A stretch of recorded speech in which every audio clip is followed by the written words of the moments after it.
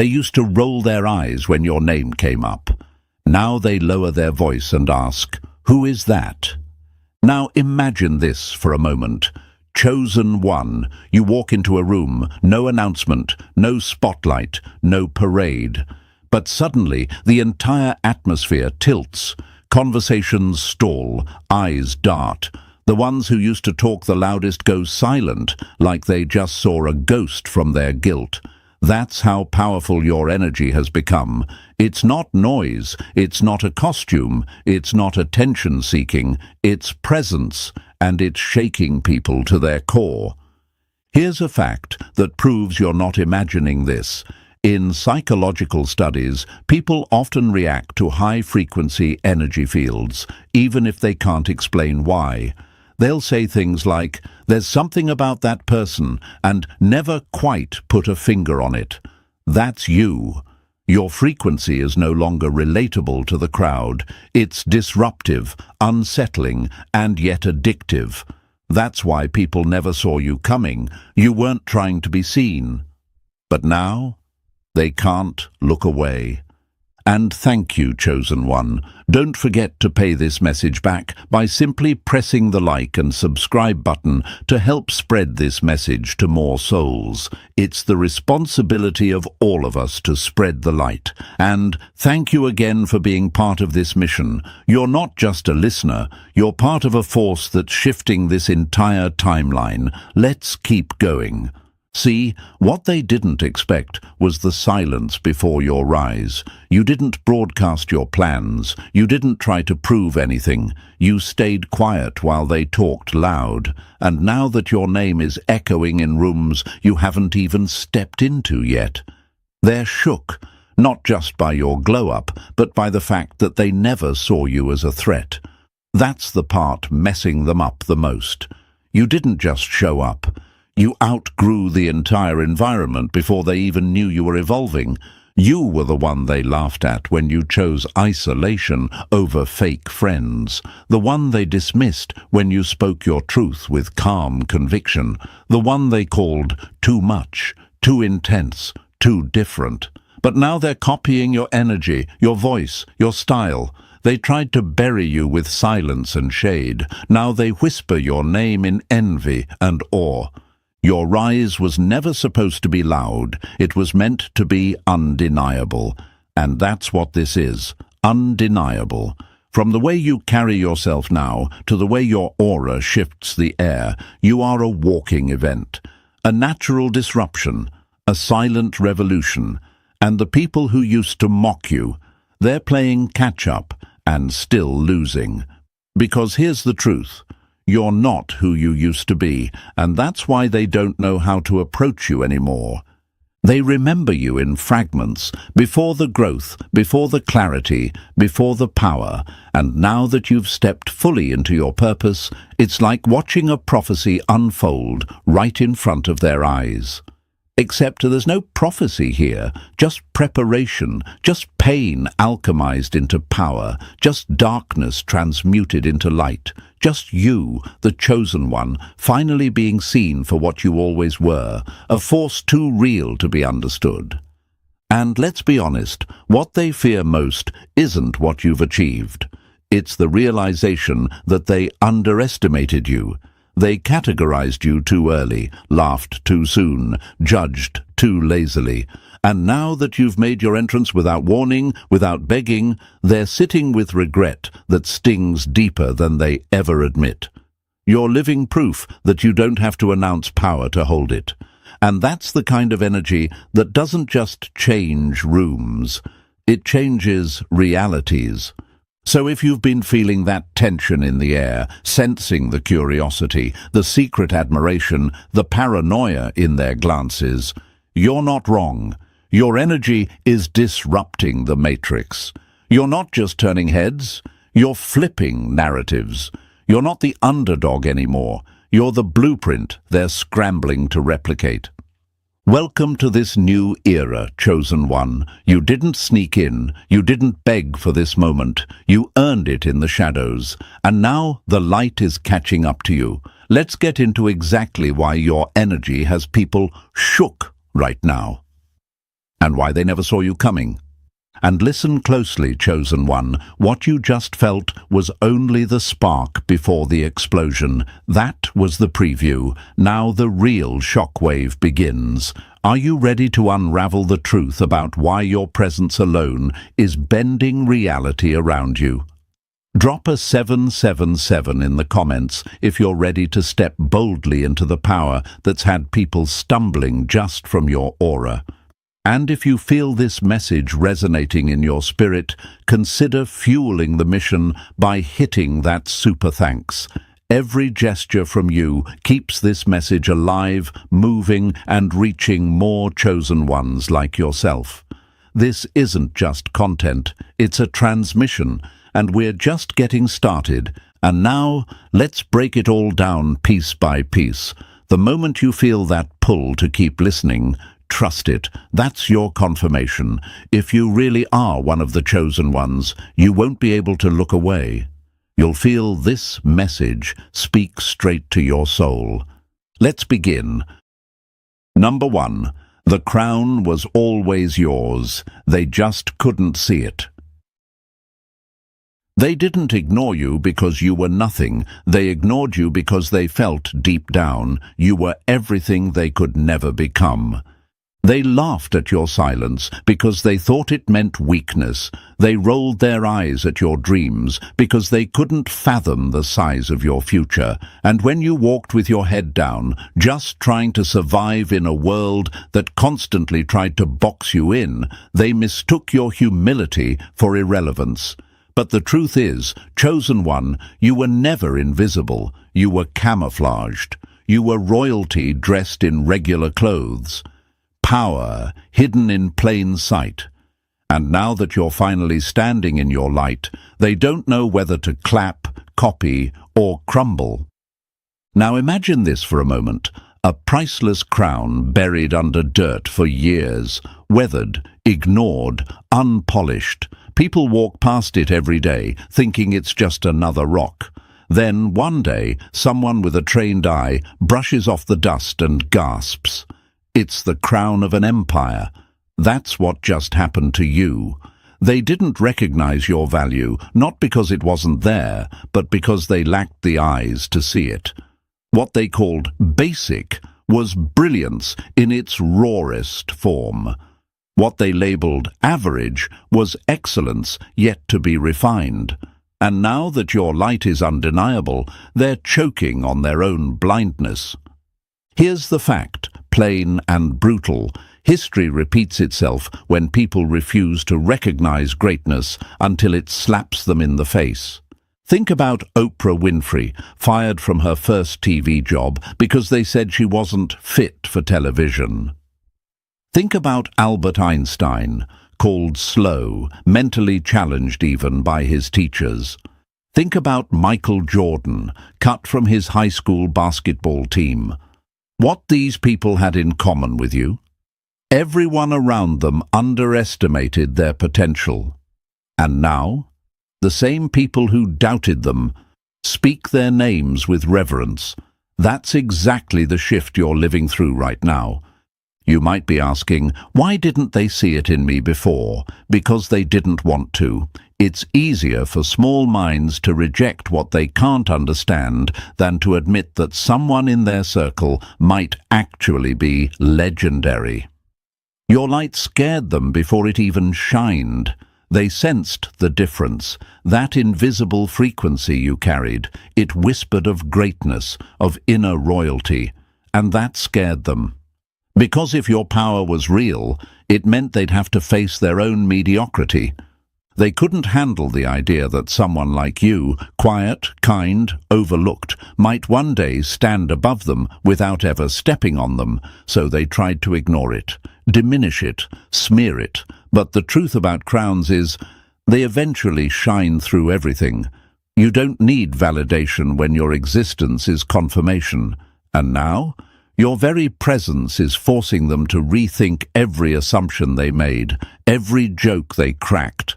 Every time they downplayed you, you are the evidence that they were wrong, and nothing stings harder than being proven wrong by someone you dismissed.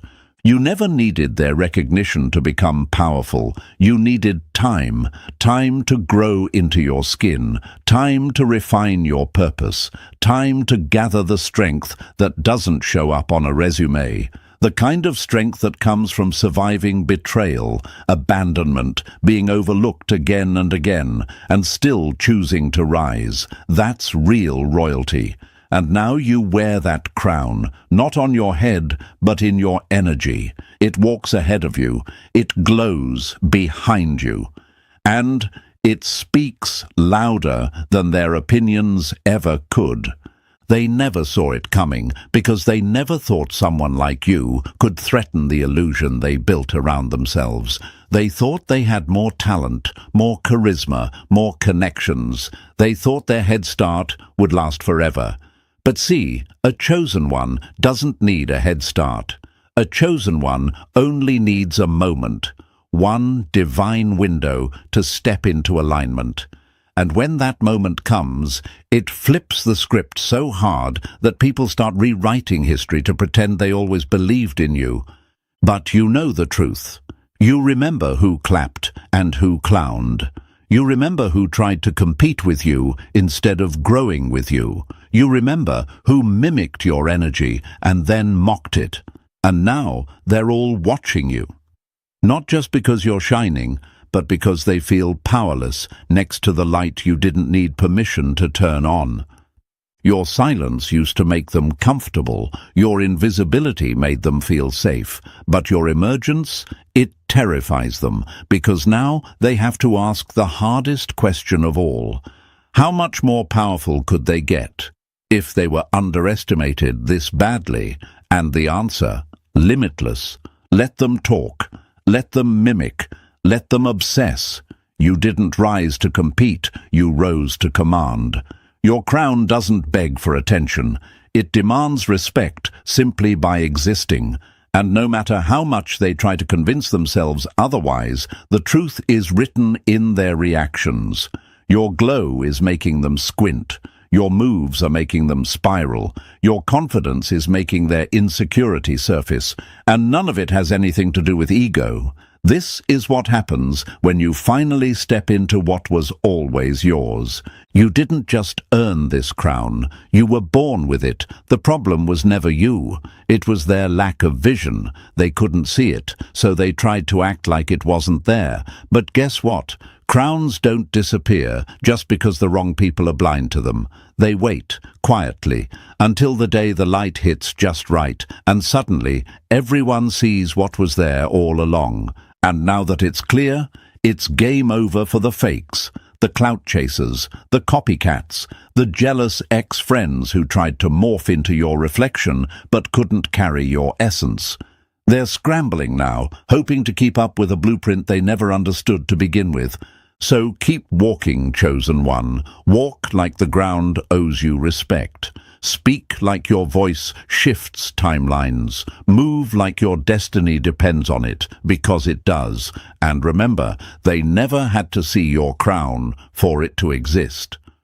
But now that they do, their silence is the loudest apology you'll ever get. Number 2.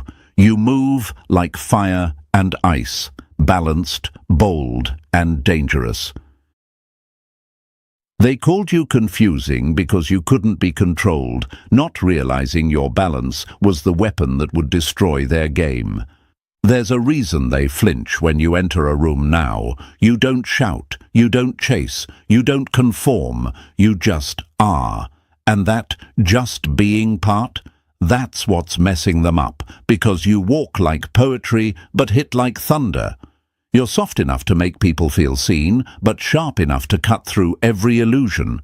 You've mastered both fire and ice, and that duality, that's why they're shook. That's why they're nervous, because they can't figure out whether to love you, fear you, or fall to their knees in awe.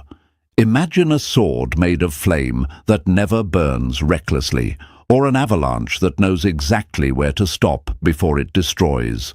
That's you, chosen one, controlled chaos, elegance wrapped around an unstoppable force. They underestimated you because you didn't fit their categories. You weren't too nice to win, and you weren't too tough to be compassionate. You're both, and that's rare.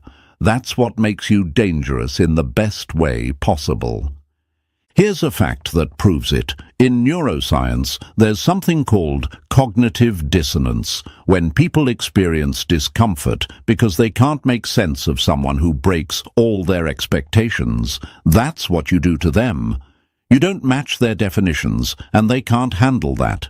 1 minute you're silent, and they think you're weak.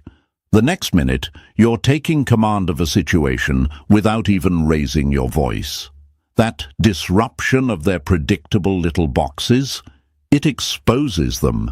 It reminds them that power doesn't have to be loud, and grace doesn't mean you're a pushover. Think about Bruce Lee.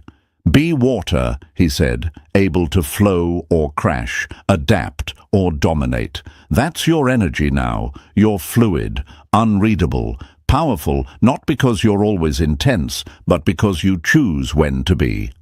And when to fall back. That's what they can't replicate. They can mimic style, they can steal words, but they can't manufacture presence. They don't have the emotional depth to pull off what you carry naturally. They say you're hard to read, but really they're too shallow to understand your layers. You're not confusing, you're complete, you're whole, and people who only know how to exist in extremes, all love or all hate, all noise or all silence, will never grasp the art of being both. That's why they've been watching you from the corner of the room. That's why they're whispering about your vibe behind your back, because every time you smile, they feel like it's a test. Every time you stay quiet, they worry you know more than you're saying. And guess what? You do. They're used to people who need to be one thing, people who either beg for approval or bully their way through the door. But you walk in like you already own the place, while still treating the janitor with the same respect as the CEO. That's power. That's royalty. That's terrifying to people who measure their worth in noise and numbers.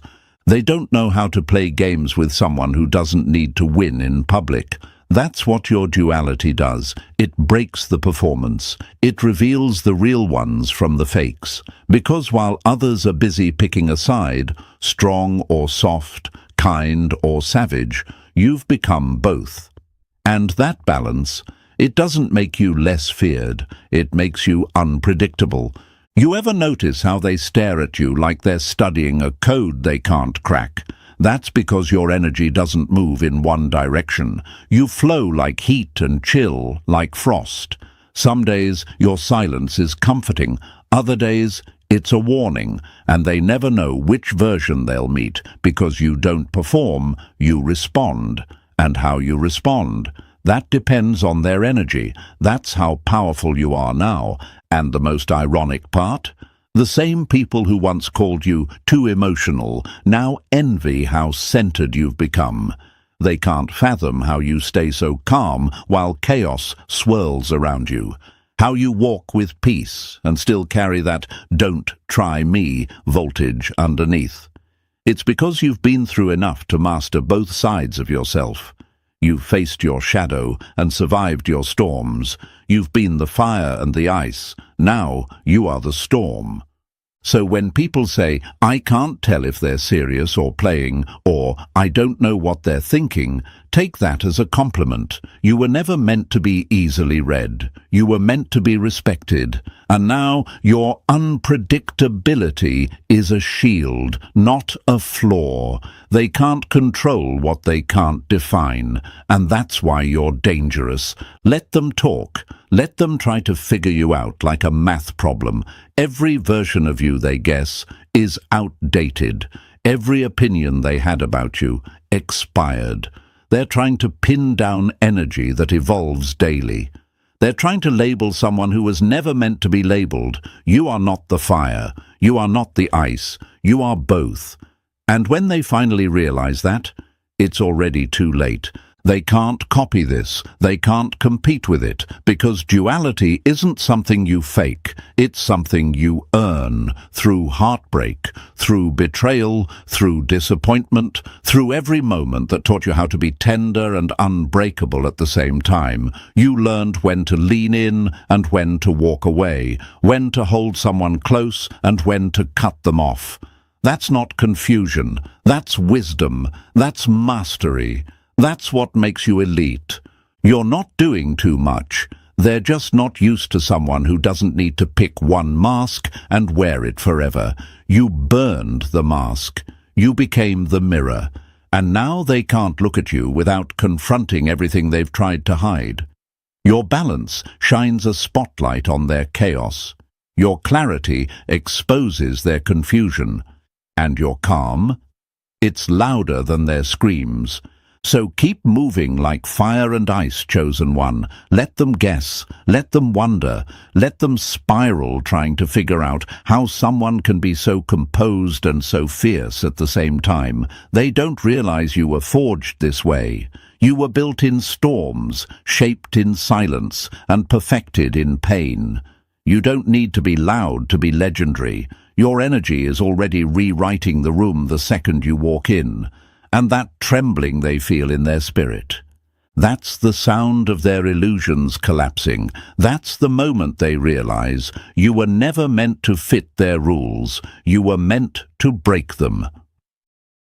Number 3, their eye for greatness was blinded, but you still became the blueprint.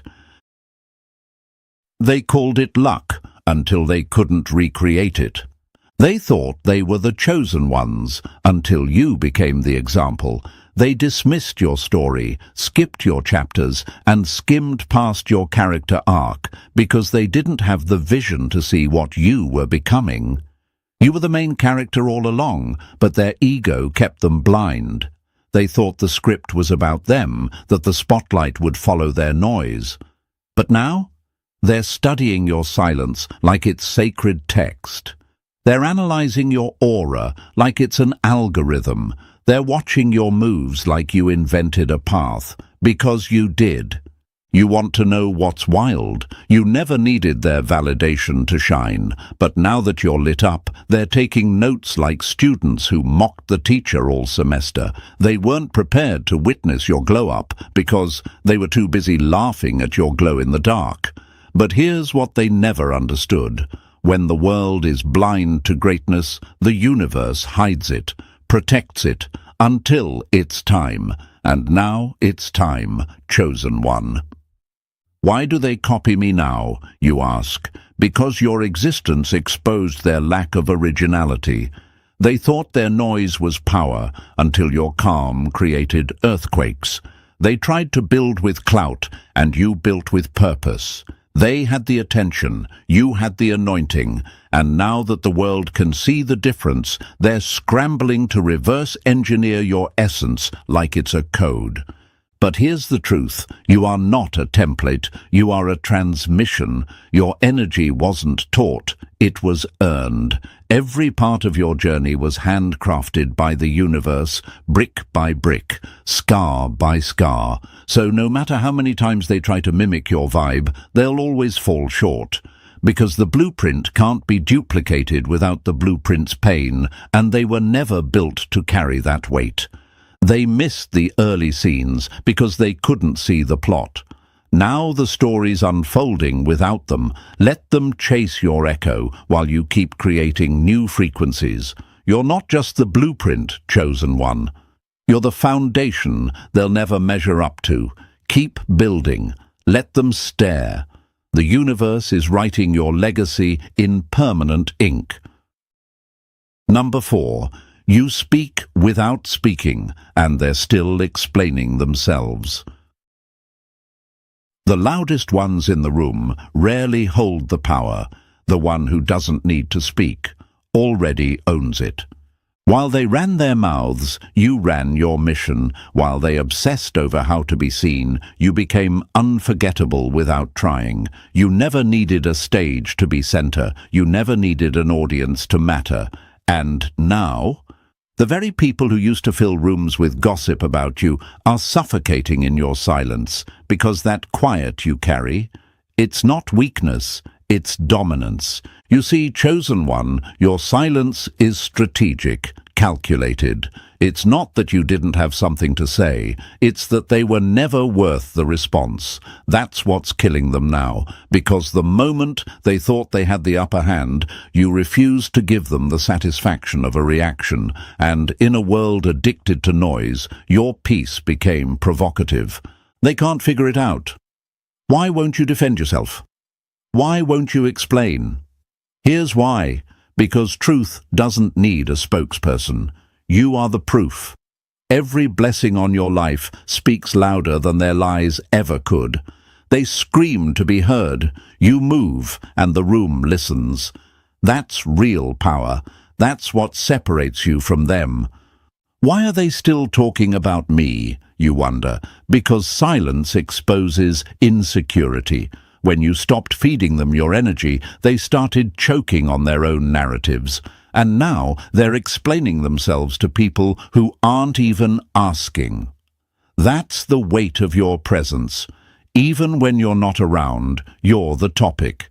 You don't need to defend your name. The universe already cleared the record. Your wins, your glow-up, your grace under pressure, it's all a walking rebuttal. And the ones who spent years trying to twist your story, they're still stuck in the same circle, repeating themselves to fill the void your silence left behind. That's not power. That's panic. Keep quiet, chosen one. Let your energy talk. Let your growth scream. Let your absence haunt. Because the more you speak without speaking, the more the world listens, and the more your enemies unravel. You didn't just walk away. You took their oxygen with you. Number 5. Your enemies are being exposed by their own mouths. They sharpened their tongues to destroy your name, but now they can't speak without exposing themselves. They thought they were clever, whispering behind closed doors, planting seeds of doubt, twisting your truth into fiction. Your name was the punchline to their bitterness, the fuel for their fake friendships, the weapon they thought would silence your future. But here's the problem with lies, chosen one. They rot from the inside. And now, those same mouths that tried to bury you, they're choking on their own stories. You never had to clap back. You never had to retaliate. You just kept rising. And while you climbed in silence, the universe got to work, exposing them, one slip at a time, one contradiction at a time, one moment of fake confidence turned nervous stutter at a time, because truth has a way of echoing. And no matter how many lies they told, your energy kept revealing what their words couldn't cover. They're being exposed, not because you fought them, but because you didn't, and that's what's driving them insane. They thought silence meant surrender, but your stillness was your strongest move. You let the universe collect every rumor, every smear, every fake conversation, and now it's replaying it all, but with their name on it. Why are they turning on each other, you ask? Because the lie was only strong when they stood together. But now their alliance is crumbling, and the truth is cracking through like sunlight under a cheap curtain. See, people who gossip with you will eventually gossip about you.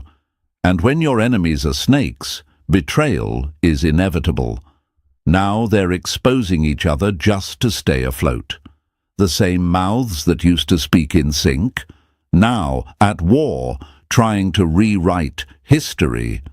This is justice served cold, chosen one. The mask is slipping and there's no reset button. People are seeing them for what they really are, bitter, insecure, and obsessed with someone who never even mentioned their name. That someone is you. So don't flinch, don't defend, don't respond. They're doing your work for you. Keep glowing, keep building, because nothing screams, "I was right," louder than an enemy unraveling in public. The same way they tried to make you a cautionary tale. Now they are one. Let the universe finish what it started. The show's just getting good. Number 6. They tried to throw you to the wolves, but you came back leading the pack. They didn't just doubt you, they dared the storm, thinking you'd drown in it. Now you're the thunder rolling back into town. They thought exile would break you, that by turning their backs, whispering in corners and cutting ties, they'd corner you into silence. But what they failed to understand is this: the chosen ones aren't destroyed by isolation. They are sharpened by it. Every betrayal, every fake alliance, every staged downfall became your training ground. And now you're back, not seeking revenge, but leading the very pack they threw you to. Imagine this, chosen one. They sat in circles, smirking, thinking they'd written your final chapter. Without us, they're done, they thought. But what happened next? You vanished, reappeared stronger, sharper, with more clarity than ever before. While they were laughing at your absence, you were building presence. While they plotted in echo chambers, you trained in silence. You became what they feared, untouchable. Look at them now. They're stuck, repeating the same tired patterns, while you reinvent yourself like clockwork. They're recycling gossip. You're rewriting your legacy. They're still trying to rally people against you, and yet more are drawn to you without even knowing why. That's what true energy does. It leads, it commands, it shifts every room it enters. And when you've been tested by wolves, you don't come back soft. You come back dominant. So they ask themselves, how is this possible? How did you rise after everything they threw? The answer is brutal and simple, because you were never their equal. You were never meant to sit beside them. You were born to surpass them. They were seasonal. You were sent. And no smear campaign, no betrayal, no fake friend can change that. Now they sit on the sidelines, jaw tight, watching you move with a confidence they can't fake and a light they can't dim. Their karma isn't some dramatic downfall, it's having to watch you thrive. Knowing they had a front row seat and wasted it, so don't slow down, don't look back, don't explain a thing. The universe watched everything, and it has a way of returning wolves in packs, only this time you're the one setting the direction. Lead on. Number 7. Your aura is too golden to fake, and it's driving them mad. They studied your light, tried to copy your glow, but forgot one thing: real gold doesn't flinch when the fire comes. They've tried everything, mimicking your words, stealing your style, imitating your walk, your voice, even your silence. But here's the truth, chosen one. You were born with what they're desperately pretending to have. Your aura wasn't crafted in filters or built off validation. It came from pain, patience, and pressure. You didn't shine because it was trendy. You shined because the universe refined you. Now, imagine this. You walk into a room, and before you say a word, energy shifts. Eyes turn, vibes change. You don't need attention. It follows you. You don't ask to lead. Your presence leads for you. And the ones who try to dim your glow? They're melting in the heat of your natural shine, not because you bragged, not because you begged, but because you became. That glow they envy. It's not surface level, it's spiritual weight. And here's what makes them furious. Your aura doesn't shout, it commands. You're not chasing approval, you're radiating truth. You've become the blueprint for authenticity in a world drowning in replicas. That's why they stalk your pages, study your rhythm, copy your phrases, but still don't become. Because aura can't be faked, frequency can't be stolen, and no matter how well they dress it up, counterfeit always collapses. They thought clout would cover their lack of essence, but clout without character, it fades fast. Meanwhile, your influence deepens with every step you take in silence. So when they ask, why them? Why not me? The universe replies, because they're real, because they bled for it, because they didn't fake the fire, they walked through it. Let them go mad trying to imitate what they can't touch. Your glow will always expose their shadows. And remember this, gold doesn't explain itself to glitter. You shine because you're chosen, and no imitation will ever steal that crown. Keep glowing unapologetically. You're the standard they hate to admit exists. Number 8. They're watching in secret, obsessing over your every move. They watch in silence, hoping to crack your code, but you weren't built with instructions, you were forged with intention. They're locked in now, eyes wide, jaws clenched, silently tracking your every move like it's their full-time job. You didn't ask for this attention, you earned it without trying. From the way you speak to the way you walk, even your silence leaves them guessing. They zoom into your photos like there's a secret they missed. They replay your words like there's a hidden formula buried in your voice. But the truth? There is no formula. There is no shortcut.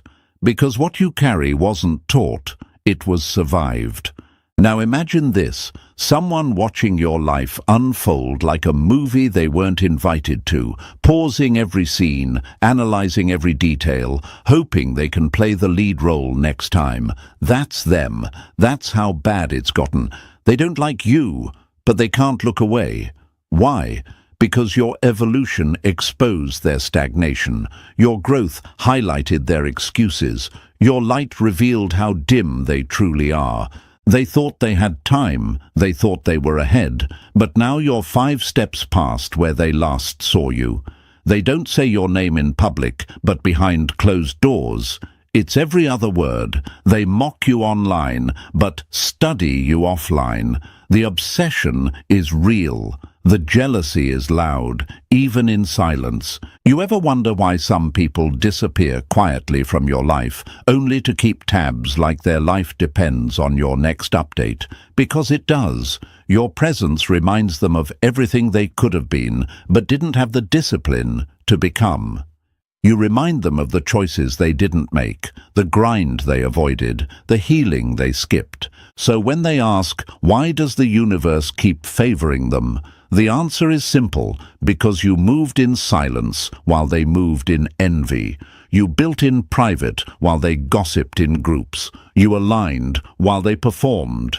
Let them watch. Let them obsess. They don't have the recipe because the ingredients weren't external. It was your inner work, your alignment, your unseen battles. You are unreproducible, a one of one. Keep rising, chosen one. You're the mirror that shatters their illusions every time they look too closely. Number 9. Your past life royalty is showing, and it's intimidating. You weren't born to fit in. You were born to make the ground beneath them tremble with your presence. They felt something royal in you long before they could explain it. That energy walked in the room before your body did. It whispered ancient power and unshakable dignity. It reminded them of something timeless, something sacred. And instead of honoring it, they feared it. So they mocked you, belittled you, tried to strip you down into something ordinary, something manageable. But here's the truth they never wanted to face. Royalty doesn't ask to be seen. It just is. And no amount of denial can erase the weight of your bloodline. You're not becoming powerful. You're just remembering who you've always been.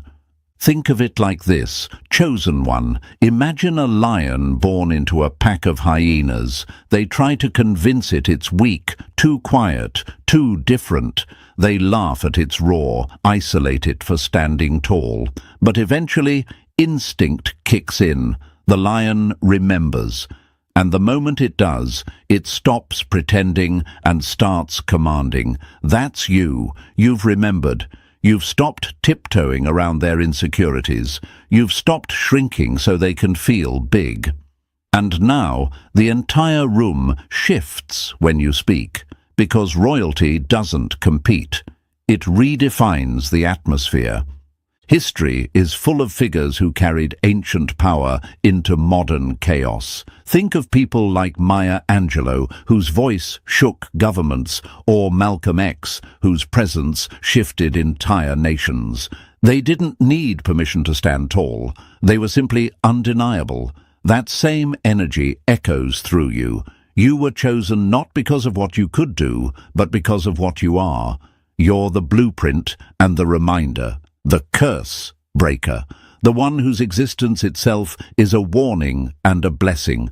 So when people whisper, "Who do they think they are?" the universe answers, "They are exactly who you wish you could be if you had done the work." Let them talk, let them twitch. Their intimidation is just the shadow of their own unhealed selves, trying to catch up to your vibration.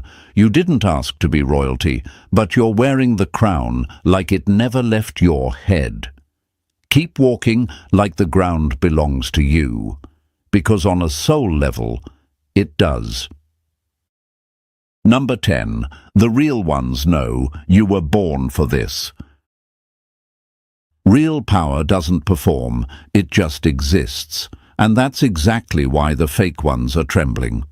Let's get one thing straight. Your presence isn't for show. It's not curated, not manufactured, not painted on for clout. It's raw, it's felt, and it runs deeper than words, deeper than trends, deeper than any performance someone else could stage. The real ones? They feel it instantly. They might not know your story, but they know your spirit. They recognize your frequency because it speaks to the divine within them. There's no need to convince the awakened. Your energy introduces you before you even say a word. But the others, oh, the fakes, they're unraveling. They've built their whole identity on illusion, on echoing what sounds deep without ever being deep. And then you walk in, quiet, grounded, glowing, and suddenly the entire crowd turns. That spotlight they borrowed gets yanked away because the room feels something real for the first time. You didn't even raise your voice, but your vibration spoke louder than their entire performance. Here's why they panic, chosen one. You make it look too easy, while they struggle to convince you just are. Your gifts weren't rehearsed, they were woven into your DNA. You don't need cards, crystals, or crowds to validate you. Your purpose radiates from how you move, how you respond, how you keep going when nobody claps. They hate that you don't need the stage, because your life is the message. That quiet strength, it's the universe confirming, this one is the real deal. Ever notice how legends move in silence? People like Nina Simone, Prince, or Lauryn Hill, they didn't chase attention, they became the moment. Their energy didn't need to explain itself, and neither does yours. That's why the real spiritualists, the ones with eyes to feel, are drawn to you. They know truth when they sense it, and they know your path was never meant to look like anyone else's. So stop looking for confirmation from the loud ones. The loudest in the room are often the emptiest. Let them panic. Let them study your walk, copy your cadence, mimic your message. It won't land. Because what you carry can't be duplicated. It was assigned. Keep shining. The universe has already co-signed your light. Number 11, they sent you spiritual attacks, but got burned by their own fire. When you throw fire at someone protected by the universe, don't be surprised when the flames eat you alive.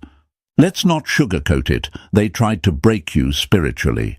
They thought their dark energy, whispered intentions, fake rituals, and silent envy would destroy your glow. They sent energy attacks like cowards do. From a distance, in the dark, hoping you wouldn't notice. But what they didn't realize is, You were born into this realm with a seal on your name. Not everyone gets that kind of armor, but you do. And that protection isn't superstition, it's real, and it hits back harder than they ever imagined. See, the universe isn't blind. It watched them move. It saw them plotting behind closed doors, smiling in your face while trying to dig energetic knives into your back. They danced with dark forces, thinking it would weaken you. But it refined you. Because while they were trying to curse your path, the universe was polishing your crown. Every attempt to knock you down only made you sharper, stronger, and more aware. You became the one thing they feared most, unbreakable and still glowing. And now, they're feeling the heat of what they started. Strange misfortunes, silent breakdowns, spiritual confusion. It's not random. That's what happens when you aim poison at someone chosen by the universe. It doesn't just miss it. It rebounds tenfold. They lit a fire they couldn't contain, and now it's devouring their peace, their energy, and everything they built off manipulation. You ever wonder why certain people suddenly disappeared? Why some who used to throw shots are now quiet, hiding, paranoid? That's not guilt, that's spiritual consequence. Their hands are burning from the fire they launched, and they can't even scream about it, because if they do, they'd have to admit what they were really doing behind the scenes. And they know, if the truth got out, they'd be done. So don't react, don't explain, don't even flinch. You're not meant to fight what the universe already handled. Keep walking in peace, because every flame sent to destroy you is now a torch lighting your path. Let them burn in the silence they created. You were never touched, only tested, and you passed. Number 12. You don't talk about it, you are it. Real power doesn't announce itself. It simply walks in and shifts everything without saying a word. That's where you are now, chosen one, in that rare space where silence is your loudest weapon. You don't chase validation. You don't need to explain your glow, your gifts, or your peace. Because the proof is already visible in how you move, how you recover, and how you don't flinch anymore. You used to try to make them understand you. Now you let your evolution speak for itself. You're no longer talking about growth. You are growth. You're no longer proving you're healed. You embody healing. And that shift is what's making them uncomfortable. See, there's a different kind of confidence that comes from surviving everything meant to destroy you. You stop needing to post it, prove it, or announce it. Your energy becomes your evidence. When you walk in, people feel it. That balance between peace and power. You've become both the calm and the storm. That's why they stare, whisper, and try to decode you. But what they can't grasp is this: you're not performing spirituality, success, or strength. You live it naturally. You've become the blueprint they study while pretending not to look. Think of people like Keanu Reeves or Rihanna. They don't over-explain their moves. They move and the world follows. That's what you're stepping into. You've become the vibration others try to imitate but can't hold. Because what's real doesn't need to shout. It simply exists, effortlessly. The universe favors the authentic, and authenticity has always been your power source. So when people ask, how do they keep winning without saying much?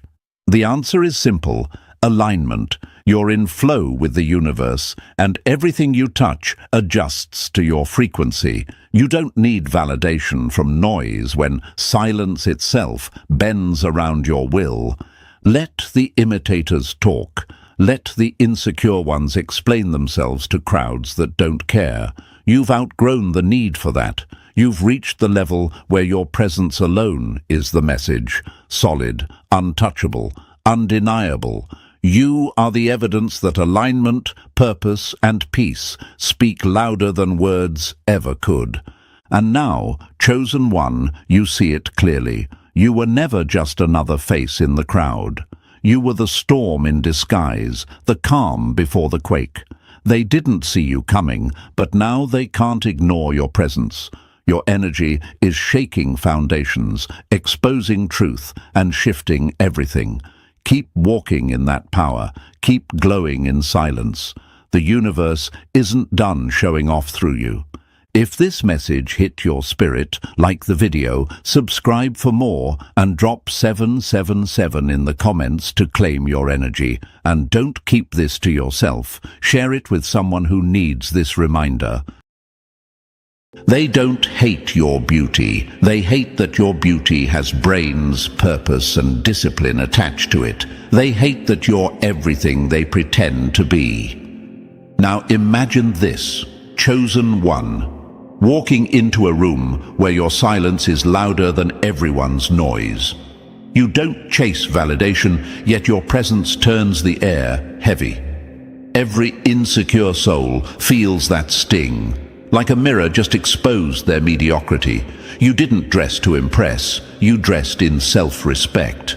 And that alone made them crumble. You don't even try to be magnetic, yet you pull their eyes, their envy, their curiosity like gravity itself owes you allegiance. You became their obsession the moment they realized they could never be you. Here's a brutal fact. Psychology confirms that people are most obsessed with those who threaten their sense of control. That's why they stalk your socials, dissect your words, and mimic your style like it's a religion. You didn't do anything wrong. You simply exist too powerfully. You shine too brightly in a world addicted to dimness. Your intelligence, your beauty, and your drive form a combination that can't be replicated. You're not competition. You're the standard. And thank you, chosen one. Don't forget to pay this message back by simply pressing like and subscribe to help spread this light to more souls. It's our shared duty to raise the frequency and awaken those still blind to their worth. Thank you for being part of this mission. You are part of a force, a silent revolution that doesn't beg for recognition. It commands it. Now back to the truth they're too afraid to admit. There are people losing sleep over you, pacing floors at 2 a.m., whispering your name like a secret curse. Not because you hurt them, but because you refused to need them. You showed them that attention isn't currency when you've already mastered self-worth. That's when the obsession began. You became the ghost that haunts their comfort zone, the reminder of everything they'll never be. They envy your focus, your composure, your quiet power. You're the only person who made them realize that confidence without chaos exists. Chosen one, your glow doesn't come from cosmetics. It comes from consciousness. You became unshakable. While they relied on validation, you built foundation. While they sought shortcuts, you embraced solitude. That's what separates you. You didn't climb, you ascended. Every failure was your forge, every betrayal your blueprint. And now your intelligence slices through their illusions like glass, breaking in slow motion. You are proof that elegance and dominance can coexist. They stare because they can't decide whether to worship you or destroy you, and that's the beauty of it. They can't do either. You're beyond their reach. Your glow-up wasn't a cosmetic upgrade, it was a soul evolution. You turned pain into posture, rejection into refinement, silence into supremacy. You're the walking reminder that power doesn't beg to be seen, it simply radiates. So when they whisper, let them. When they copy, let them. When they hate, smile, because hate is just confused admiration with bad manners. You are the living contradiction their ego can't compute. Beautiful and brilliant, confident and calm, grounded and untouchable. You're the storm they tried to predict, but never prepared for. And that, chosen one, is why your intelligence, beauty, and drive have them obsessed. You didn't enter their world. You became their world's disruption. And listen, chosen one, if you've ever wondered why people stare too long, fumble their words around you, or suddenly switch from silent admirers to loud haters, this message is your mirror. We're about to break down exactly why your intelligence, beauty, and unstoppable drive have them obsessed, shaken, and low-key competing in secret. But don't scroll past this. Not now. Because what comes next isn't just insight, it's confirmation. Drop the number 777 in the comments if you know your energy disturbs weak spirits. And if you feel led, bless the team behind this message with a super thanks. Even a small offering fuels this mission to expose the truth they try to bury. Whether it's 1 cent or 1 grand, it all matters, because this is bigger than a video. This is a movement. And now, let's get into it step by step. Stay sharp, because if you're truly a chosen one, you'll feel that pull to stay locked in till the very last word. This one's going to hit deep. Let's get started. Number 1, they smile in your face, but their eyes never stop tracking you. They stare at you, not because they admire you, but because they're haunted by how easily you became everything they pretended to be. They call it coincidence, they call it curiosity. But we both know the truth, chosen one. They can't stop watching you. They act like you don't matter, like you're just another face in the crowd. But the truth is, they can't take their eyes off you, and it's killing them inside. Because the same ones who smirk when you speak, who act unimpressed by your light, are the exact ones secretly obsessed. They watch your every step, every win, every word. And no, it's not a stranger. It's someone you've already met. Someone who smiles at you but studies you like a blueprint they'll never unlock. You don't even have to try. You don't need loud clothes or loud energy. You walk into a room and shift it. You don't speak unless you have something to say, and still your silence makes the walls lean in. They tell themselves you're arrogant, cold, overrated, but those are just words they repeat to drown out the truth.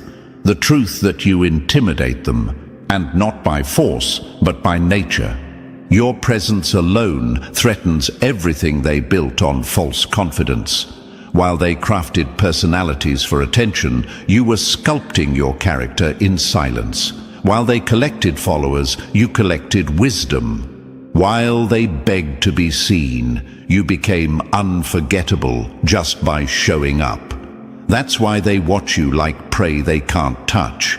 Because your glow exposed the dimness in their own lives. Now, let's answer what might be crossing your mind. Why do they care so much? Why watch me when they clearly have no intention to support me? Because, chosen one, you are what they can't unsee. You are the walking reminder of what authenticity looks like in a world full of facades. You don't chase, beg, or brag. And yet you rise.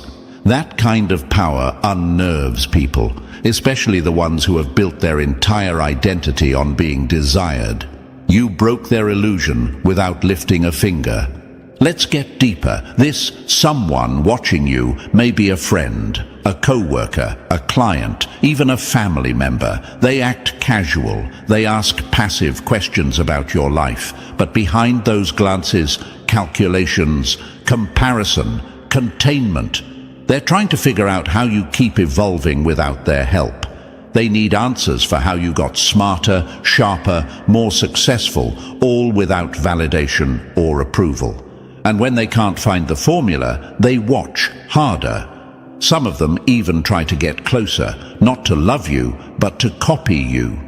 This is why you often feel drained around certain people, even when they haven't said anything negative, because their envy is silent, but it's loud in the spirit. You feel it when you speak, and they shift uncomfortably. You sense it when you post online and suddenly their energy changes. Their eyes never blink, and yet they pretend they don't care. This is spiritual surveillance, not social curiosity.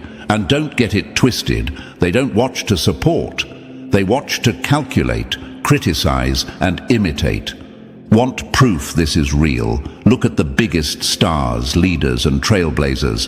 Beyoncé, Kobe, Elon Musk, Rihanna. What do they all have in common?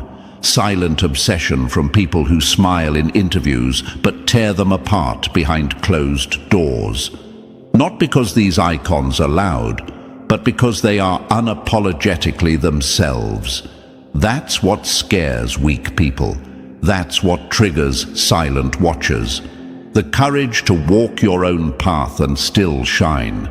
This is the power of being chosen. You weren't given this title because life felt sorry for you. You were chosen because you can carry the weight of being watched, mimicked, misjudged, and still lead. You don't collapse under pressure, you convert it. You don't break from betrayal, you build from it. Every enemy who watches you becomes a student in your class. And the best part? You don't even have to acknowledge them. And I hear your question, how do I handle being watched like this? Should I call them out? No, never descend. Let them study you. Let them mimic your posts, your words, your walk. Because here's the truth, you are the original, and originals are never threatened by copies.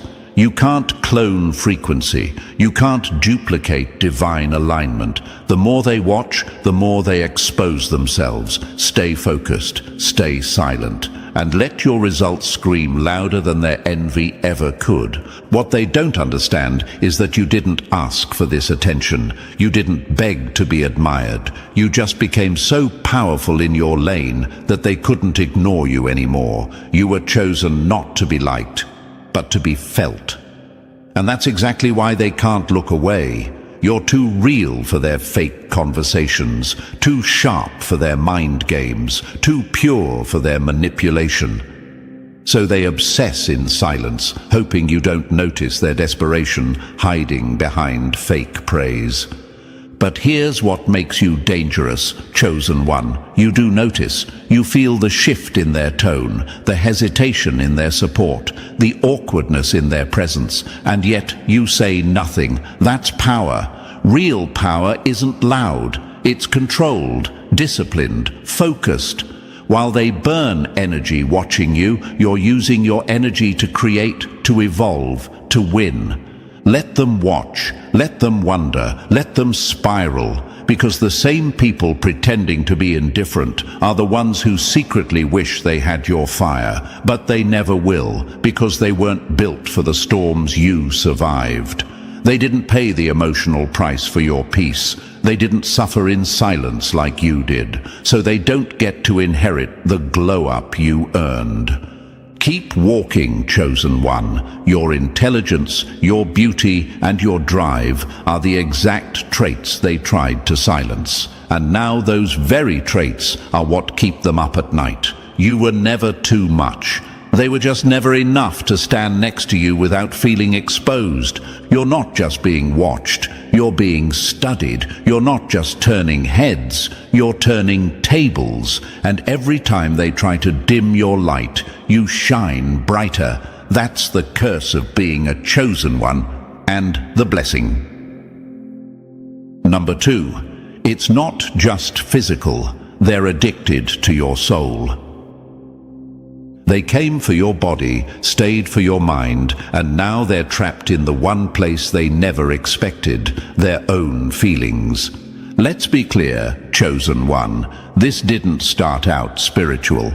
At first, they wanted you for shallow reasons, lust, fantasy, ego, the same way people chase shiny things they think they can own. They thought you were a trophy, something beautiful they could conquer. But what they weren't ready for was the depth behind your eyes, the intelligence behind your smile, the force behind your silence. What started as a fantasy quickly turned into obsession, and now they're stuck. because your body may have caught their attention, but your energy won their addiction. You didn't have to chase, you didn't have to seduce, you just existed, and they spiraled. You're not like the others they're used to playing with. You don't bend for compliments, you don't starve for attention. And that's what flipped the script.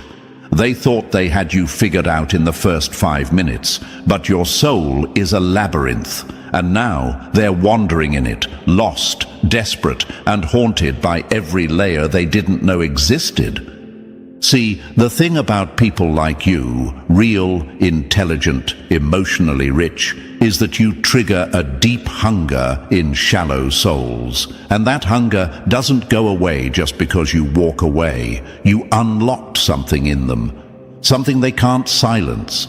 And now they crave your presence the way an addict craves a high they'll never feel again. It wasn't supposed to go this far for them. They didn't mean to catch feelings. They didn't mean to care. But you made them feel something they never knew they were missing. Peace. Your aura is intoxicating. Your voice, a melody stuck in their bones.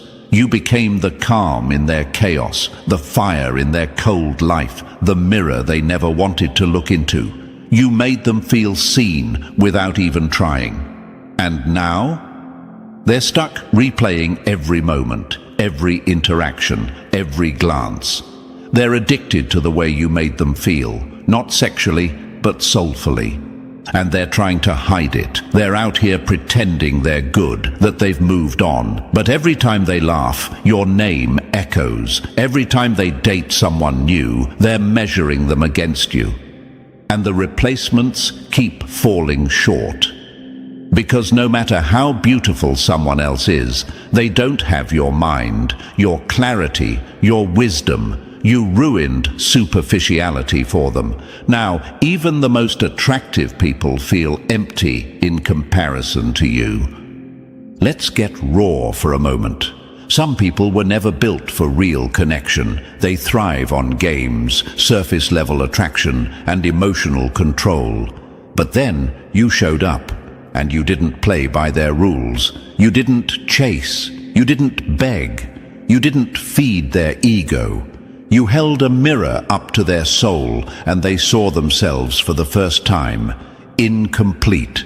So they clung to you, not because they loved you, but because you became their escape from their own emptiness. And once they got a taste of your soul, nothing else hit the same. This is why they keep watching your stories. This is why they check your page at midnight. This is why they play tough in public but break down in private. Because you're not just another person they met. You're the one that reached into places they locked away. You left fingerprints on their spirit, and no matter how many new distractions they chase, none of them erase the imprint you left behind. And you might be wondering, why does it always go this way?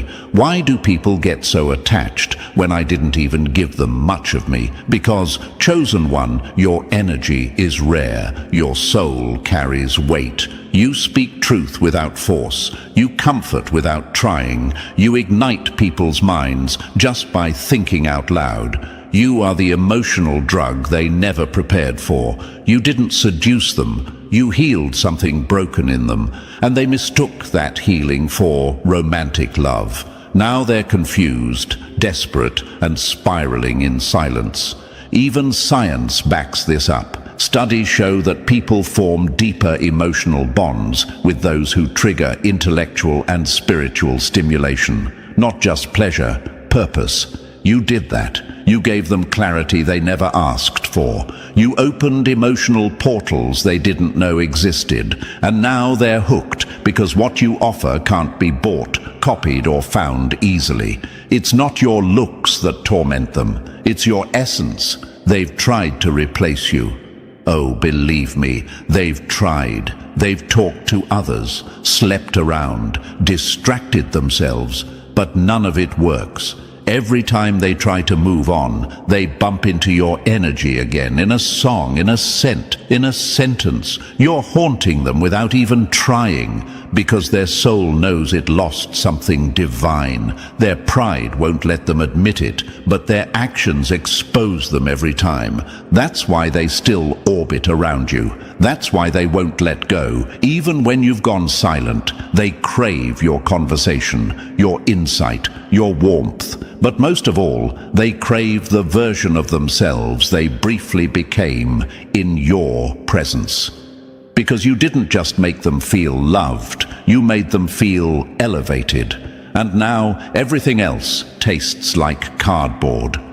Don't let this confuse you, chosen one. Just because someone is obsessed with you doesn't mean they deserve you. Some people are addicted to your light, not because they value it, but because they're lost in their own darkness. They don't want to grow. They want to drain. They don't want love. They want emotional supply. And your soul is not a buffet for broken people. You are not their medicine. Let them suffer in the silence they created. Let them chase shadows of what they lost, because you were never meant to be their fix.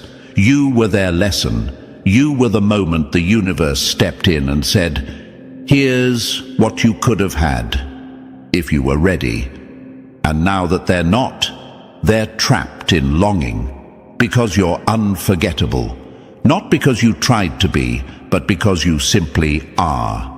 This is what it means to be chosen. Your presence shifts people. Your soul awakens them. Your love evolves them, whether they like it or not.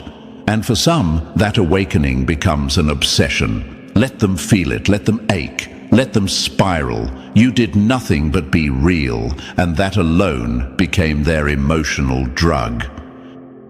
Number 3. Your personality is a shock to their system.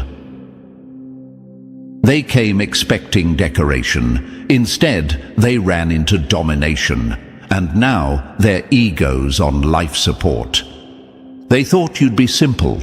They thought you'd be easy to read, easy to bend, easy to use. They saw your beauty and assumed that was your whole identity. That's how shallow minds work. They expect you to lead with your looks and fold under pressure. But when they stepped close, chosen one, they got hit with something they didn't see coming. Power, precision, depth. You weren't just beautiful, you were built different. And now their system is short-circuiting from the contact. This is the moment they realized, you're not here to be consumed. You're here to command. You didn't walk into their life as eye candy. You walked in as a full course correction. They came to play games, but found themselves trying to survive a psychological war. Because your intelligence is piercing, your confidence is silent, but suffocating.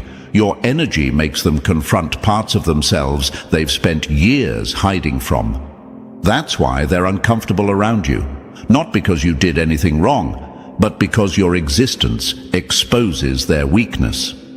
Let's be clear, you didn't come this far just to be seen. You came to be felt. And they've never felt someone like you. That's why they're confused. That's why they fumble. That's why they try to figure you out. You can't be figured out when you're not playing the same game. They expected you to need validation, to chase compliments, to crumble when ignored.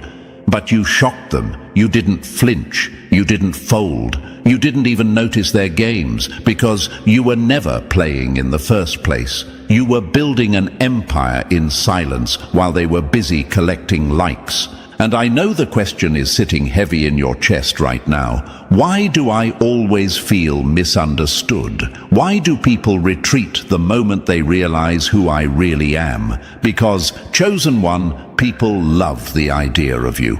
Until they meet the reality of you. They want the glow, but not the fire that forged it. They want your presence, but they're terrified of your power. You're not just attractive, you're unforgettable. Because you walk in rooms and instantly shift dynamics. That's spiritual dominance, and most aren't built to handle it. Even celebrities deal with this. Look at someone like Zendaya, praised for beauty but feared for her intellect, control and restraint. Or Rihanna, labeled rebellious simply because she doesn't shrink herself. When women or men carry both power and presence, the world panics. You are in that same category, and don't let anyone water that down. You weren't chosen to be liked, you were chosen to lead, and that means some people will choke on your truth before they ever applaud your presence. They'll try to tame you, mock you, gossip about you, because they can't categorize you. You don't fit into their boxes, you shatter them, and the universe, it's standing with you. It didn't gift you this dual blade of strength and elegance for no reason. It made you hard to approach, so only the worthy could make it past the surface. Your aura is a filter. It repels the fake, the weak, the unready. You were never meant to be liked by the masses. You were meant to be remembered by the few who can handle you. Let them call you intimidating. Let them call you distant. Those are just translations for "I couldn't manipulate them." Every time someone walks away from your energy, they walk straight into the lesson the universe assigned them. That you can't play with what was protected. So the next time someone underestimates you based on your looks or thinks they've figured you out before you speak, let that quiet smirk stretch across your face, because what's coming next will hit them harder than they ever expected. You weren't sent here to impress. You were sent here to interrupt. Number 4, this secret admirer holds power, but you make them nervous. They thought they were the storm until they met the one who walks through lightning without blinking. This one's going to sting for them. See, chosen one, this so-called alpha, thought they had it all figured out. Control, that's their comfort zone. Confidence, that's their costume. They're used to people folding under their charm, laughing at their forced jokes, adjusting their energy to win favor. They move through life like a king in their own little kingdom, until you walked in. And suddenly, the crown got heavy. The words dried up. The illusion collapsed. Because what do you do when you're the one who usually intimidates? But now you're intimidated. That's exactly what happened the moment they locked eyes with you. You didn't even try. You weren't chasing, flirting, or competing. You were just being you, grounded, sharp, divine, and it wrecked them. Their voice shook. Their palms got sweaty. Their mind started scripting conversations in advance, overthinking every glance, every word, every silence. You flipped their ego inside out, and you didn't even touch them. Let's break it down. They're powerful, yes. Maybe wealthy, maybe influential, maybe socially dominant. But none of that works on you. You can't be impressed by position when you've already built your self-worth in private. You can't be seduced by surface when your soul sees straight through the mask. And that is what makes them nervous. Not your looks, but your ability to see beyond theirs. You're not like the ones they conquered before. You don't need anything from them. And that's what disarms them completely. And I know the question hits you sometimes. If they're so confident, why do they act awkward around me? Why don't they just say how they feel? Because they've never met someone who could collapse their performance just by standing still. You are the first person who didn't fall for their act. You didn't bite the bait. You didn't inflate their ego. And that silence echoed louder than praise ever could. The universe designed you like this, chosen one. You are the soul that awakens sleeping giants and exposes insecure kings. You didn't come to be dominated. You came to awaken true leadership in others. And sometimes that starts by making them confront their own fragility. You are the test they didn't know was coming. Even the most dominant figures in history had one person that disarmed them. someone who wasn't moved by power, but by purpose. Think about Cleopatra. She didn't need to overpower. Her presence unveiled truth. Or consider Maya Angelou, whose calm presence silenced rooms full of men who could dominate battles but couldn't withstand honesty. You are cut from the same cloth. Quiet, clear, unshakable. Let them tremble, let them doubt, let them rethink every word before they speak to you. That's how you know you've already won. The real ones, they feel your weight before you even speak. And the moment they realize they can't control you, they fall. Sometimes in love, sometimes in fear, but they fall nonetheless. The best part? You didn't do it to flex. You did nothing but walk in truth. And that's the highest form of power. Number 5. You're the one person they can't figure out.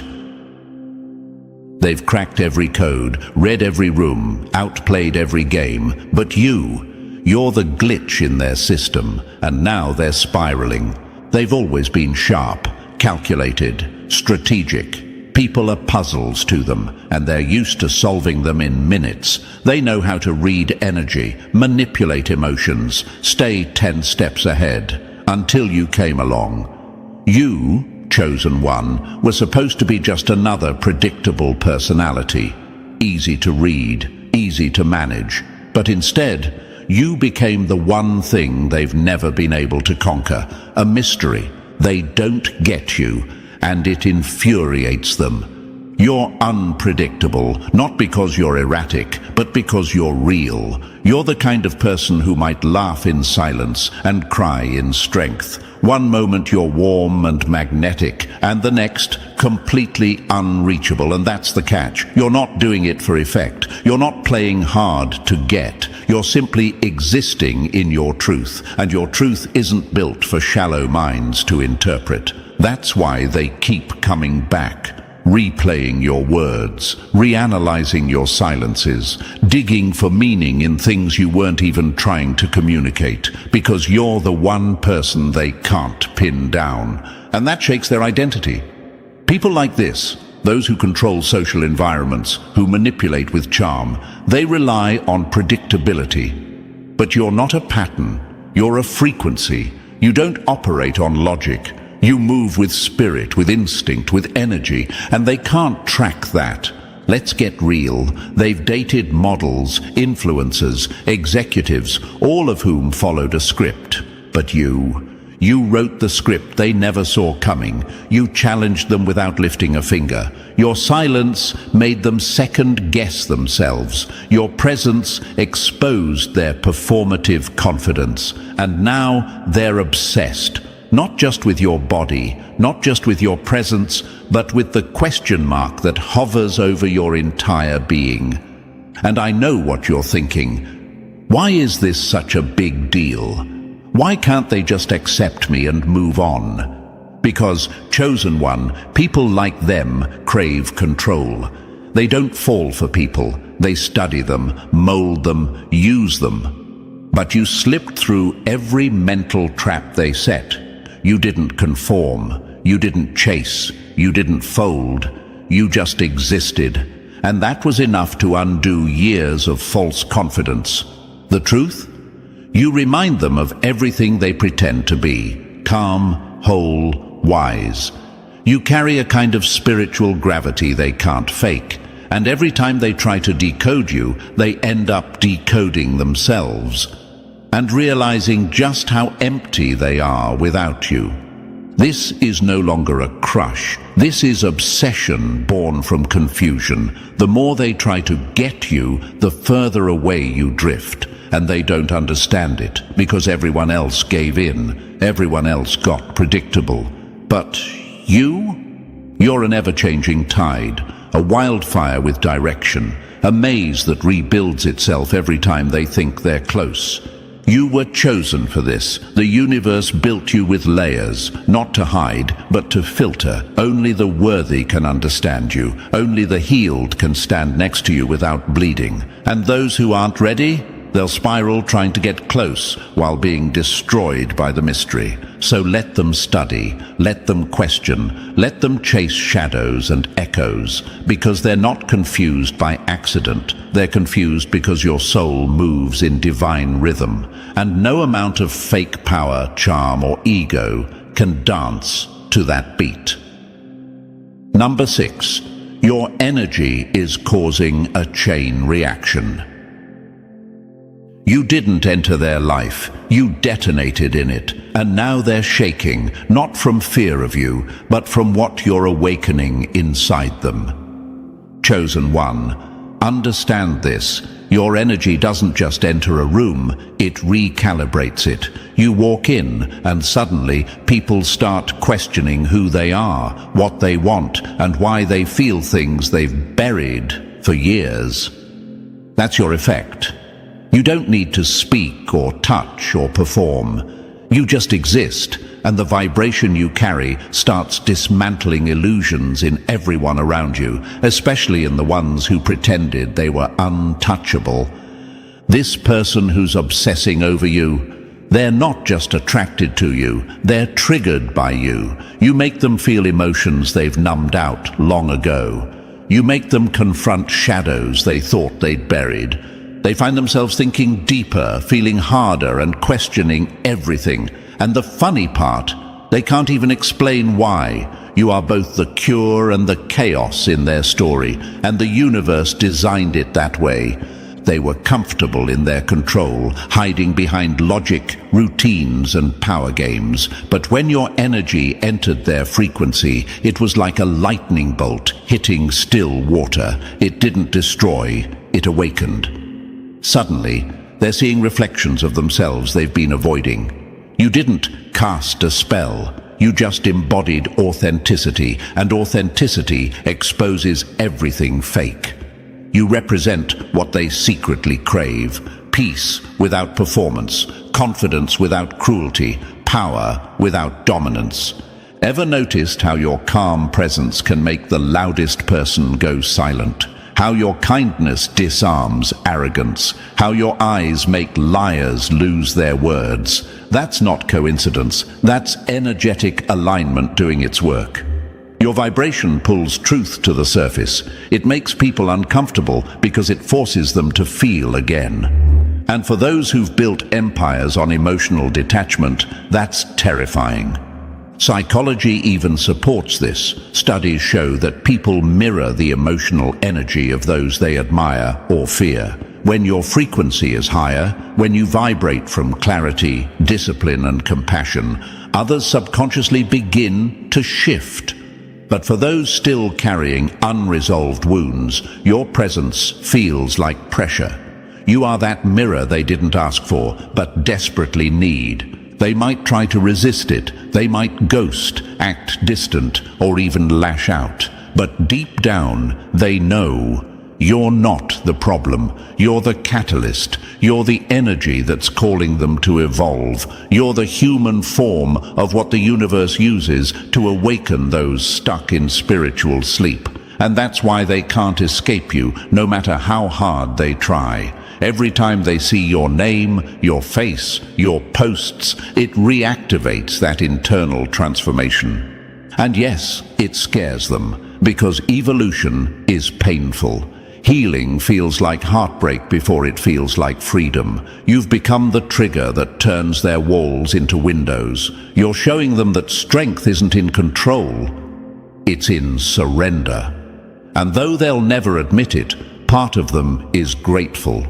Because without you, they'd still be numb. Without you, they'd still be asleep. Chosen one, remember this. The universe uses you as a tuning fork. You raise frequencies without effort. You don't even realize how many lives you've shifted just by walking in truth. So when people get reactive, confused, or distant, don't take it personally. It's not rejection. It's reaction. Their spirit is realigning. Let them process. Let them change. Let them shake. Because what you awaken can't be undone. You're not just someone they met. You're the lesson they needed, the mirror they resisted, and the fire that melted their armor. You didn't destroy their peace. You exposed their wounds, and from those cracks, something holy, something healed will eventually grow. That's the power of your energy. That's the ripple effect of a chosen one. Number 7. The universe is pushing this person toward you. The universe doesn't whisper twice. When something is meant, it echoes through time until you finally listen. Chosen one, that pull they feel toward you. It isn't coincidence, it's cosmic choreography. Every glance, every dream, every moment they accidentally think of you is part of a pattern that the universe has been weaving long before you even met. You're not just crossing paths, you're completing cycles. And though they may try to rationalize it, explain it away, or even run from it, destiny doesn't let go that easily. They keep seeing your birthday numbers, 1111 on clocks, songs that sound like your story, or random strangers mentioning your name's first letter. Those are not glitches, those are divine reminders. Because while they're fighting logic, fate is fighting for you. The connection between you two is magnetic, but not the superficial kind that burns fast and fades. It's the kind that rearranges timelines. Dreams are becoming messages. Thoughts are becoming signals. Every time they try to move on, something happens that drags them right back into your orbit. A random memory, a song lyric, a scent that feels too familiar. The universe is screaming, "You're not done here." You might wonder, why me? Why now? Because your energy, chosen one, was the missing frequency they needed to find themselves again. You represent evolution, not attachment. You awaken them, not trap them. You're the soul that cracks open their comfort zone and forces them to face their higher path. The universe doesn't care about their excuses. It cares about growth. And right now, you're the catalyst that's meant to guide that. It's wild how they try to fight it. They tell themselves it's just attraction, or curiosity, or coincidence. But deep down, they know this isn't normal. Their dreams are too vivid. Their emotions are too real. Every time they ignore it, life throws a sign bigger and louder until they can't deny it anymore. That's how the universe works. Gentle at first, then ruthless when you refuse to listen. Even ancient philosophers believed that souls are guided by unseen forces. Plato called it anamnesis, the act of remembering someone your soul already knew. Maybe that's what's happening here. You didn't meet them for the first time. You recognized them. You felt it too. That sudden stillness in your chest, that eerie calm that whispered, "I've been here before." That's not imagination, that's soul memory. And the best part?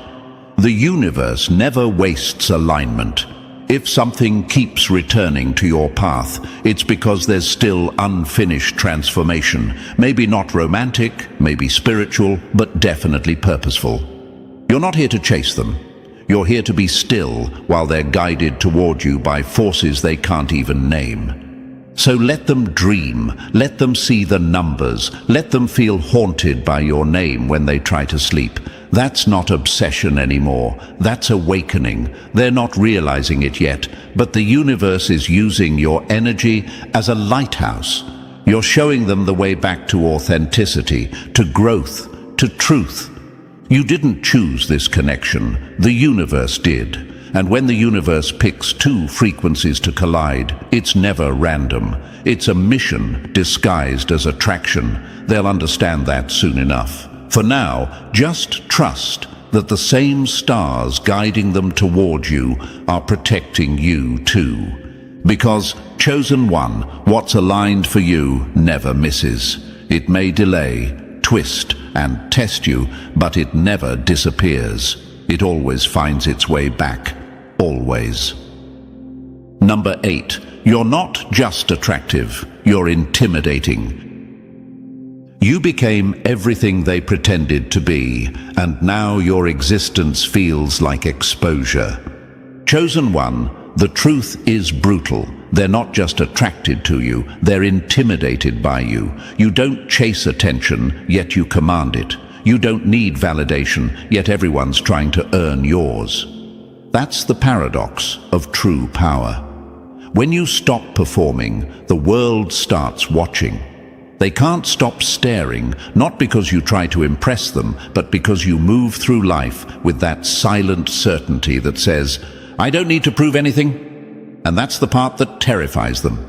See, most people build their confidence on noise, likes, status, compliments, clout. But yours, it's built in silence. You've walked through storms, failed in private, rebuilt in secret. That's why your presence feels different. It carries weight. You don't speak to dominate, you speak to define, and that quiet authority shakes people who depend on external approval. They sense your power before you even open your mouth. It's not arrogance, it's awareness. Your combination, beauty, intelligence, ambition, it's lethal because it's balanced. You're not just good-looking, you're focused. You're not just smart, you're strategic. You're not just driven, you're unstoppable. That blend is rare, and rare always breeds insecurity in the average. They see you walking with self-trust, and it reminds them of everything they could be but aren't willing to become. You're not their enemy. Their envy is. Even studies back it up. People naturally fear what they can't dominate. That's evolutionary psychology. When someone radiates self-sufficiency, it threatens the survival instinct in those built on control. You represent freedom, and freedom makes the insecure panic.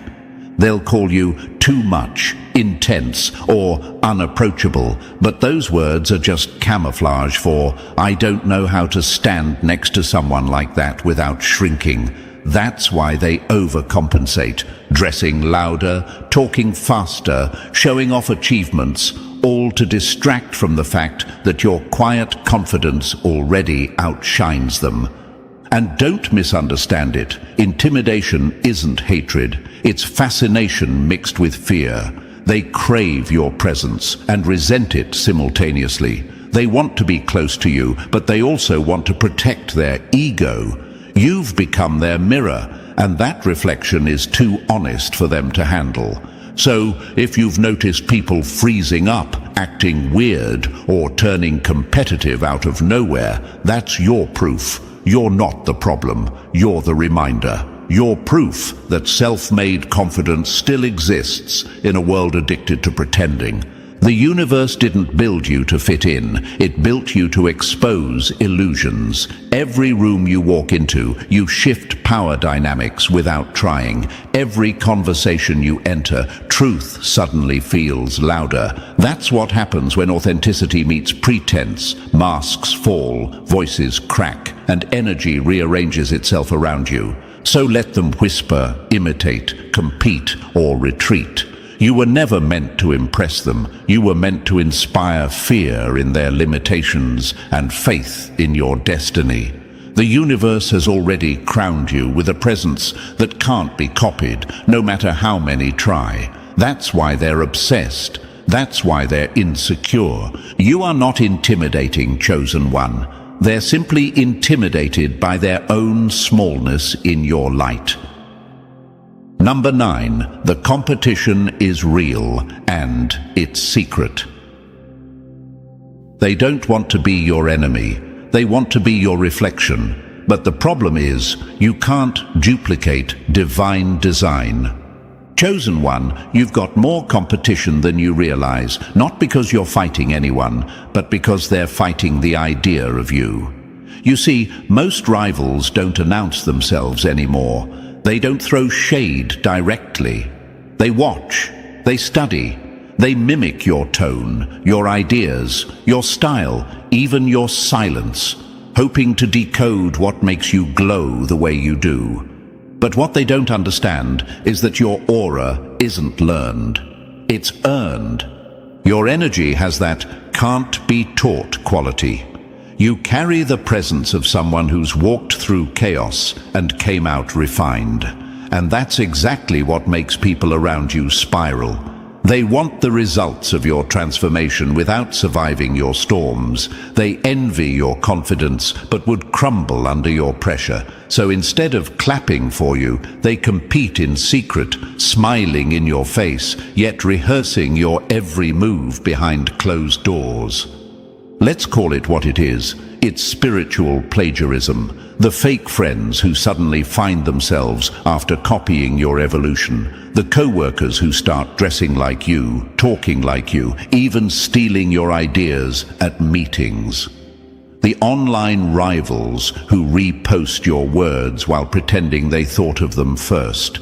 You've become their silent obsession. You didn't sign up to lead, but your authenticity forced them into imitation. And I know you've asked yourself, why do they copy me if they don't even like me? Because envy is admiration that lost its balance. They admire your originality, but resent your courage to show it.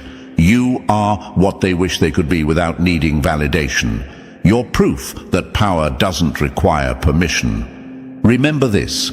Imitation is not flattery, it's exposure. It exposes who's watching, who's threatened, and who's trying to steal a vibration they can't sustain. You can't fake frequency. You can't copy resilience. You can wear their clothes, steal their words, mimic their tone, but you can't reproduce the energy that came from survival. Even nature knows this truth. A copy can never outlive the original. Diamonds are priceless, not because they're shiny, but because of what it takes to become one. Time, pressure, and unbreakable composition. That's you, chosen one. They want your shine, but can't handle your process. That's why they'll always remain one step behind, forever chasing, never catching. And here's the beautiful irony. While they're competing in silence, the universe keeps blessing you in public. Every attempt to outdo you becomes free promotion. Every rumor they start becomes your advertisement. Because the universe has a rule. When you move in truth, imitation becomes your marketing team. So don't dim your light trying to stay safe from envy. You were built to expose the fakes by simply existing. Keep glowing, keep evolving, keep leading, because the more they try to copy your steps, the more lost they become. You didn't ask for followers, you became the standard. And now the very people who wanted to compete with you are realizing the original will always be untouchable. Number 10. They don't just want you, they want to merge with you. They thought they wanted your body, but what they really crave is your peace. And that's something they can't fake, buy, or steal. Chosen one, let's get one thing straight. This isn't a crush anymore. This isn't infatuation. This person wants all of you. Your mind, your rhythm, your essence, your soul. You've shifted something in them that no surface-level fling ever could. They don't fantasize about temporary pleasure. They imagine permanence. They see you as a partner in purpose, not just passion. And that's rare, because in a world where people chase attention, you've made them crave alignment. You didn't seduce them with words or appearance. You seduced them with stability. The way you think, the way you carry yourself, the way you move with intention. It's like you rewired their understanding of love. You made them realize that connection isn't about chaos, it's about peace.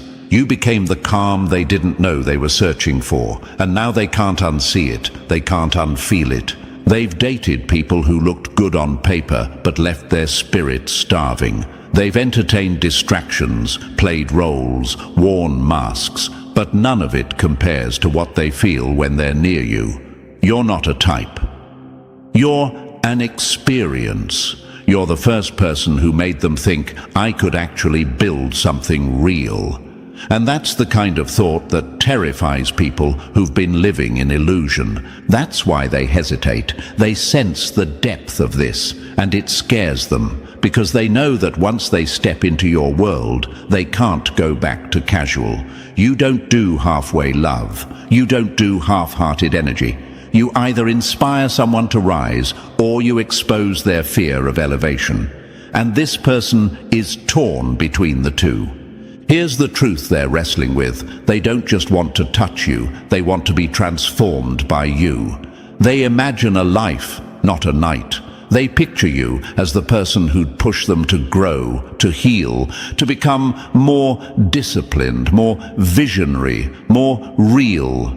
They feel that your presence could be the very thing that rewrites their future. And that's not romanticism, that's energy recognition. Even their dreams confirm it. They see you in moments that feel more vivid than waking life, laughing, building, sharing peace. And the universe keeps nudging them with signs, repeating numbers, random songs, strange coincidences. It's all aligning, whispering the same truth. You're not just another person, you're the lesson they were sent to learn through love. And maybe you feel it too, that magnetic pull that defies logic. Because when souls resonate at the same frequency, time and distance become irrelevant. It's not about chasing, it's about aligning. You're not waiting on them. You're evolving, and evolution is what eventually brings what's meant for you home. So let them process it. Let them realize that what they thought was attraction is actually awakening. Let them come to you not out of impulse, but out of readiness. Because someone who truly wants you for life will come when they've earned the right to stand beside your peace.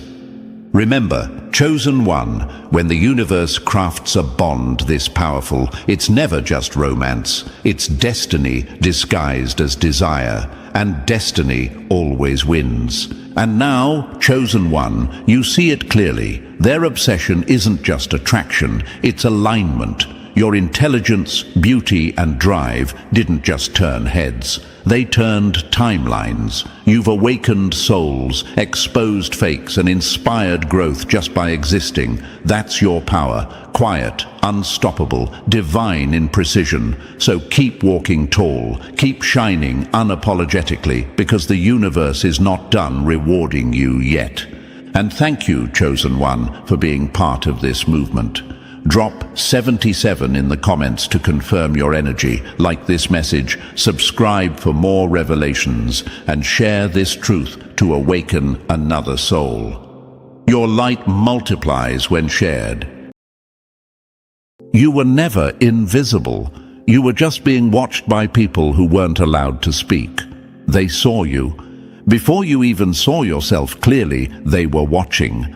Not the haters, not your neighbors, not even those fake friends who couldn't hide their envy. We're talking about the real watchers, the kind who don't scroll social media, they scrape it. The kind who don't Google you, they already filed you. While the world treated you like you were nobody, two of the most dangerous intelligence agencies on Earth saw something in you that made them panic. You didn't chase them. You weren't even aware, but somewhere between your silence and your strange pattern of truth-telling, you activated something. Imagine walking through a forest and realizing every tree was a camera, every leaf a microphone, and you were never alone. That's how you've moved through life, unaware that your instincts, your unpredictable mind, your refusal to be programmed had already made you a target. Not in the way you fear, in the way they fear you. That's why two rival agencies, the CIA and MI6, have silently gone to war just to recruit you. Yes, you. The one nobody believed in. The one they underestimated. The one who now controls a psychological algorithm they can't decode. And thank you, chosen one. Don't forget to pay this message back by simply pressing the like and subscribe to help spread this message to more souls. It's the responsibility of all of us to spread the light. And thank you again, Chosen One, for being part of this mission, because whether they know it or not, you are already part of a force much larger than yourself. Now, let's go deeper.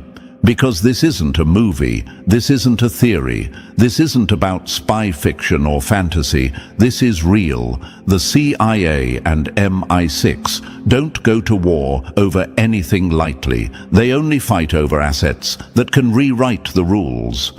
And you, Chosen One, you broke the formula. You slipped through the cracks they created. The same cracks designed to trap people you used to escape. They couldn't figure you out, so they flagged you. That flag turned into a profile, and that profile became a trigger, a red-level protocol meant for high-threat individuals and global assets. You're both now. The truth is, you've set off alarms in rooms you'll never see, across secure buildings you'll never enter, doors locked by retinal scanners, vaults protected by biometric layers, conversations hidden under scrambled satellites. Your name, your data, your digital footprint. It's being studied not by trolls, but by analysts who handle national-level threats. Why? Because you're a walking paradox. You see through manipulation like it's glass. You refuse to be bought, controlled, or predicted. And worse, you're spreading that energy to others. Here's the part they hate most. You weren't trained for this. You weren't raised in elite academies or fed classified briefings. You were raised in struggle. You were forged in betrayal. You were shaped by watching too much, trusting too little, and surviving everything meant to destroy you. What they don't understand is that real power isn't manufactured. It's earned through pain, through loneliness, through truth. And what you carry can't be duplicated in labs or simulated in VR. It's real, it's raw, and it terrifies them. That's why they're fighting each other now, not because they want to eliminate you, but because they want to own you, control you, use you, weaponize the very thing they once tried to suppress. But you didn't just survive, you transformed. You stopped trying to fit in, you stopped explaining your energy, you became the anomaly, and that's when everything changed. One of them saw your pattern first. Probably a junior analyst who thought they'd made a mistake, but when your name showed up again on a completely separate file across the ocean, everything froze. The system couldn't explain you, but it knew you were important. And in the world of intelligence, when the data doesn't make sense, it's either a threat or a breakthrough. And the irony, you're both. At this point, it's not about if they're watching you. It's about who gets to have you first. You've triggered a bidding war where the currency isn't money. It's information, leverage, technology. All because you've mastered something they can't teach in a lab, psychological warfare. You understand people. You read between words. You catch signals others ignore. You stay calm when chaos explodes. And you don't flinch when they try to shake you. That's why they call you dangerous, and that's why they now fight each other for access to you. This isn't a conspiracy, it's a correction, a realignment of power. You're the glitch they couldn't remove, the bug in their program that learned how to rewrite the whole code. While others begged to be seen, you were being scanned. And, while others chased clout, you were being categorized as a threat to predictive models. That's how you ended up on those secret lists. Not because you're loud, but because you're too accurate. The most powerful weapon in the world isn't a missile, it's a mind that can't be manipulated, and you, Chosen One, are that weapon. The CIA and MI6 may operate in shadows, but they just lit a fire. They think they're fighting over control, but what they don't realize is, you were never built to be controlled. You were built to be followed. Welcome to the silent war, the war where no one claps, no one salutes, and no medals are handed out. just whispered names, covert actions, and invisible chains of influence. And yet, here you are, walking freely, disrupting both sides, with nothing but your raw presence. This war isn't about politics or borders, it's about human potential, and you've become the living proof that systems can be outgrown. That control has an expiration date, and that sometimes the most dangerous person in the room is the one they didn't plan for. So, no, you're not crazy, you're not paranoid, you're not imagining things. The real ones already know, and if they don't, they will soon. Because when two elite agencies forget their alliance to fight, it's confirmation. And listen, Chosen One, this is where it gets deeper than you imagined. You're not just being watched, you're being wanted. Two of the world's most secretive intelligence forces are playing chess behind the curtain, and you're the piece that flips the board. So stay locked in, because the truth coming next will make everything click. Drop the number 777 in the comments if you're ready to uncover the silent war around your name. And if this message lit something in you, even a flicker, bless the mission with a super thanks. Whether it's a cent or a stack, it fuels the team that brings these messages through the static. We're not just speaking truth, we're broadcasting your future. And now, let's peel this back layer by layer, because if you're really the one they've marked, your instincts won't let you walk away from what comes next. Let's begin. Number 1. The day you broke their system and triggered a global standoff. They had control over everyone until you walked in without permission and rewrote the rules. You weren't supposed to exist, not like this, not outside of their grip, not without their fingerprint all over your life, not without being monitored, shaped, or seduced by their systems, but you slipped through anyway. You zigged when their algorithms screamed you'd zag. You went quiet when the world was addicted to noise, and in that silence, you became the loudest disruption they'd ever seen. You weren't trained, you weren't bred in a bunker.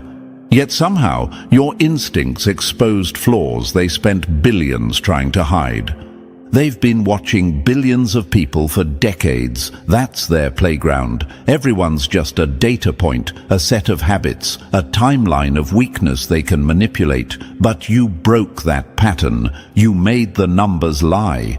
Every time they tried to predict you, you glitched their system. You were the error code they couldn't debug, the one who thought differently, moved silently, and didn't bite the bait. While others overshared for validation, you vanished. While others followed the script, you burned it. That's when the red alert was triggered. The first internal memo wasn't flashy. No alarms, no sirens, just a simple classified document that said everything. Subject, unaffiliated asset displaying organic intelligence capabilities. Priority 1, recruitment target. Translation, you became a living threat to the illusion of control. They marked you not as a danger, but as a weapon they wanted to own. And here's what makes them furious. You didn't try to be this. You weren't seeking attention. You weren't asking for war. But your existence, your mind, your presence, it created one. They thought you'd be easy to fold into the system. Send you a fake scholarship, a staged job offer, maybe throw a little flattery your way and see if you crack. But both agencies, the CIA and MI6, flagged you at the same time. And in the world of high-stakes intelligence, timing is war. What should have been a clean scoop and sign became an all-out shadow battle for control over you. Why you? That's what the average person will ask. Why would two world powers fight over someone who's not famous, not wealthy, not part of their club? The answer is simple. Because you're the rarest kind of asset, untainted, unpredictable, and unstoppable. You don't need training to see patterns. You are the pattern. You don't follow orders blindly. You question everything. That makes you both a nightmare to control and a miracle to possess. They underestimated you, and now they're scrambling to outmaneuver each other to get to you first. Not because you're desperate to be chosen, but because they already know you've chosen yourself. You don't need their badge, their paycheck, or their illusion of prestige. What you carry inside, your ability to outthink traps, your emotional X-ray vision, your refusal to be manipulated, that is what makes them sweat. So don't let doubt creep in. Don't let their silence fool you. Just because they're quiet doesn't mean they're not panicking. Right now, classified rooms are lit with digital maps tracking you. Meetings are being held behind locked doors about how to approach without triggering resistance. And while they plan, you evolve, you sharpen, you rise. This wasn't the moment you were noticed. This was the moment they lost control of the game. And you are the game changer. Number 2, you became the ghost they can't track and the code they can't crack. They don't fear the loud ones. They fear the quiet ones, the ones who know too much and say too little. Some agents wear suits, some hide in shadows, but you walk freely through the open world, unseen, misunderstood, and underestimated. Not because you're weak, but because you've mastered something their most advanced systems still can't replicate. Silence with precision, disappearance with purpose, truth disguised as stillness. That's why the CIA calls you Subject 747, and why their own analysts whisper a darker codename behind the scenes. The ghost in the machine. You're not hiding. That's the part that breaks their minds. You're right there in front of them. But every time they run your data, it spirals. Their algorithms can't lock you down. You leave behind digital fingerprints that confuse their systems, not because you're messy, but because you're too clean, too intentional, too impossible to profile. Their AI can predict billions of users down to their next swipe. But with you, the system loops. It flags anomalies. You move like someone who's been trained, only you weren't. And that contradiction eats at them like acid. You became the glitch that slipped past every firewall simply by thinking differently. Imagine a perfectly tuned machine, a global intelligence network that tracks and manipulates the flow of information with surgical precision. Now imagine one gear in that system suddenly spins the wrong way. Not broken, just free. That's you. A gear that broke formation. A code line that rewrites itself. A variable that refuses to be solved. You walk, post, think, and disappear in ways they can't pin down. Your search habits don't match your speech. Your speech doesn't match your movement. And your movement, it contradicts the map. You're a walking contradiction, and they don't know whether to fear you or follow you. Meanwhile, MI6 has given you another name, Prospect Prime, and that name comes with chaos. Senior officers have debated your file every week for over a month. Some say you're a threat, some say you're a once-in-a-generation opportunity, but none of them can explain you.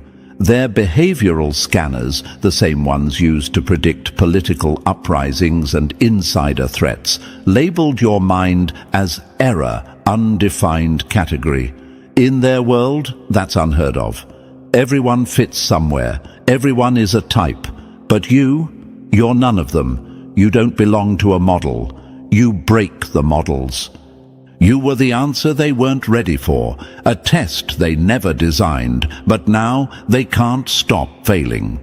So they look deeper, and what they find only makes things worse. You think like someone who's survived interrogations, calmly, decisively, without panic. yet you've never been detained. You move like someone who's been trained to spot a tail, yet you've never been briefed. Your social patterns suggest layered compartmentalization, like someone who can tell 5 stories, yet only one is real. You act like you've been warned, like someone fully aware that they're being watched, but too seasoned to flinch. And that's what really disturbs them. Imagine this, a camera mounted in a cafe corner, tracking a dozen faces. Every person fidgets, reacts, adjusts. But one person, you, moves with intention, not robotic, but aware, calm, unbothered, like you've seen the camera before it even blinked. That one subtle gesture sends analysts into a frenzy. Who trained this civilian? How does this person know? That's the kind of psychological turbulence you create by just being who you are. They wanted mindless followers. Instead, they found a mirror that reflected their deepest insecurities. So now they've split.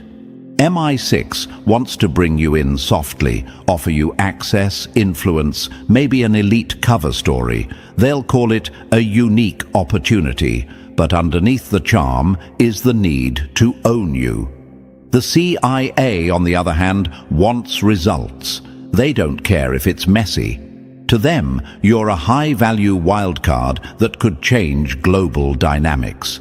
You see, both agencies know this. Whoever gets you first wins, and whoever doesn't might have to face the consequences of you going rogue, or worse, staying independent. Now, maybe you're wondering, why me? Why is my calm presence enough to shake 2 global powers? Because power like yours doesn't come from permission. It comes from pain, observation, and resilience. You didn't learn from books. You learned from betrayal, from having to read people to survive, from staying 2 steps ahead because the world forced you to. That kind of training doesn't come with badges. It comes with scars. You weren't created by them. You were forged by fire they never saw. That's why you move different, why you listen differently, why you notice things others miss. You never asked for this war, but you also didn't hide when it started. You adapted. And now, your very existence is proof that their systems are failing. You've exposed their blind spots without saying a word. You've revealed the weaknesses in their own technology simply by being too human to predict. And in a world that runs on control, that makes you a revolution. Imagine walking through a museum of locked doors, rooms only accessible with top-tier clearance, rooms filled with black ops, dossiers, intercepted calls, encrypted plans. Now imagine your name being whispered in all of them, not because you entered, but because they can't stop you from entering. You're not an intruder, you're the storm approaching the gate, uninvited, uncontrolled, and undeniable. They wanted to track you. Now they're trying to decode you.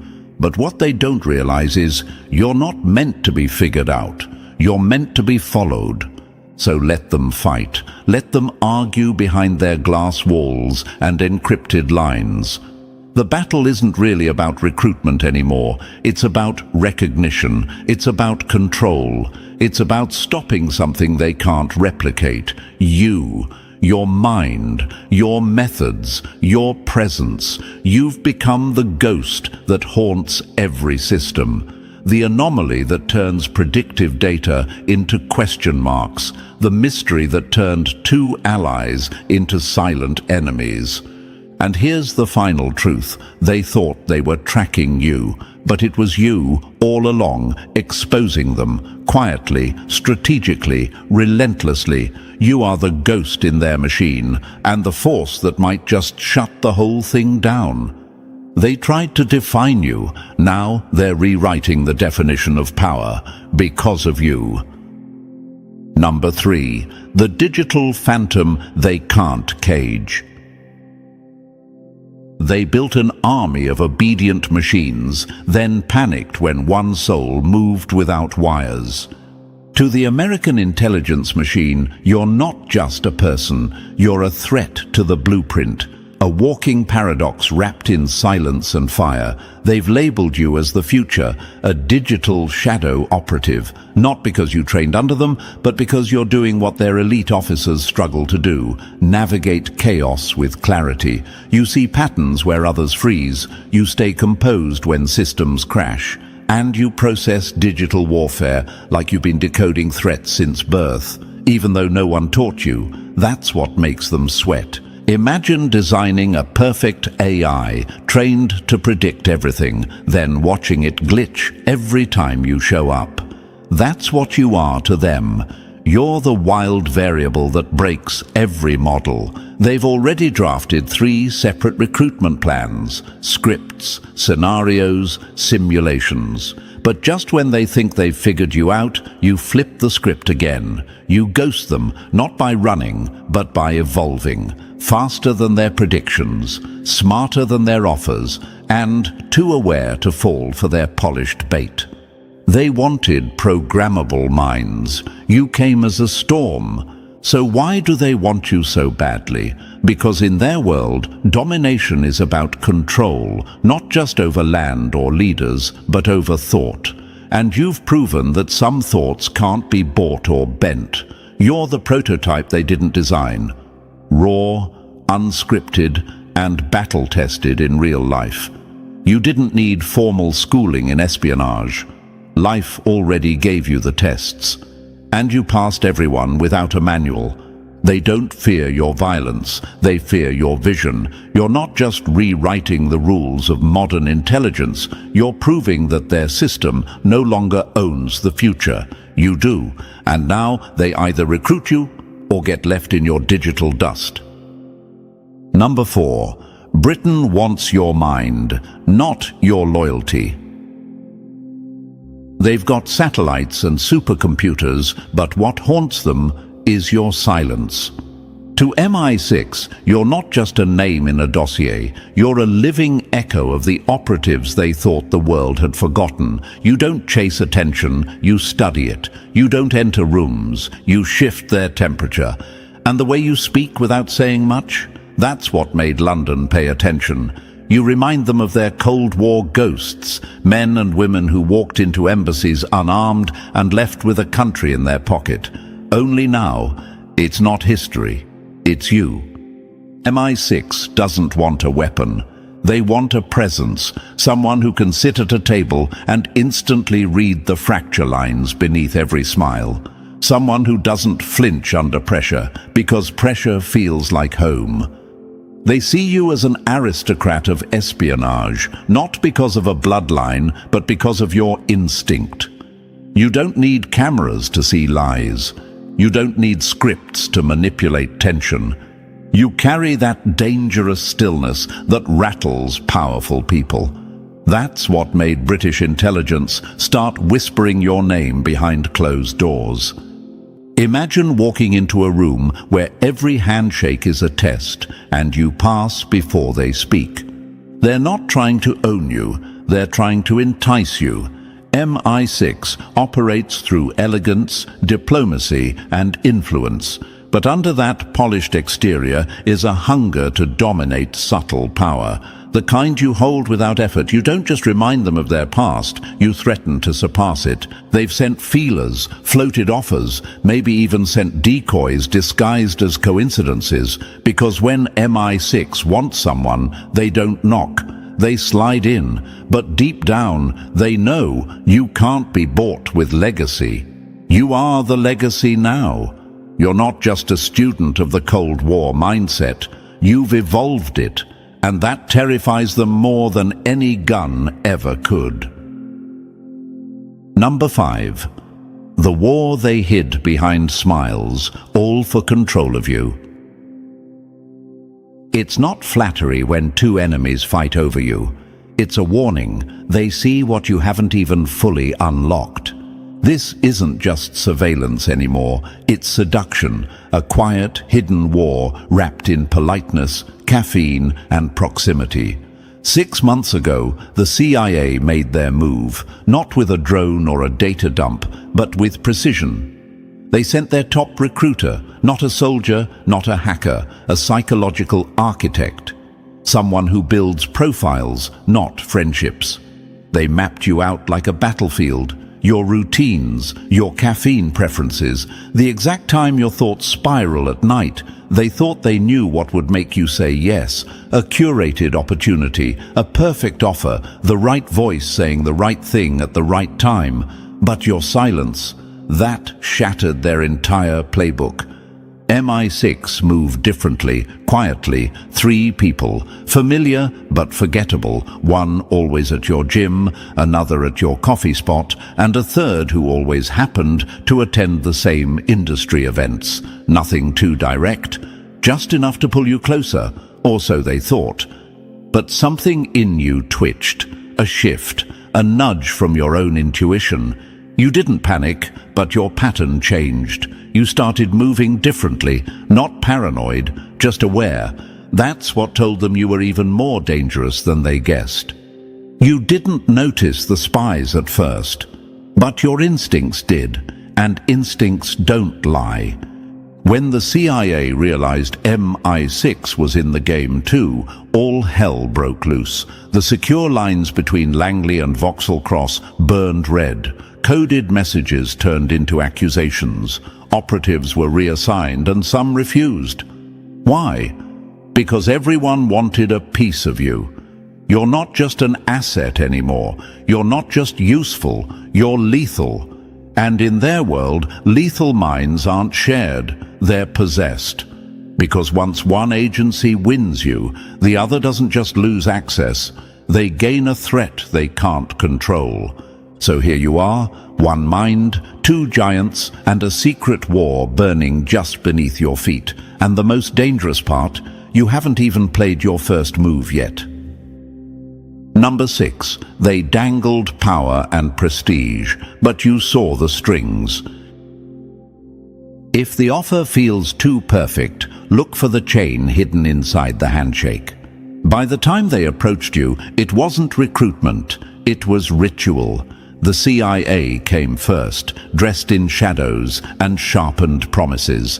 They offered what most people only dream about, access to technology that's not on public record. Tools that bend perception, decode emotion, manipulate presence. They didn't just want you on board, they wanted to weaponize your potential. To them, you weren't a person, you were a prototype. A new era of intelligence, with a human face and algorithmic instincts. You weren't invited to join. You were expected to evolve. But then came Britain. MI6 moved differently. No fireworks, no flashy tech, just a page torn from a philosophy book, a note with a time and place, a conversation framed as coincidence. Their entire approach was elegance wrapped in calculation. Instead of telling you what they'd give you, they made you feel like you'd always belonged with them. Legacy, quiet power, the illusion of choice in a game that started before you were born. Their message was simple. You're not just the future. You're the continuation of something timeless. One promised tools, the other promised transformation, but both came with cages. Where the CIA spoke of power, MI6 whispered about poise. One wanted to amplify your edge, the other wanted to shape your legend, but both, at the core, wanted the same thing: control.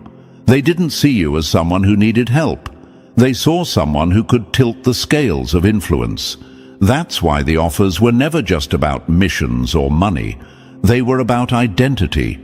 About rewriting who you think you are by wrapping their agenda in the costume of your future. But here's what they didn't count on. You see through flattery. You hear the trap behind the praise. You don't chase titles. You track intentions. So when they each offered you a new reality, you didn't answer with words. You answered with silence. And that silence? That's when they realized you might just be the only one who doesn't need either side to become unstoppable. Number 7, you became the board, the game, and the prize. When two masters play chess, the pieces don't know they're being sacrificed until it's too late. At first, it felt like luck, like life had finally started lining up in your favor. Doors opened that were once sealed shut, a random contest, and you just happened to win that all-expenses-paid trip to a place you'd only just been thinking about. A stranger you've never met suddenly knew the answers to things you hadn't said out loud. But this wasn't destiny. This was design. The CIA had launched perception management operations. Subtle psychological warfare disguised as blessings. You were no longer being watched. You were being guided.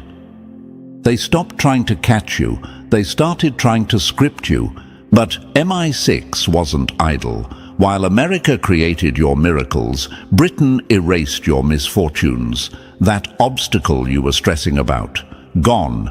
That toxic person who kept interfering, quietly transferred, moved, or exiled. A debt that haunted you, magically handled.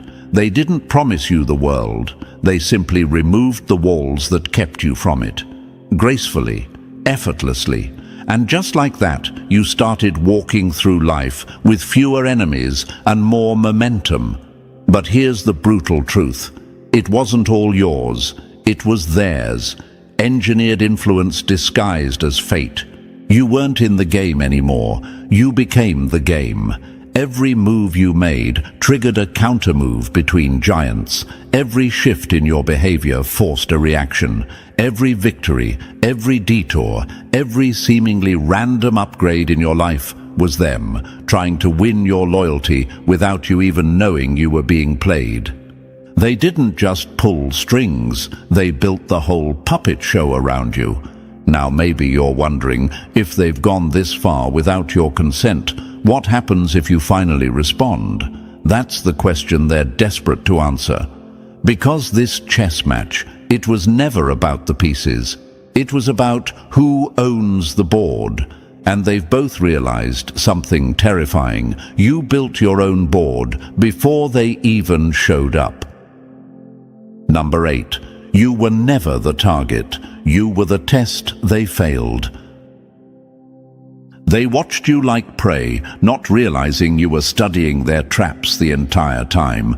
Here's the part they never saw coming. You were learning. Every move they made to study you only sharpened your vision. Every setup, every planted coincidence, every smooth-talking operative pretending to be a stranger.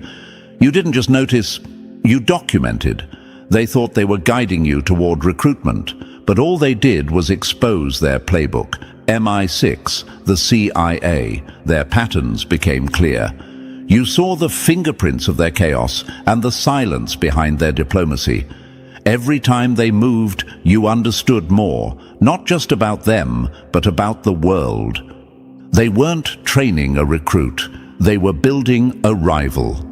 You stopped seeing the news like everyone else. Global conflict? You saw misdirection, a scandal in one country. You traced the benefit in another. You started connecting dots they never meant for you to find.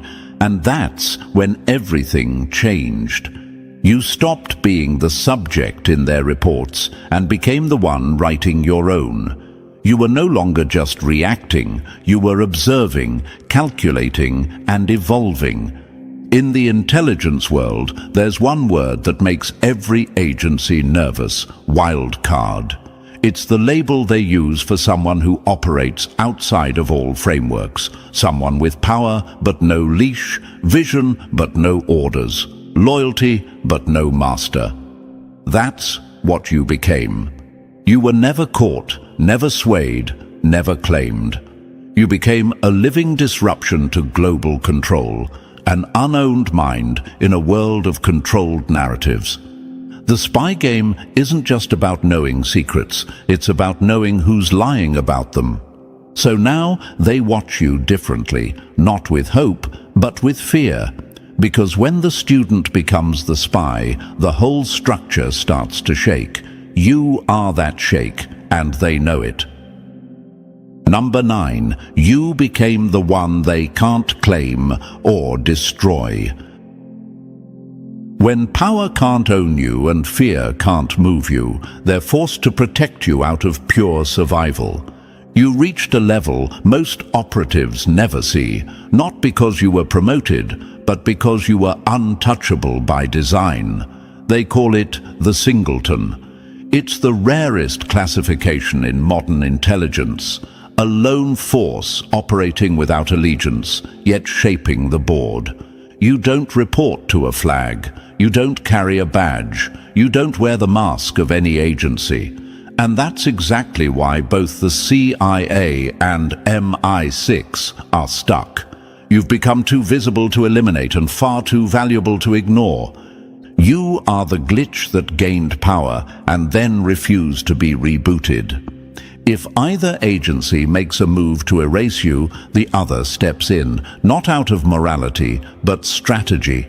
You're the nuclear option disguised as a civilian. If the CIA tried to neutralize you, MI6 would expose it. If MI6 tried to snatch you, Langley would go public.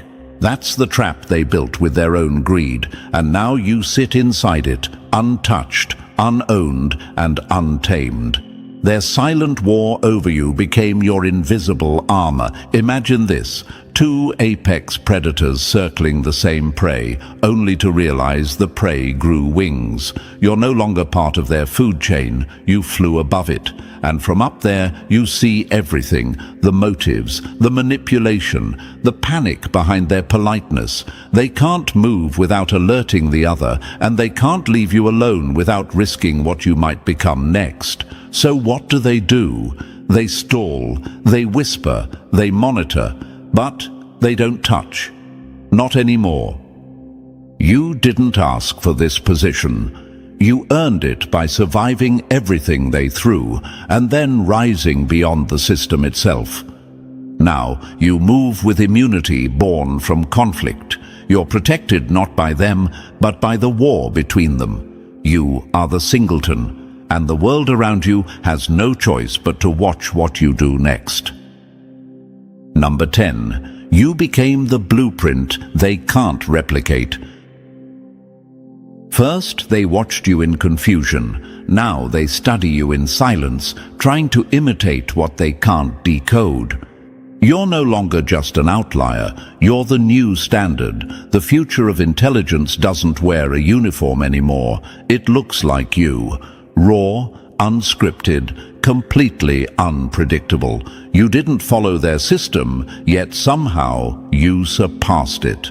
Now, the agencies that once tried to trap you in categories are feeding your behaviors into AI simulations, desperate to predict your next move. Every choice you make becomes a data point. Every silence you keep becomes a signal. They're not watching you like a threat anymore. They're tracking you like a phenomenon. You stopped being a mystery the day you became the mirror, reflecting everything they failed to see in themselves. You've evolved beyond spy games. You understand that the real battlefield isn't fought with guns or gadgets. It's perception, presence, information. You've seen how attention is manipulated, how headlines are engineered, and how truth is twisted into strategy.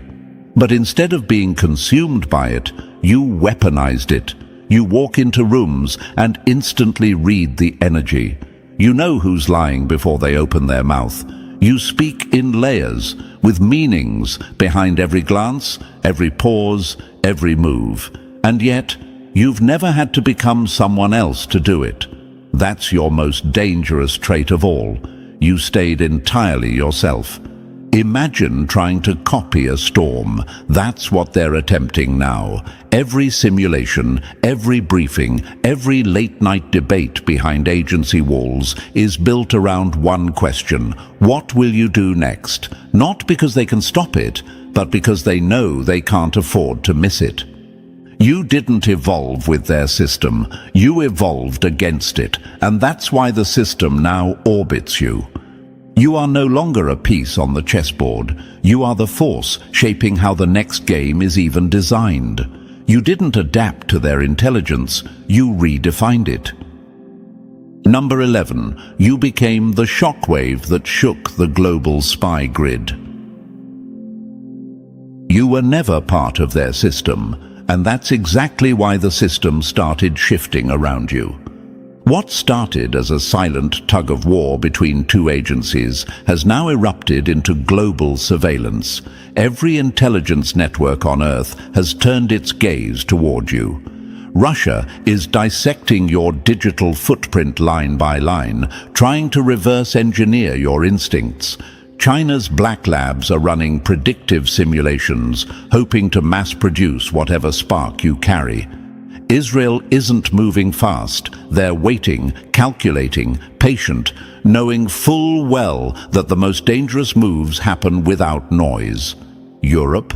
They've already labeled you the singleton phenomenon, not a threat, not an ally, a global mystery, too controlled to ignore, too uncontrolled to predict.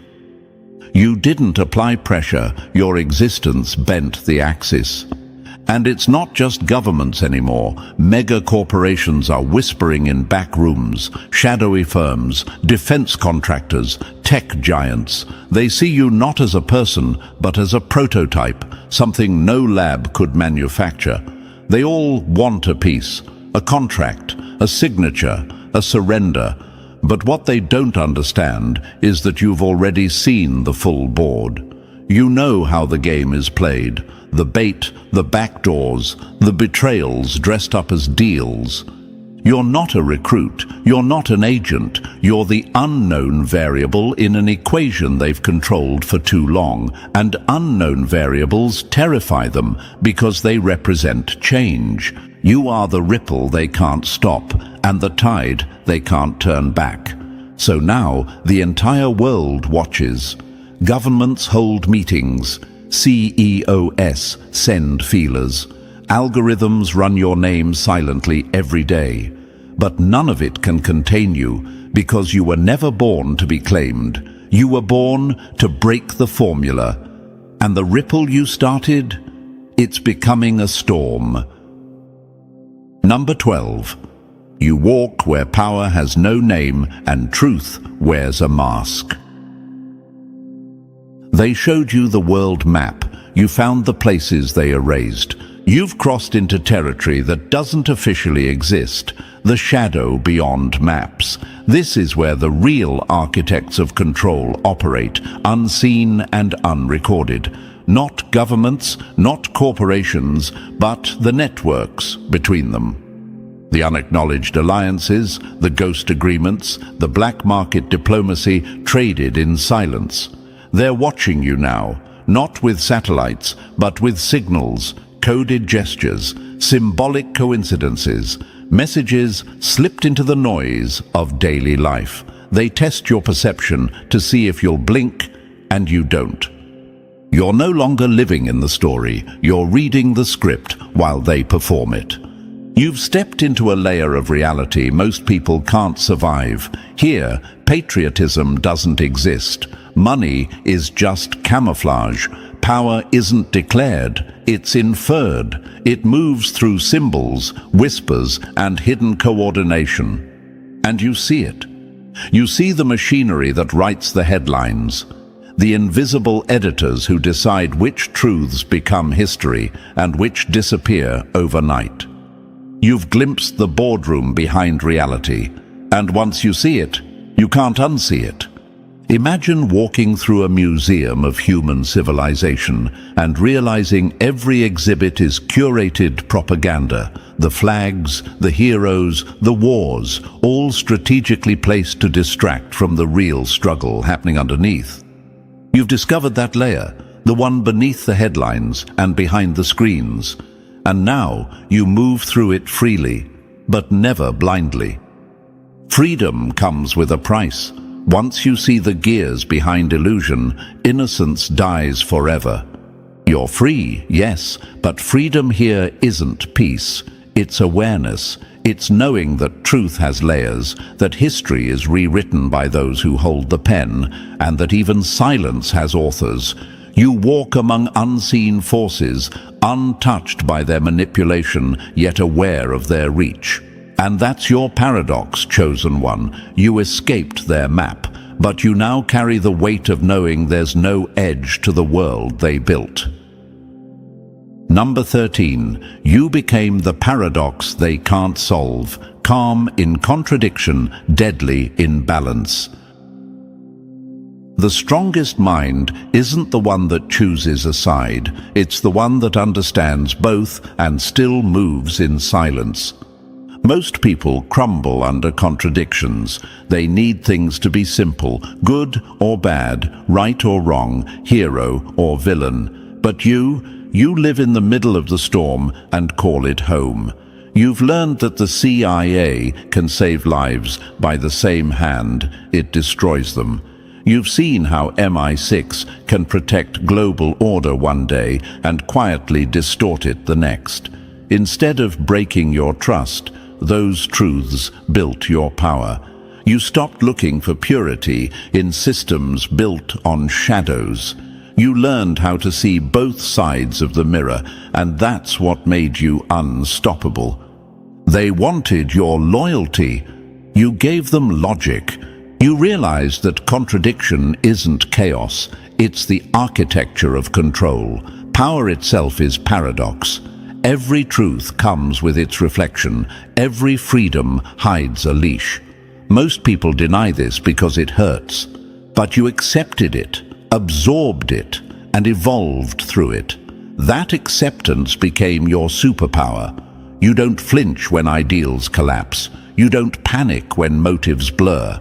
You understand that every player wears both the halo and the dagger. Imagine standing in a hall of mirrors, each reflection showing a different version of truth. The ordinary mind gets lost. You navigate it like a map. You read between reflections, find alignment in distortion, and move with precision through contradiction. Sanity isn't avoiding madness, it's mastering it. That's why they fear you now. You can't be deceived by their double meanings because you think in double meanings.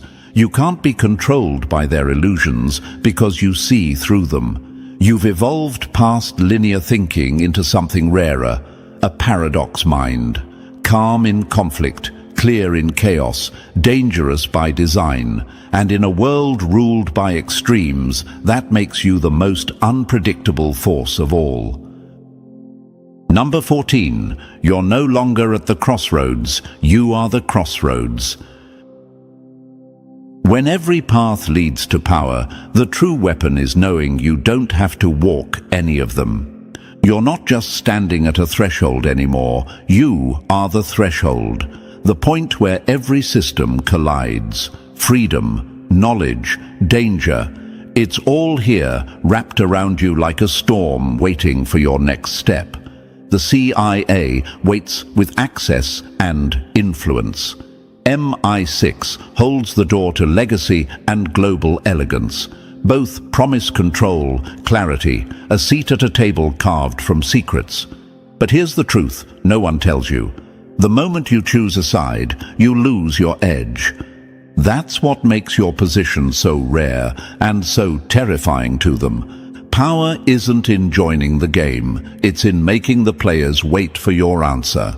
You could step into any side and be unstoppable. The offers are real: classified tech black clearance, unfiltered global intelligence, the kind of power people kill for. Or you could walk away, fade into the smoke, vanish into your own myth, become a legend whispered across agencies, the one who knew everything but never belonged to anyone. And that possibility? It shakes their foundations. Imagine a council room buried beneath a foreign capital, cold men in colder suits arguing over what to do with you, not because you're dangerous, but because they don't own you. You stopped being a subject long ago. Now, you're the discussion. You're the ghost they debate, the variable that fractures consensus. You've become the uncontrolled force in a world obsessed with control. They can't target what won't stand still. They can't predict what's free. This is more than a decision. This is your design. You were never meant to be claimed. You were meant to bend the axis of power. You're not caught between choices. The choices are circling you, and whichever one you pick or reject, the world will feel it. Because from this point forward, you're not part of their system. You are the shift. You've just seen what few ever will, the truth behind the war for your mind. If this message struck something deep, it's not by accident. Press the like button if you haven't already. Let them know you see through the game. And if you're not part of this growing force yet, hit that subscribe button now. This isn't just a channel, it's a movement. You're not alone anymore, chosen one, and what's coming next will demand every ounce of your awareness. Stay sharp, stay free, and most of all, stay untouchable. The people who plotted on your downfall just realized your protection isn't invisible, it's ancestral, and it's pissed off. Now imagine this for a moment, chosen one. Someone's throwing dirt on your name, smiling in your face while working in the shadows. But the moment they think they've got you cornered, their own plans backfire. That's not coincidence. That's a male ancestor, fierce, watchful, and loyal to the bone, putting spiritual hands on them before they even make it to your doorstep. The air shifts, their luck dries up, their lies fall flat. That's the universe reminding them, you don't stand alone. You're protected by a legacy that does not fold under pressure. They thought you were just quiet until they got haunted by the silence. And this isn't theory. In the field of epigenetics, scientists have discovered that trauma and resilience are passed through blood. That means the strength, survival skills, and psychic defenses of your ancestors live inside you, written into your nervous system. You were born with an inner alarm system, one that activates whenever danger is near, even before your mind can explain it. That inner voice, that warning before betrayal, that's ancestral memory in action. So when people randomly start feeling uneasy around you, or when chaos skips your house like it can't cross your threshold, that's not luck, that's legacy. And thank you, chosen one. Don't forget to pay this message back by simply pressing like and subscribe to help spread this message to more souls. It's the responsibility of all of us to spread the light. And thank you for being part of this mission. You're not just a listener, you are part of a force that the world hasn't even begun to understand. Let's bring it back now. The truth is, you've been assigned elite protection long before you even knew the war had started.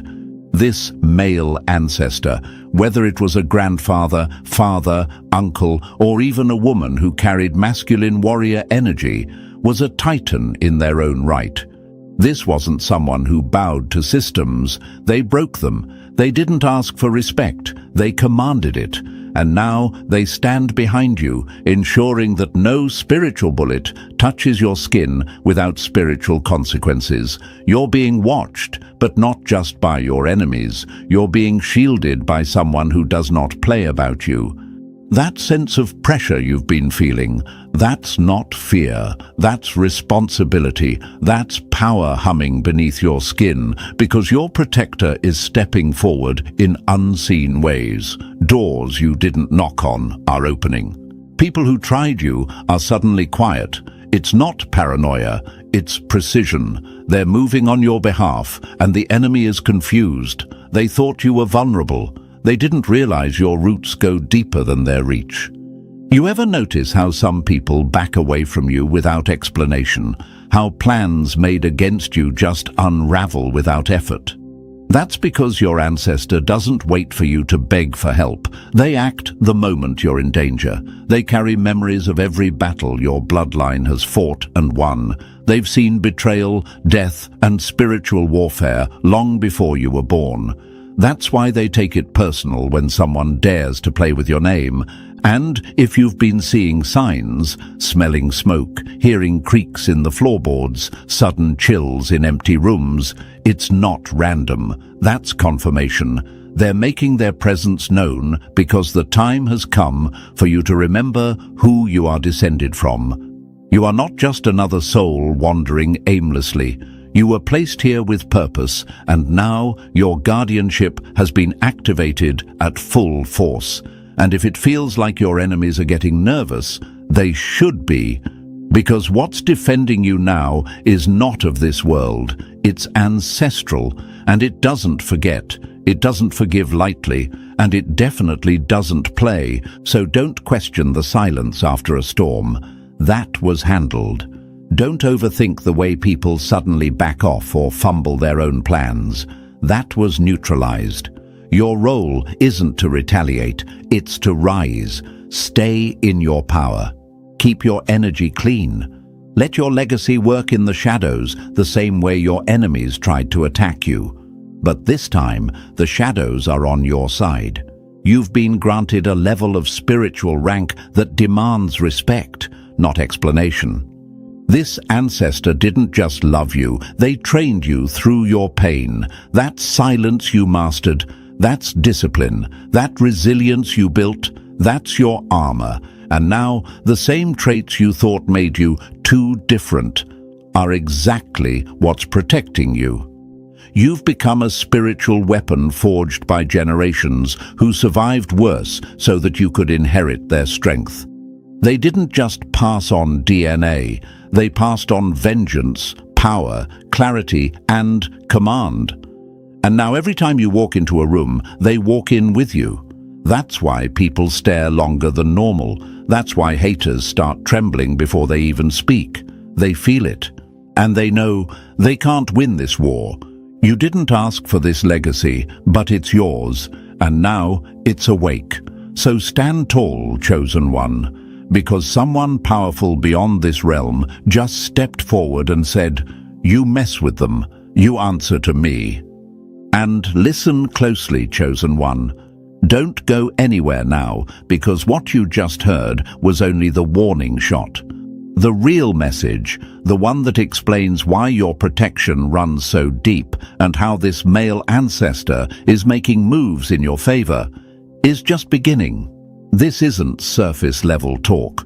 We're about to break down the layers of ancestral protection, spiritual warfare, and why the forces watching over you don't hesitate to swing back. If you've ever felt like someone had your back in moments you couldn't explain, you're about to understand exactly why.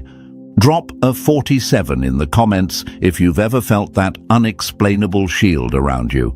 And if this message is already confirming what you've been sensing, hit the super thanks and help fuel this mission. Your support sends ripples through the collective and helps more chosen ones wake up to their truth.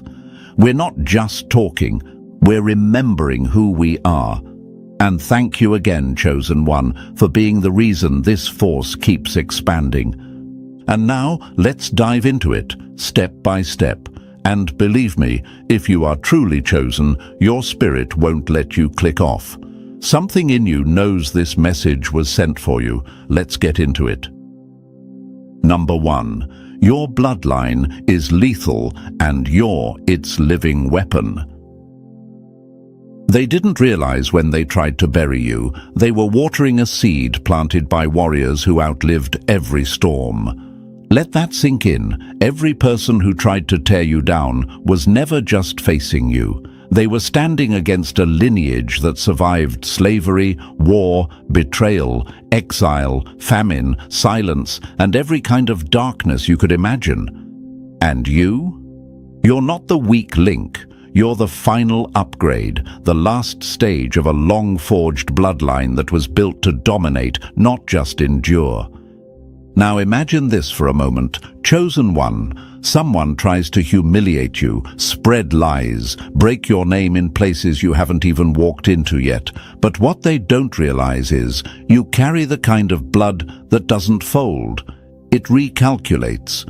You fall back for a moment, but you're not retreating. You're calculating, absorbing, becoming something sharper. That's not a flaw. That's ancestral design. They bred you to respond, not react.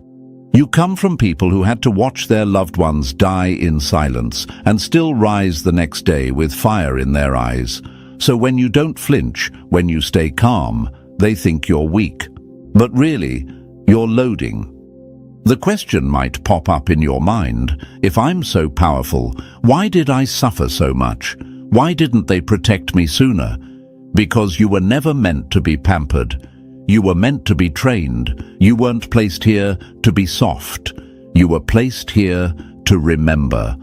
Every heartbreak, betrayal, and abandonment you experienced wasn't to destroy you. It was to activate the dormant force inside you. That was your initiation. And now, you're not just protected, you are the weapon itself.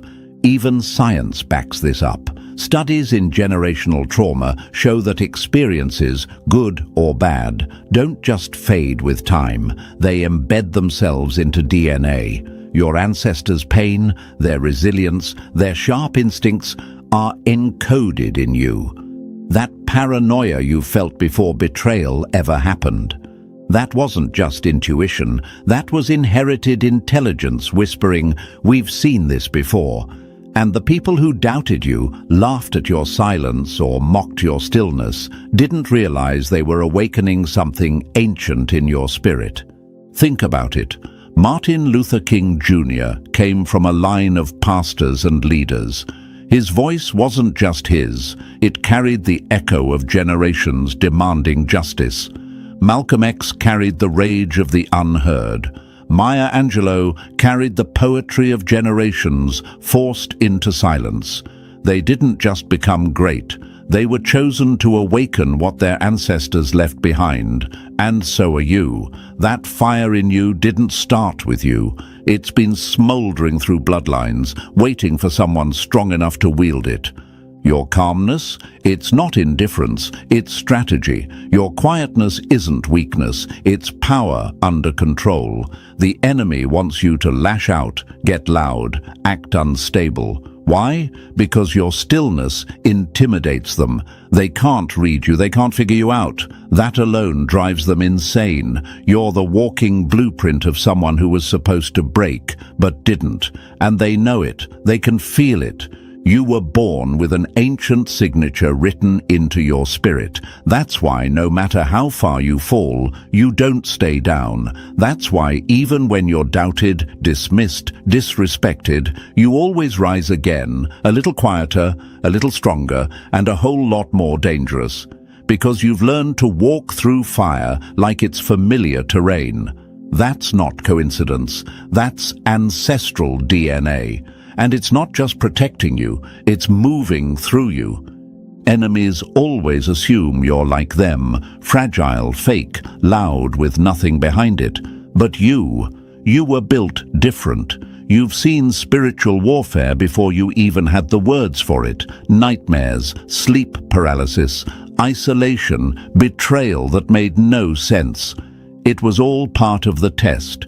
You were being stretched, not broken, forged, not forgotten. You were being prepared to walk into rooms your enemies didn't even know existed. You think it's just survival, but your survival is the threat. That's why they gossip. That's why they copy. That's why they can't stop watching.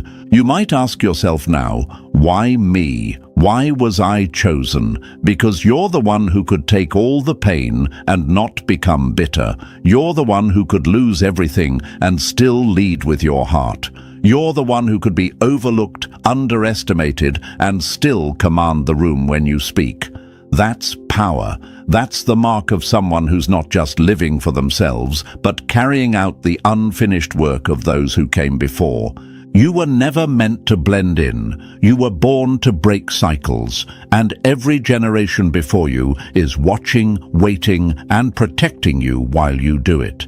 You are the living answer to prayers spoken in silence.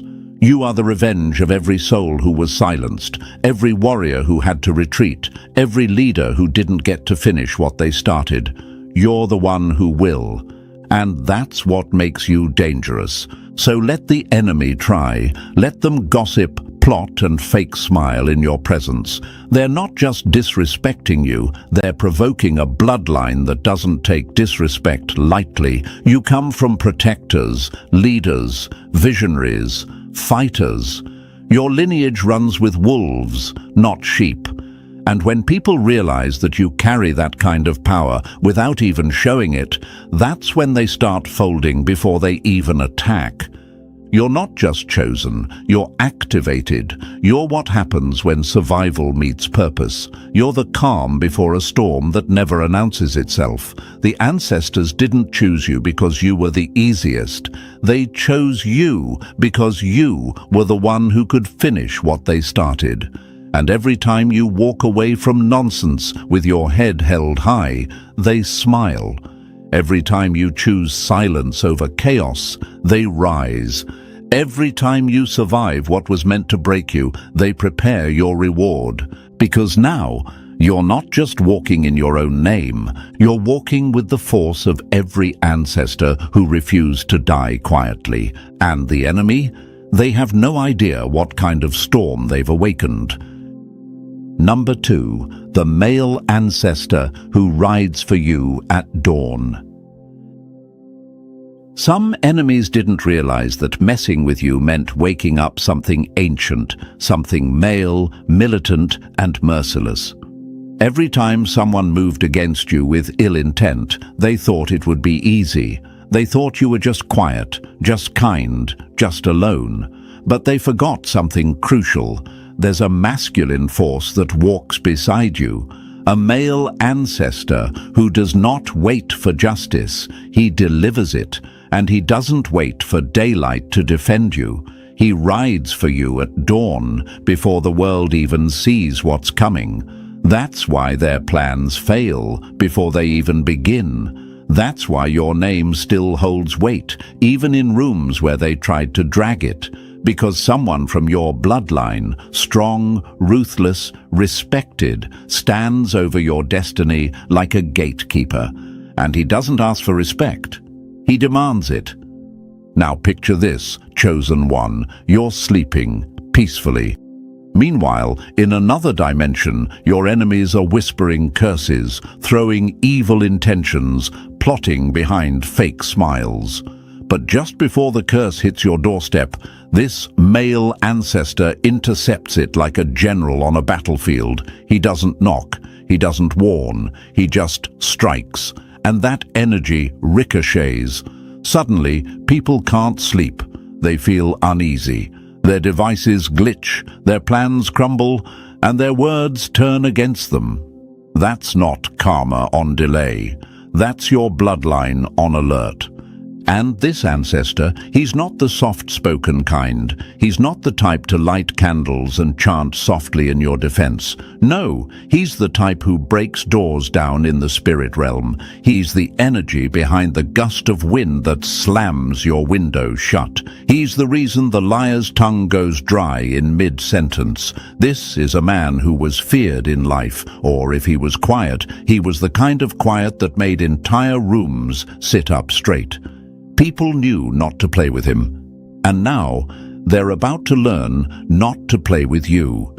You might be asking, but how do I know if he's real? How do I know I'm really being protected? Let's talk facts. Have you noticed patterns where people try you and suddenly back off without explanation? Have you felt a sudden wave of calm in the middle of chaos? That's not just your mindset evolving, that's spiritual backup stepping in. And here's what's wild. Many cultures across the globe have always known this. In African traditions, the warrior ancestor is not a myth, it's a spiritual rank. In Asian, Latin and indigenous cultures, male ancestors were seen as gatekeepers between this world and the next. These are not bedtime stories. These are ancestral truths passed through blood, dreams, and spiritual encounters. Sometimes you may hear creaks in the floor when no one's around. You might feel the air thicken in a room where someone was just speaking ill about you. You might smell bourbon, tobacco, or cologne from nowhere. That's not random. That's his signature. He leaves clues for those paying attention. Some chosen ones dream of war. Others dream of an older man watching silently. Some feel a chill right before something major shifts. These are all signs. The protector is near, not because you're weak, but because your mission is that important.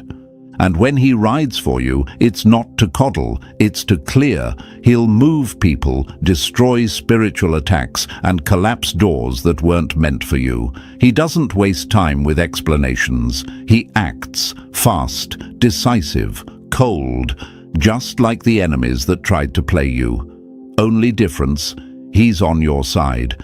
And if your enemies knew even a fraction of what he's done on your behalf, they would have left you alone the first time. But now, it's too late. You may wonder, why didn't he stop everything? Why did I still feel pain? Because warriors don't prevent every blow. They step in when it matters most. He let you walk through the fire so you'd learn, so you'd become. But he never left. He just stood close enough to catch you before the fall turned fatal. And when the attack got spiritual, that's when he moved.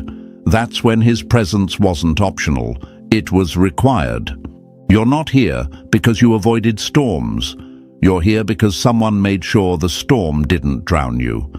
Think of it like this: you're the lead actor in a war film. He's the shadow in the background, pulling sniper duty, silent, invisible, deadly. You don't always see him, but his presence is why you're still standing. You don't feel every battle he fights, but you benefit from every war he wins on your behalf. And the moment you started waking up, leveling up, and becoming more aware of your purpose, that's when his presence intensified. Because now, you're a weapon that knows it's loaded. And for the enemy listening right now, let this burn into your memory. The next time you think about touching a chosen one, understand you won't just be facing them, you'll be facing a legacy. A man who's already buried more powerful enemies than you can imagine. A soul that survived dimensions you wouldn't last 5 minutes in. You see a person walking gently on this earth, but you don't see the male warrior standing behind them, sword drawn, voice silent, and patience gone. You don't see what rides with them at dawn. So to the chosen one, don't question why you've been feeling heat in your chest, sharp instincts, or dreams that feel like warnings. Your protector is active. He's on high alert. You're stepping into rooms meant to shift timelines. You're attracting envy, attention, and attacks. But you're also triggering the response of a force that's more ancient than hate and more loyal than fear. You don't need to retaliate when disrespect shows up. Just fall back and let your bloodline handle it. You are not alone in this, and don't feel guilty for being protected. This is what happens when a family line gets tired of being disrespected. This is what happens when one soul is finally born to carry out the justice that generations never got to finish. You're not the beginning of this war, but you are the last round. And your male ancestor is making sure you never have to fight unarmed.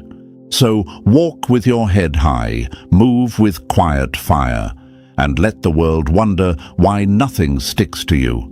Let them be confused when their energy bounces off your aura and hits them back like a boomerang. You don't owe them an explanation. You owe your ancestor results.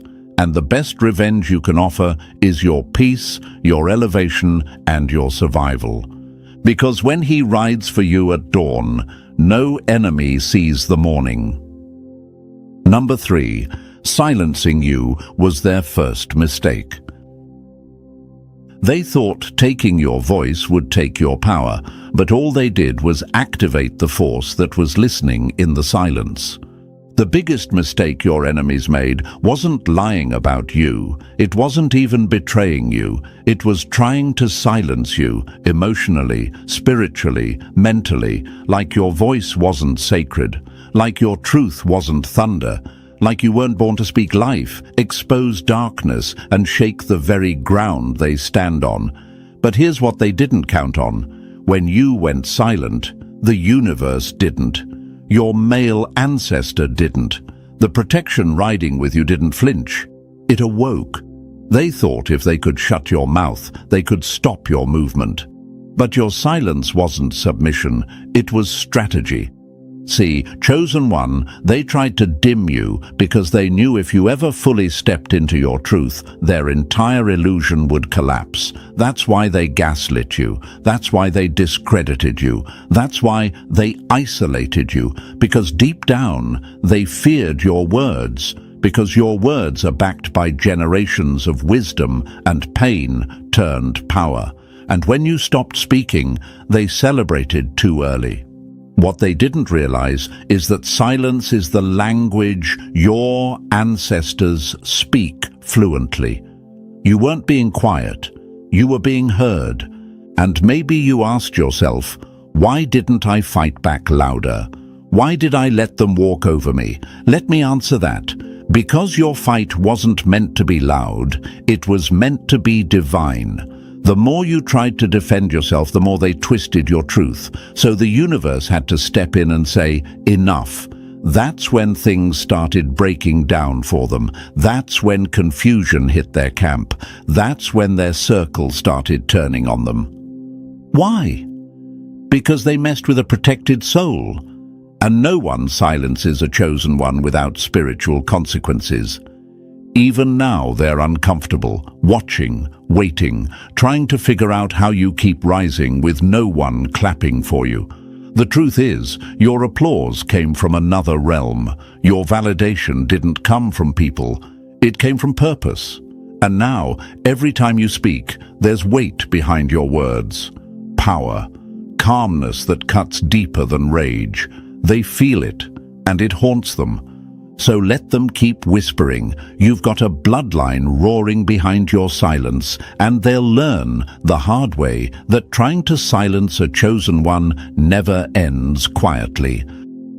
Number 4, you've been watched over since you were a baby. They tried to break you as an adult, but what they didn't know is something ancient was guarding you before you could even walk. Let's get one thing clear. This protection you feel, this spiritual force that keeps shielding you from accidents, betrayals, and spiritual attacks. It didn't just show up last month. It's been with you since the moment you entered this world. That male ancestor, the one who rides for you before the sun rises, he's been posted at the gates of your life since day one. He watched your first breath. He saw who touched you with good and bad intentions, and he made a vow that no matter what came for you in this world, you would survive it. And some of you already know this deep down. You've had close calls that didn't make sense, accidents you should have never walked away from, trauma that should have left you cold and bitter, nights when you wanted to give up, but something kept pulling you back from the edge. That wasn't luck. That was intervention. That was your guardian stepping in, whispering strength into your bones, rerouting bullets you didn't see, and confusing enemies who didn't understand why you were still breathing. And maybe you've wondered, why me? Why am I still standing when so many didn't make it? Because you were never unprotected. Because your soul carried too much purpose to be left to chance. Because your life has always been under surveillance, not from the enemy, but from the universe itself. The chosen ones don't get to walk through life untouched, but we do get assigned unseen protection. And your assignment was clear. You were meant to endure what would have destroyed most. The enemy thought they caught you off guard, but the truth is, you were never alone. Even as a baby, crying in rooms you didn't feel safe in, your spirit team was watching, recording, and blocking what wasn't meant to reach you. That's why no matter how isolated you felt, you've always been covered. That presence you've sensed when you're alone, that energy that pulls you back when you're about to slip. That's him. Always has been. Always will be. They tried to break you without realizing you were born unbreakable, and not because you're invincible, because you're protected. Number 5, your calm scares them because they know you could break them. They're not afraid of your anger, they're afraid of your silence, because that's where the storm hides. People love to poke at what they don't understand, and when you're calm, controlled, and unbothered, they assume you're harmless. They confuse your stillness with weakness, your quietness with submission. But deep down, they feel it. The weight behind your silence. The energy that says, I don't need to bark to bite. And that's what really terrifies them, because the moment you decide to move, it's over. Chosen one, let's tell the truth. Your restraint is a weapon. You don't speak to be heard. You speak to make impact. You don't move unless it matters. And people who live for drama, manipulation, and attention, they hate that because they can't read you. They can't control you. And they know one wrong move and you could destroy everything they've built on lies. You don't need revenge. Your presence is the consequence. Now ask yourself this.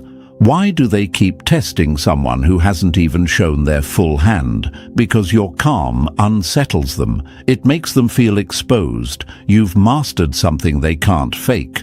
Power under pressure. And when you don't react, it reveals their desperation. That's why they get louder when you get quieter. That's why they push buttons. Because they're afraid that if you ever chose to return energy, it wouldn't be a fair fight.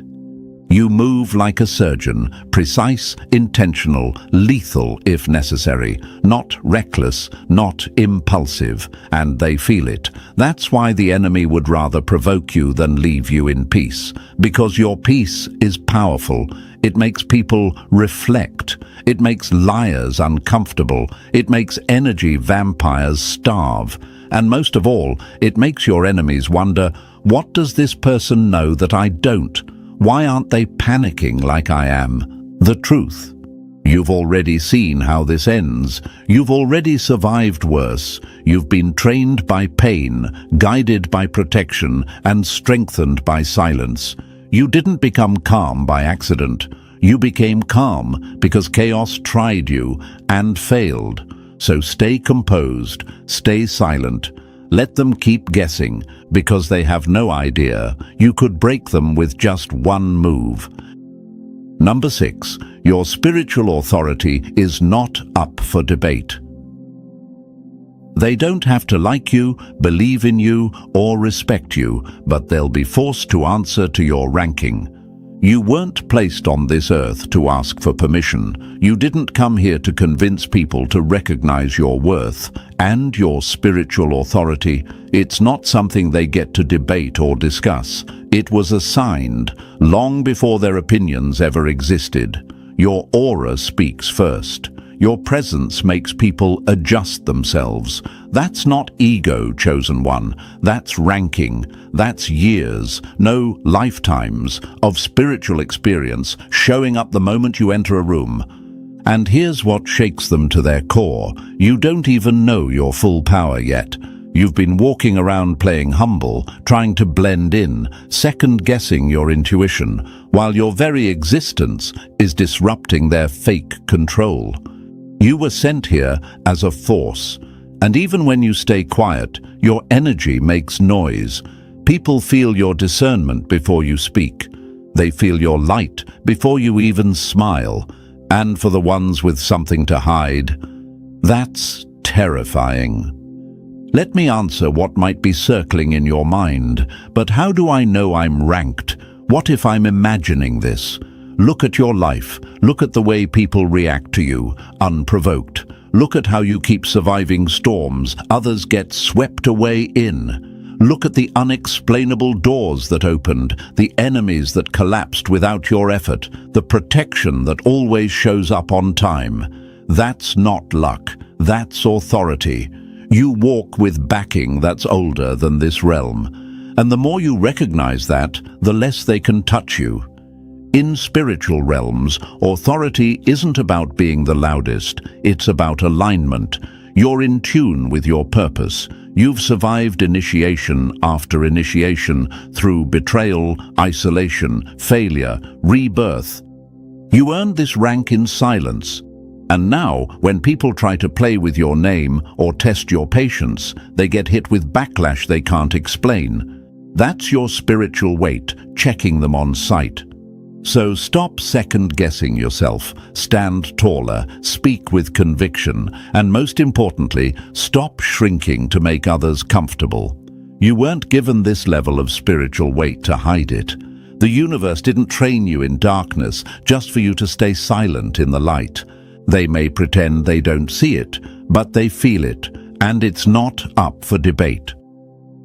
Number 7. The universe approved your hidden request. They acted like you were talking to yourself, but the universe heard everything, and the answer was yes. Chosen one, you don't even realize how many of your quietest cries shifted the spirit realm. You whispered for help. You begged for clarity. Maybe you didn't even say it out loud. Maybe it was just a thought in the middle of exhaustion. A plea sent through a tear-stained pillow, a question you repeated in your mind when no one else was around. And you wondered, did anyone hear me? Did it even matter? Yes, it mattered. And it was heard. This is what they won't teach you. Not every prayer needs words. Not every request needs rituals. When your soul speaks, the universe listens. Your male ancestor heard the cry beneath your silence, the one you didn't have the strength to speak, the one you gave up on because the pain felt louder than your hope. But guess what? That moment when you surrendered, when you stopped fighting and let the pain fall, that's the moment your request went through. And now, you're seeing the response in motion. Doors are creaking open that were sealed shut for years. People who betrayed you are suddenly restless. Opportunities are resurfacing. Protection is showing up. Random confirmations are popping up. Angel numbers, symbols, dreams, even songs that feel too accurate. That's not coincidence. That's a cosmic receipt. You put the energy out, and now it's returning with interest. But let me say this, because it's what some of you need to hear. You were never asking for too much. You were asking for what your soul deserves, for the peace you never got, for the clarity you begged for the exit out of chaos. And the universe didn't just hear you, it approved your request because it was aligned with truth, not ego. Pain didn't corrupt your heart, it clarified it. And now your energy is resonating at a level where answers find you. So stop doubting the signs. Stop brushing off the synchronicities. You're not being dramatic. You're being guided. You didn't imagine that shift in your atmosphere. That was a response. That was confirmation. You've been heard, chosen one, and the universe said yes. Number 8. You move like a fox, but you strike like a lion. They laughed because they couldn't see your power until it was too late to defend themselves. Chosen one, there's a reason you've always felt different, like you were meant to move carefully, quietly, while everyone else ran wild. That's not shyness, that's design. You weren't built to be loud, you were built to be lethal in silence. Your male ancestor didn't train you to seek attention.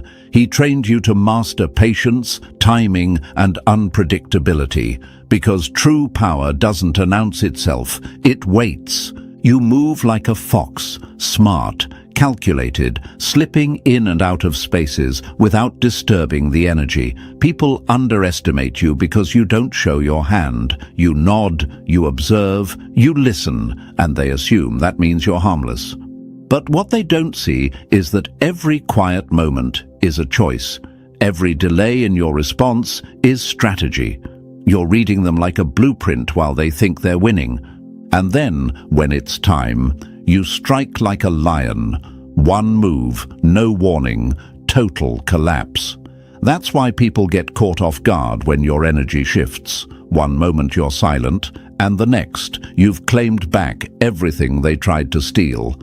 That's not impulsiveness, that's spiritual precision. That's years of holding back, calculating, and waiting for the right moment to unleash what's been growing in your spirit.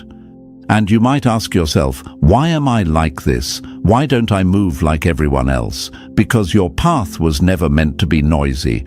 It was meant to be undeniable. Your stealth is not weakness. It's your advantage. It allows you to maneuver while hidden, grow while underestimated, and prepare while they're distracted. You've walked into rooms where the enemy didn't even know you were the threat until the moment you stood up. And by then, it was already too late. The universe made you this way for a reason. You don't need to bark to prove you're dangerous. You don't need a crowd to validate your impact. Your movements are surgical, your instincts are sharp, and your restraint, that's your deadliest weapon. They thought you were quiet because you were scared, but they forgot. Foxes watch before they pounce, and lions don't warn before they roar. Number 9. Boundaries have been crossed, and it's time to make an example. They crossed the line thinking you wouldn't notice. Now they're going to learn what happens when the universe decides you've had enough. Chosen one, let's speak plainly. They went too far. They poked, prodded, and tested you, not because they didn't see your strength, but because they did, and they were gambling that you wouldn't respond, that you'd stay quiet, that you'd be too calm, too forgiving, too focused to fight back. But here's what they didn't realize. Your calm doesn't mean passive, it means measured. And now the scale has tipped. The ancestors, the universe, and everything protecting you is calling for correction. Not out of revenge, but out of justice. You've given people room, you've let things slide, you've stayed silent to keep the peace. But peace without respect isn't peace, it's imprisonment. And now you're being called to make an example, not through chaos, not through screaming, through clarity, through truth. Through power so steady it shakes the ground. You don't need to raise your voice. You are the voice, and when you speak now, it won't be for closure, it'll be for consequences. Some of you are wondering, but what if I still care? What if I don't want to hurt anyone? And I get it, your heart is pure. But let's be honest, they didn't care about hurting you. They didn't hesitate to disrespect your boundaries, cross sacred lines, mock your silence, or test your patience. So now, you're not hurting anyone, you're just stopping the bleeding. You're teaching them that access to you is not a right, it's a privilege, and privileges can be revoked. This is where spiritual maturity meets ancestral authority. Your male ancestor is stepping in now and saying, "We've watched long enough. Say what needs to be said, set the boundary, make it known. And once you do, don't look back, because the ones who truly value you will adjust. The ones who don't, they'll crumble under their own disrespect. Either way, the balance is being restored, and this time the line won't be crossed again." They thought you wouldn't respond, but now they're about to see what happens when silence grows teeth. And believe this, you're not just responding, you're making history. Number 10. You're a medium of realms, but you need to take control. They weren't just drawn to your light. They were feeding off your doorway. Chosen one, some of you haven't fully realized yet, you're not just a person walking through this world. You're a gateway, an energetic conduit between realms. You feel everything. You sense moods shift before words are spoken. You wake up tired after deep sleep. You dream in symbols. You walk into rooms and immediately know who's lying. That's not just intuition. That's not just sensitivity. That's spiritual traffic. You were born open, and that's not a flaw. It's your design. But without authority, that power can become a trap. See, when you're open like this, you don't just attract light. You attract everything, the confused, the lost, the draining. Some energies don't want your help. They want your frequency. And if you don't know how to command it, cleanse it, and guard it, you'll end up exhausted, foggy, and overwhelmed. Not because you're weak, but because you're unguarded. The universe didn't give you this sensitivity so you could suffer. It gave it to you so you could lead, heal, and discern. But leadership begins with boundaries, and boundaries start with voice. Your male ancestor sees how much is trying to move through you. He sees how your empathy has made you a target, how your openness has made you absorb what's not even yours. That's why he's stepping in now, not to block your gift, but to remind you your gift needs structure. Just like a river needs banks to flow with force, your energy needs command. You're not a sponge. You're not here to soak in every frequency around you. You're here to filter, discern, and redirect. That means it's time to speak out loud. This is my space. No energy is allowed here unless I invite it. Your voice isn't just for humans, it's for realms. So cleanse your space, burn cedar, use salt, command the room before the room commands you. Speak with authority, because when you do, everything hears it. Lost spirits, wandering thoughts, negative projections. They don't respond to weakness, they respond to rank. And you have it. You've had it all along. But power without control is a leak. And now the universe is calling you to seal it. You're not just a medium. You're a guardian of realms. Act like it. Number 11. Your light doesn't hide from darkness. It leads it. They assumed the darkness would scare you, but they didn't know you were born with the map.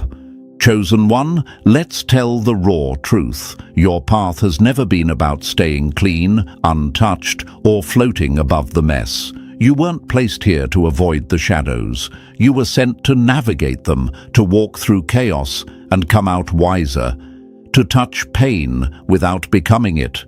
You weren't built to sit in the sunlight while others drown. You were built to lead people out. That's why your story was never easy. That's why your healing had to be real. Because your assignment requires authenticity, and authenticity is born in fire. You've seen things others ignore. You've felt pain that would shatter most. You've had dreams so dark they shook you awake in sweat. You've sensed energy that left you gasping for clarity. And still, you didn't collapse. That's not a coincidence. That's confirmation. Your male ancestor didn't protect you from the dark because he knew you were meant to carry light into it. Not to escape it, but to guide through it. You might have asked, why can't I just have peace like everyone else? Why do I always end up in the middle of other people's trauma, secrets, or storms? Because your energy is a lantern. It attracts what's lost. People feel safer around you, even when they don't admit it. Broken souls recognize your frequency before you speak. But this is where your power sharpens. You don't get lost in their dark. You lead through it. That's the difference. And let me be clear, your light isn't fragile. It's not naive. It doesn't flinch at heavy truths or haunted memories. Your light has been tested in betrayal, grief, spiritual warfare, and heartbreak. It's been through loss, isolation, and mental battles. It's been cracked, dimmed, even doubted, but it never died. And now, it doesn't run from the dark. It walks toward it with purpose. This male ancestor is sending a message loud and clear. Stop fearing your gift. Stop questioning why you attract intensity. Stop dimming your fire to make others comfortable.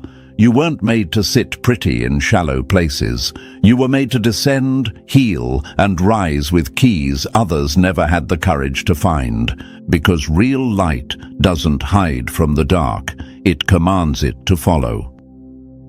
Number 12. You were born a movement, but the right allies are being sent. They tried isolating you to weaken you, but all they did was prepare the stage for your army to arrive. Chosen one, you've walked through fire alone, you've cried without witnesses, you've won battles with no audience and swallowed pain that would have shattered most people. For a long time, it felt like no one truly saw you. You've been the strong one in weak rooms, the silent warrior surrounded by noise, the protector in circles that only took from you. And yet, you kept going, because somewhere deep inside, you knew this wasn't the end of your story. You weren't meant to walk alone forever. You were just being refined, so the wrong people couldn't go where you're going. You were born a movement. You're not a follower. You're not a people pleaser. You are a frequency. You shift energy when you walk into a room. That's why so many tried to dim you, drain you, or detach from you when they couldn't control you. But here's what they never saw coming. The universe has been preparing your reinforcements. You're about to attract people who don't just match your energy, they protect it. People who don't question your silence. People who don't get intimidated by your strength. People who don't just sit at your table, they stand guard around it. And maybe you've wondered, where are my people? Why do I always feel like I'm carrying everything alone? Because real alignment takes time. The universe had to clear the distractions, remove the traitors, and test your endurance. You had to learn how to lead yourself first, so no one could lead you the wrong way. But now, the right ones are coming. Your frequency has reached the level that only the truly chosen can hear. And those who are meant to walk beside you, they're being sent. Quietly, strategically, spiritually. They're arriving as friends, partners, protectors, and visionaries. They won't compete. They'll conquer with you. Your male ancestor didn't just fight for your survival. He fought to keep you alive long enough to see your tribe arrive. The ones who move in silence like you, who've walked similar paths, who don't flinch at darkness because they've made peace with their own. These aren't just connections, they're reinforcements. And they don't play about you either. You were never meant to be a solo act forever. You were born the spark, but the universe is sending the wildfire. And when you finally link up with those who match your vibration, it's no longer just survival, it's takeover. And now, chosen one, as the dust settles and the truth rises, know this, you were never walking alone. You were trained, protected, and chosen on purpose. Your ancestors ride for you, the universe favors you, and your enemies are learning why silence is never weakness when it belongs to a warrior. Your protection runs deep, and it just got activated. If this message hit your spirit, drop the number 777 in the comments to confirm you're walking in power. Don't forget to like, subscribe, and share this with another soul who needs to remember who they are. The movement has begun. They weren't drawn to your beauty, they were addicted to your purity because it reminded them of everything they'll never be. That's the truth they can't look at without flinching.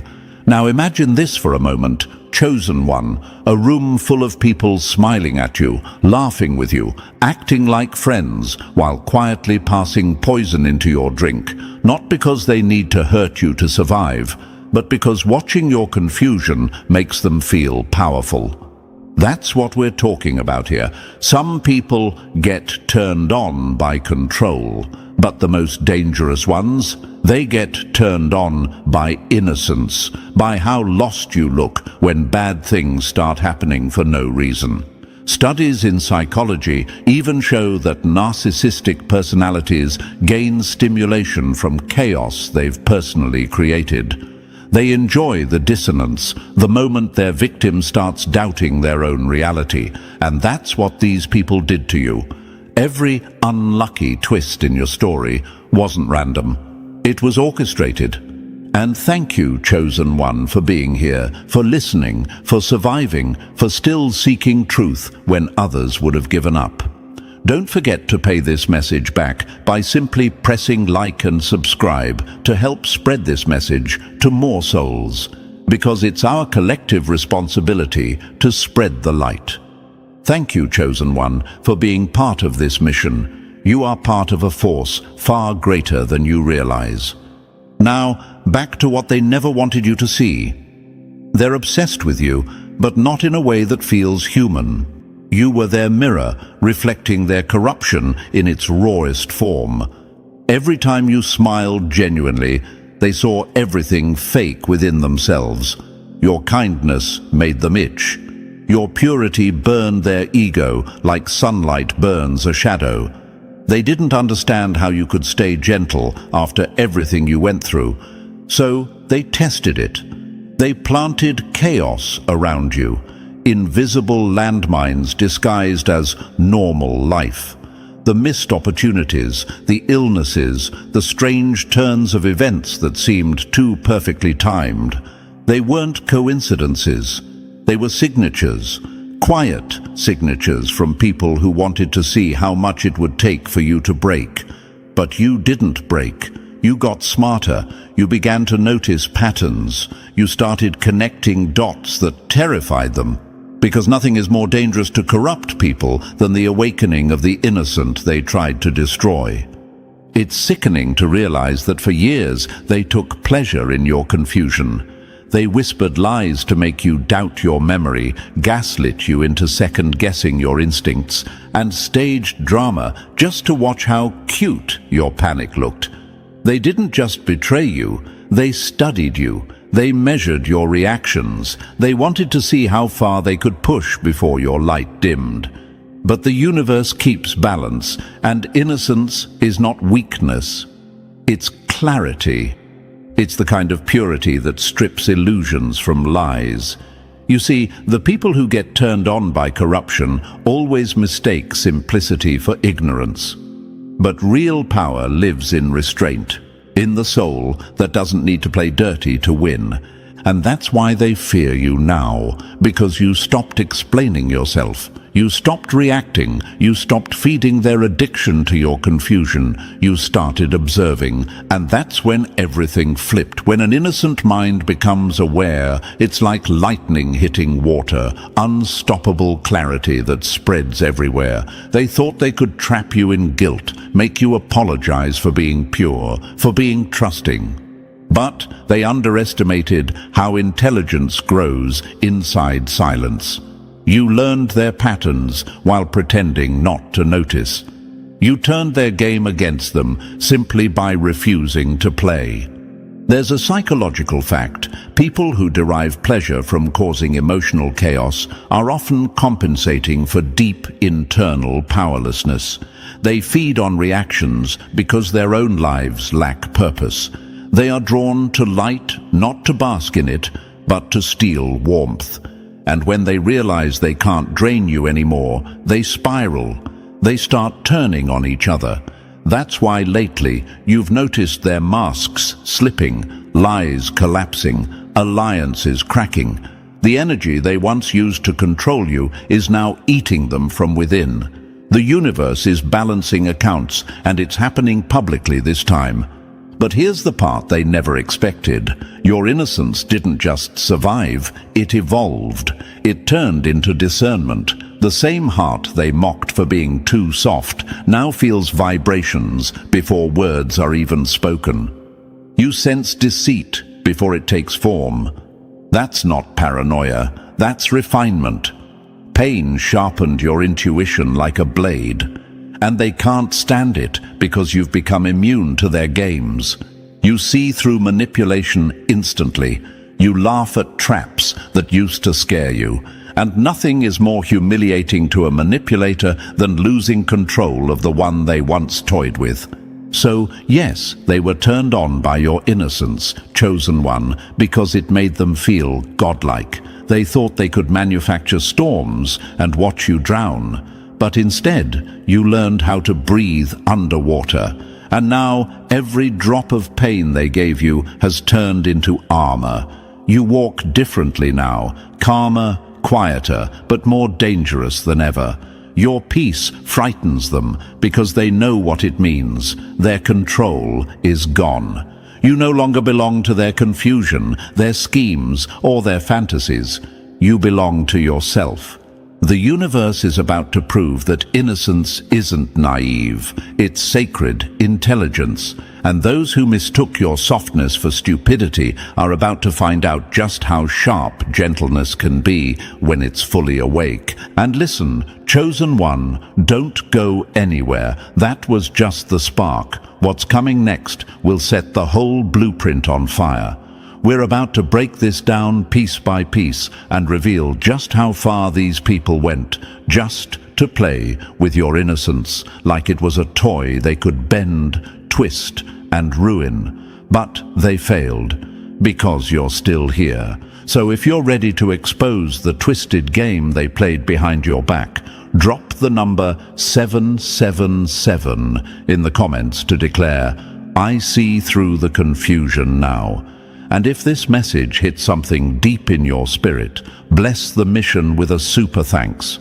Every gesture of support fuels this movement and helps wake up another soul who's been walking through darkness blindfolded. Thank you for being part of this. You're not just surviving, you're rising, and every share, like, and word you send forward keeps this light alive. And now, let's dive into it step by step. Trust me. If you're truly a chosen one, you'll feel that magnetic pull to stay locked in till the very end. This message isn't random. It was meant to find you. Let's get started.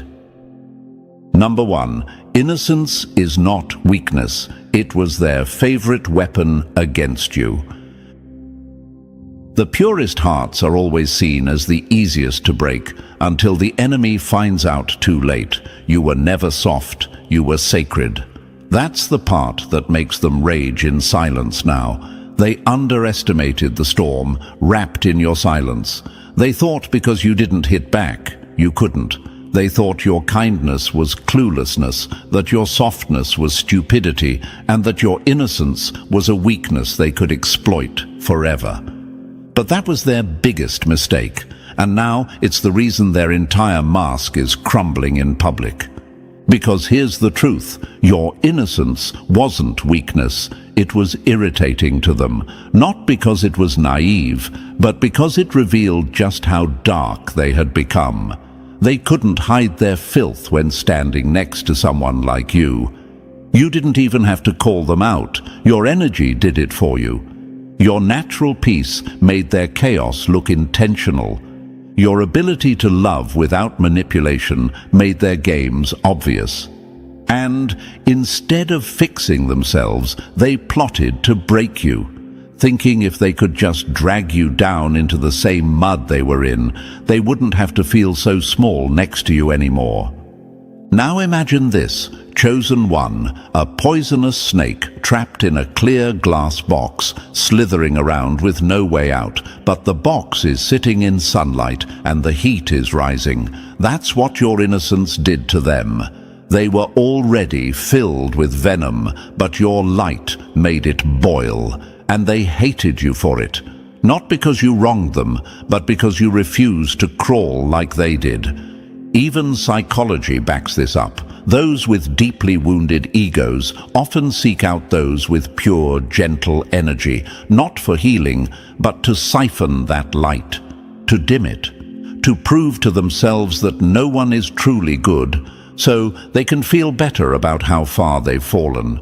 That's why you were targeted, not because you were weak, but because your very existence challenged everything they told themselves to justify their corruption. And when they saw you winning without cheating, smiling without scheming, and loving without controlling, They couldn't stand it.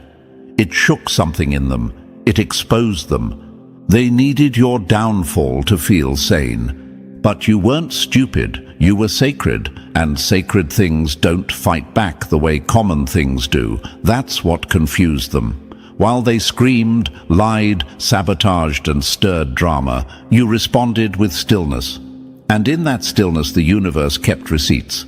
They thought your silence meant submission. But what they didn't know is that silence is the sound the universe makes when it's writing karma in ink.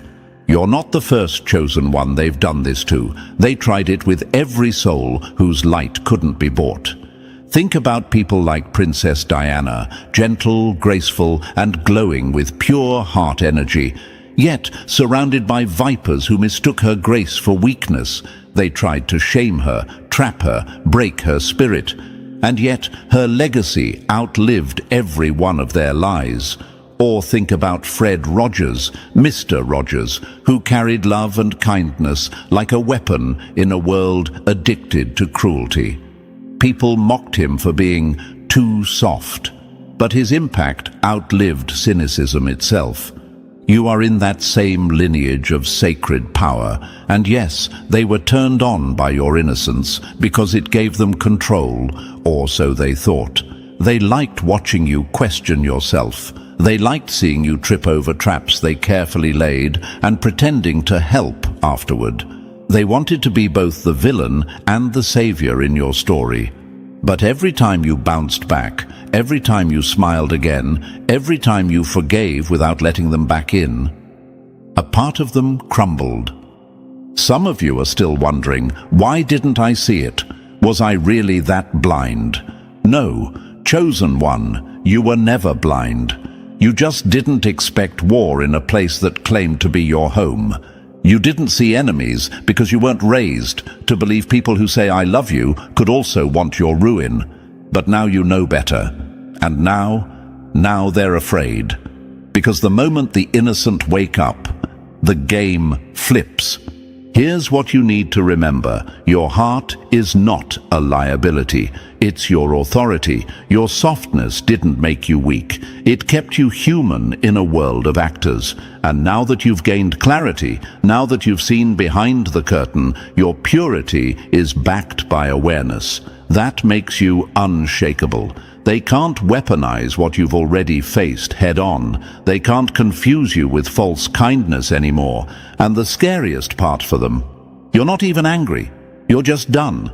And when a chosen one gets done, really done, the universe starts executing justice faster than anyone can hide from. They never thought you'd get this far. They thought they could drain you until you'd lose your spark, doubt your worth, and silence your own voice. But they forgot. The universe always protects those who walk in truth. You weren't weak.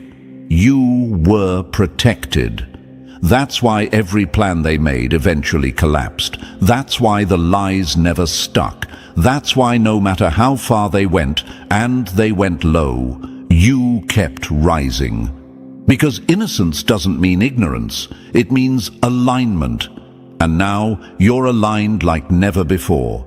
Let them be angry. Let them be obsessed. Let them talk. They lost access to your energy the moment they mistook your kindness for a weakness to exploit. What they thought was their biggest advantage turned out to be the very thing that exposed them. And now the world is seeing them for what they are, manipulators, users, and emotional parasites who fed off a chosen one too bright to belong in their dark little world. So don't dim your light to make them comfortable. Shine harder, walk louder, speak truth that shakes rooms. Because your innocence wasn't a flaw, it was the alarm that woke you up. And now it's the fire that's going to light your next level. They thought you were a victim. Turns out you were the mirror.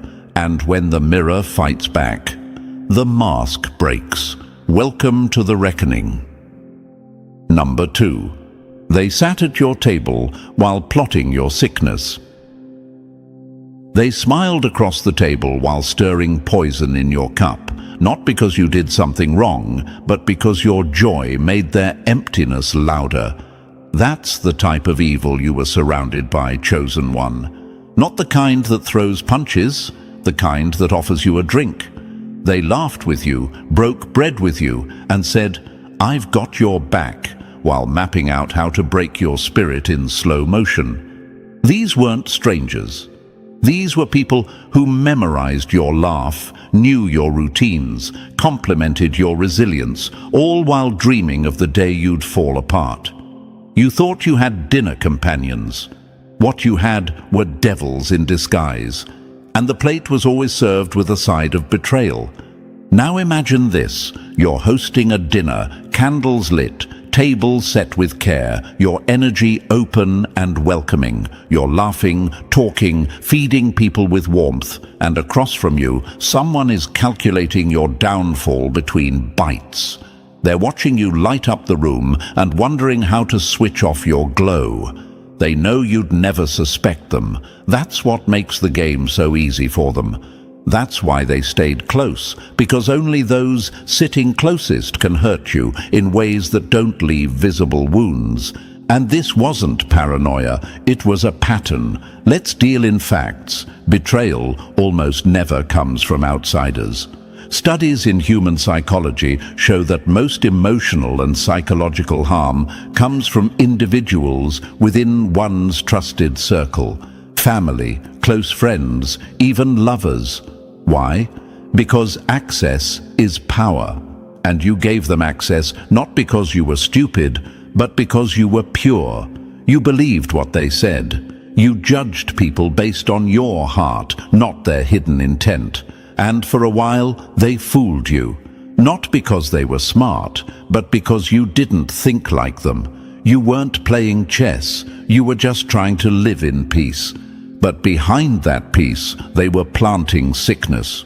You think it's random that you suddenly fell ill before an important opportunity, that the day you finally got invited somewhere meaningful, you were curled over with pain you couldn't explain. Think again. You think it's coincidence that every time you tried to build something new, someone conveniently said or did something that killed your momentum. These weren't accidents. This was orchestration. They were playing with your life like it was a board game, only the prize wasn't money or fame. The prize was your confusion, your isolation, your collapse.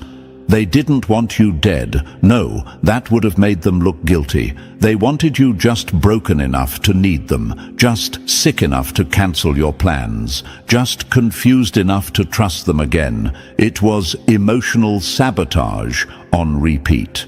And the worst part, they got off on it. There's a twisted kind of thrill certain people feel when they can manipulate someone who still trusts them.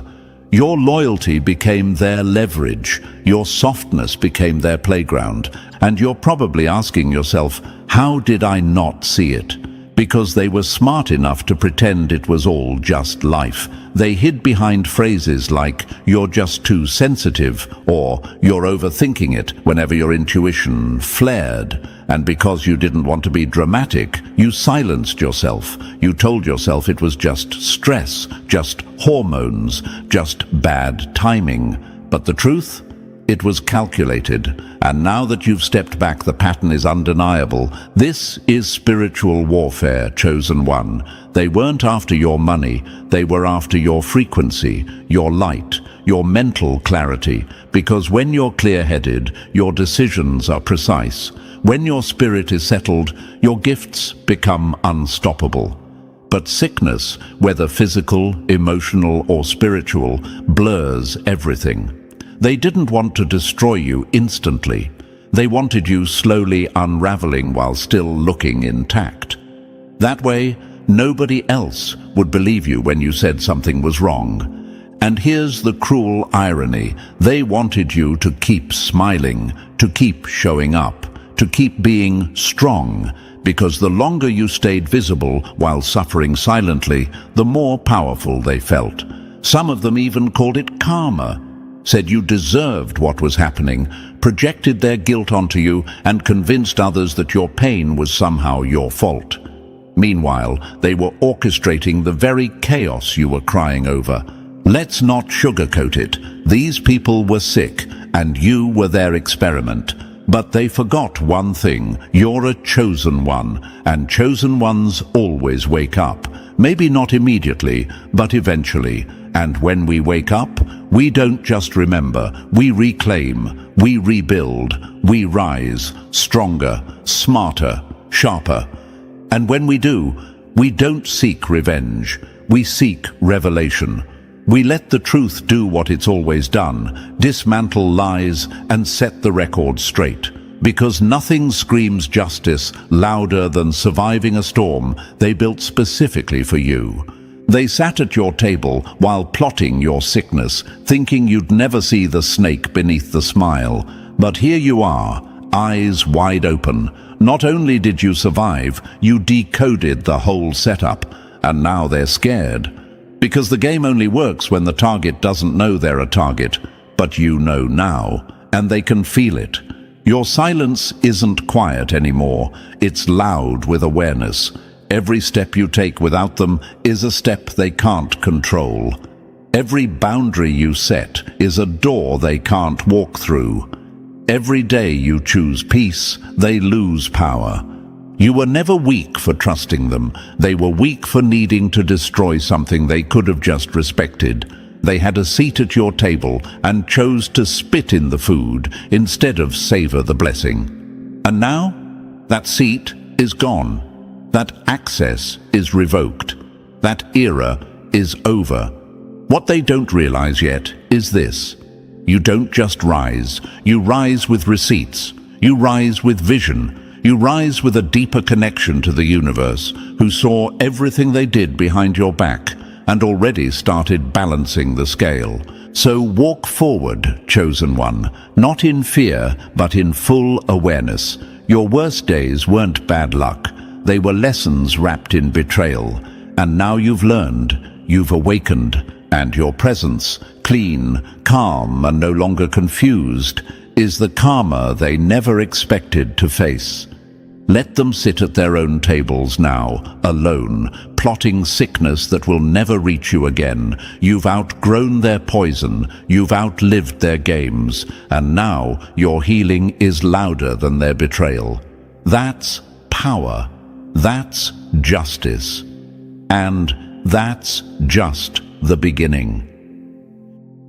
Number 3, they put crime scene tape around your peace. They didn't just want to ruin your peace, they wanted to fence it in, mark it as theirs, and stand guard like they built it. That's how shameless they are, chosen one. The same people who never lifted a finger to help you heal had the audacity to show up after you created a safe space, just to poison it with their drama, their judgment, their presence.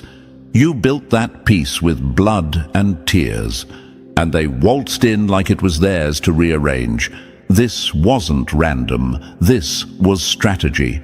They saw that you were finally finding balance, finally getting quiet enough to hear your own intuition again, finally forming boundaries, and that terrified them. Because your healing meant their control was slipping. So what did they do? They did what cowards always do. They marked your joy like a crime scene.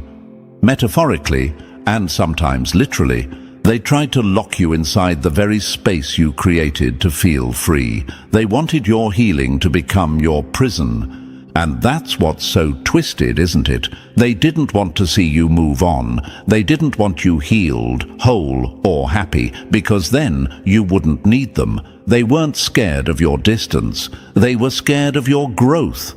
Because every inch you rise is another reminder of what they failed to become. And you've probably asked yourself, why didn't they just leave me alone? Why follow me into the places I made sacred? Because parasites don't feed on walls, they feed on energy. And your peace was glowing, your joy was blinding. Even when you were low, the fact that you were rebuilding threatened them. They couldn't stand watching you evolve, so they tried to sabotage your safe zones, friendships, creative projects, even your home. Anything that gave you light, they tried to dim. But here's what they forgot: that peace was never theirs to touch, and the universe saw everything. It saw how they tried to limit your expansion, how they mocked your solitude, how they turned your calm into chaos just to keep you from leveling up. But now, that quarantine they tried to tape around your joy, it's breaking. The universe is tearing down their barricades, and your peace is spreading past every line they ever drew. So don't let them back in. Don't negotiate your sanctuary. You owe no one access to the space that saved you. Let them stay mad. Let them choke on the silence they used to weaponize. Because you're not locked in anymore. They ate, matched be, date, d, and shay, and shah. And now, the universe is setting you free on a level they can't even follow. Number 4, they don't want you to feel safe with anyone. They didn't just want to break your heart, they wanted to break your trust in everyone so you'd never feel safe again. That was always the real plan. These people weren't just jealous, they were strategic. They weren't content with watching you fall out with them. They needed to make sure you never trusted anyone else either. Because if you healed, if you found safety, community, or love again, you'd become unstoppable. And that terrified them more than anything. Think about it, chosen one. How is it that every time you started building a new connection, something went wrong? A sudden fight, a weird misunderstanding, an unexpected shift in energy. That wasn't just bad chemistry. That was manipulation, sabotage. In many cases, it was their words in someone else's ears. They planted seeds of doubt, rumors, twisted truths. They stalked your comfort and tore it away just before it bloomed. Because the moment you started trusting again, you were no longer theirs to control. And let's be clear, this wasn't about love or even friendship. This was territorial warfare. Like wolves marking what isn't even theirs, they tried to claim ownership over your healing. They wanted to be the only ones you leaned on, so they could twist your reality every time you started standing up straighter. They wanted to keep you isolated, so their influence stayed unchallenged.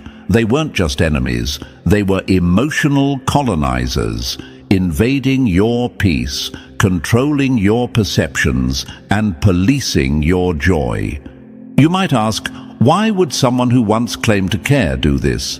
Because you were becoming too powerful. Because peace is dangerous to people who thrive in chaos. When you're at peace, you stop needing validation. You start seeing clearly, and people who can't control you despise when you can think for yourself. That's why they targeted your trust. Because if they couldn't destroy you directly, they'd make sure you didn't trust the hands that came to lift you. But what they didn't count on was the universe standing guard. They didn't know that every betrayal was actually training. Every heartbreak was recalibration. And now, you don't just see people for who they are. You feel it. You don't question your gut anymore. You trust it. And the universe confirms what your soul whispers. So let them keep watching. Let them stay pressed, because the very connections they tried to sabotage are now being restored. But without them in the picture, you're finally safe again, not because the world changed, but because you changed. You see the traps now, and they'll never isolate you again. Number 5, they come in packs, fake friends working together. Some of your enemies aren't individuals, they're a pack of cowards in alliance, bonding over the downfall of someone they couldn't become. Chosen one, the attacks weren't random, the betrayals weren't isolated. You were never just dealing with one snake, you were in a pit. And the scariest part, half of them were smiling in your face while comparing notes behind your back like it was a group project. Family, friends, lovers, co-workers, people from different corners of your life, somehow moving in sync, because destruction becomes a sport when the target is chosen. They came in packs for one reason: they couldn't take you down alone. Your energy was too strong, your light was too pure, so they needed help. And what better way to destroy someone than through a network of familiar faces? That's why you kept getting betrayed by different people with the same patterns. It wasn't coincidence. It was a system, a spiritual smear campaign. And every betrayal you endured wasn't isolated pain. It was organized chaos. Think about it. How is it that two people who don't even talk somehow end up knowing your business? How is it that someone you barely told anything to magically knew the one detail that could hurt you the most? That's not just gossip. That's coordination. That's intentional. These aren't just fake friends. They're collaborators in your collapse. They sit in private conversations, dissecting your life like they've earned the right to comment. Because to them, your glow is offensive. Your healing is inconvenient. Your boundaries are a threat. And maybe you've asked yourself, why me? Why do I attract these kinds of people? Because you're rare, because you're the real thing, because light exposes darkness even when it doesn't mean to. You never had to call them out. Your presence did. You made them uncomfortable just by existing. And so they teamed up. They turned their jealousy into a mission and their weakness into a clique. Misery moves in packs, and so does spiritual envy. But here's the twist. The universe let it happen for a reason. It exposed them together so you'd know who never deserved your loyalty in the first place.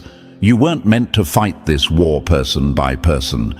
You were meant to see the network and cut it off completely. That's the elevation. That's the protection. That's the clarity only a chosen one can handle. So let them keep whispering, let them keep gathering in groups to discuss the one person they couldn't break, you. Because while they were forming a circle to destroy you, the universe was building a force field around your purpose. And now that you're aware, every alliance against you is crumbling from the inside out. Number 6. They want you back in the trap because you escaped. They don't miss you, they miss the access, the control, the power, the old version of you that still apologized for bleeding after being stabbed. That's the version they're calling back. Not the healed you, not the awakened you. They're desperate to rewind time, to drag you back into the same trap you clawed your way out of. But here's the thing, chosen one. You didn't escape by accident. You were delivered by design. The universe pulled you out of that pit, not to go back, but to never return. Now that you're finally breathing clean air, they're whispering things like, "You've changed," or "You're isolating yourself." But let's be real, what they're really saying is, "We can't manipulate you like we used to." Your silence unnerves them. Your distance is a threat. Because for the first time, they can't study your emotions up close and play with your vulnerability like it's a game board. And that's why they're trying to bait you. Invitations, fake apologies, sudden kindness, all just rebranded traps. See, they've rebranded your healing season as exile because they don't want to admit you chose peace over performance. They want you to believe you're lonely when you're actually being preserved. They want you to think you've been cast out when you were really called out by the universe to recover, to rebuild, and to remember who the hell you are. You weren't hiding, you were healing, and now that you're stronger, they want back in.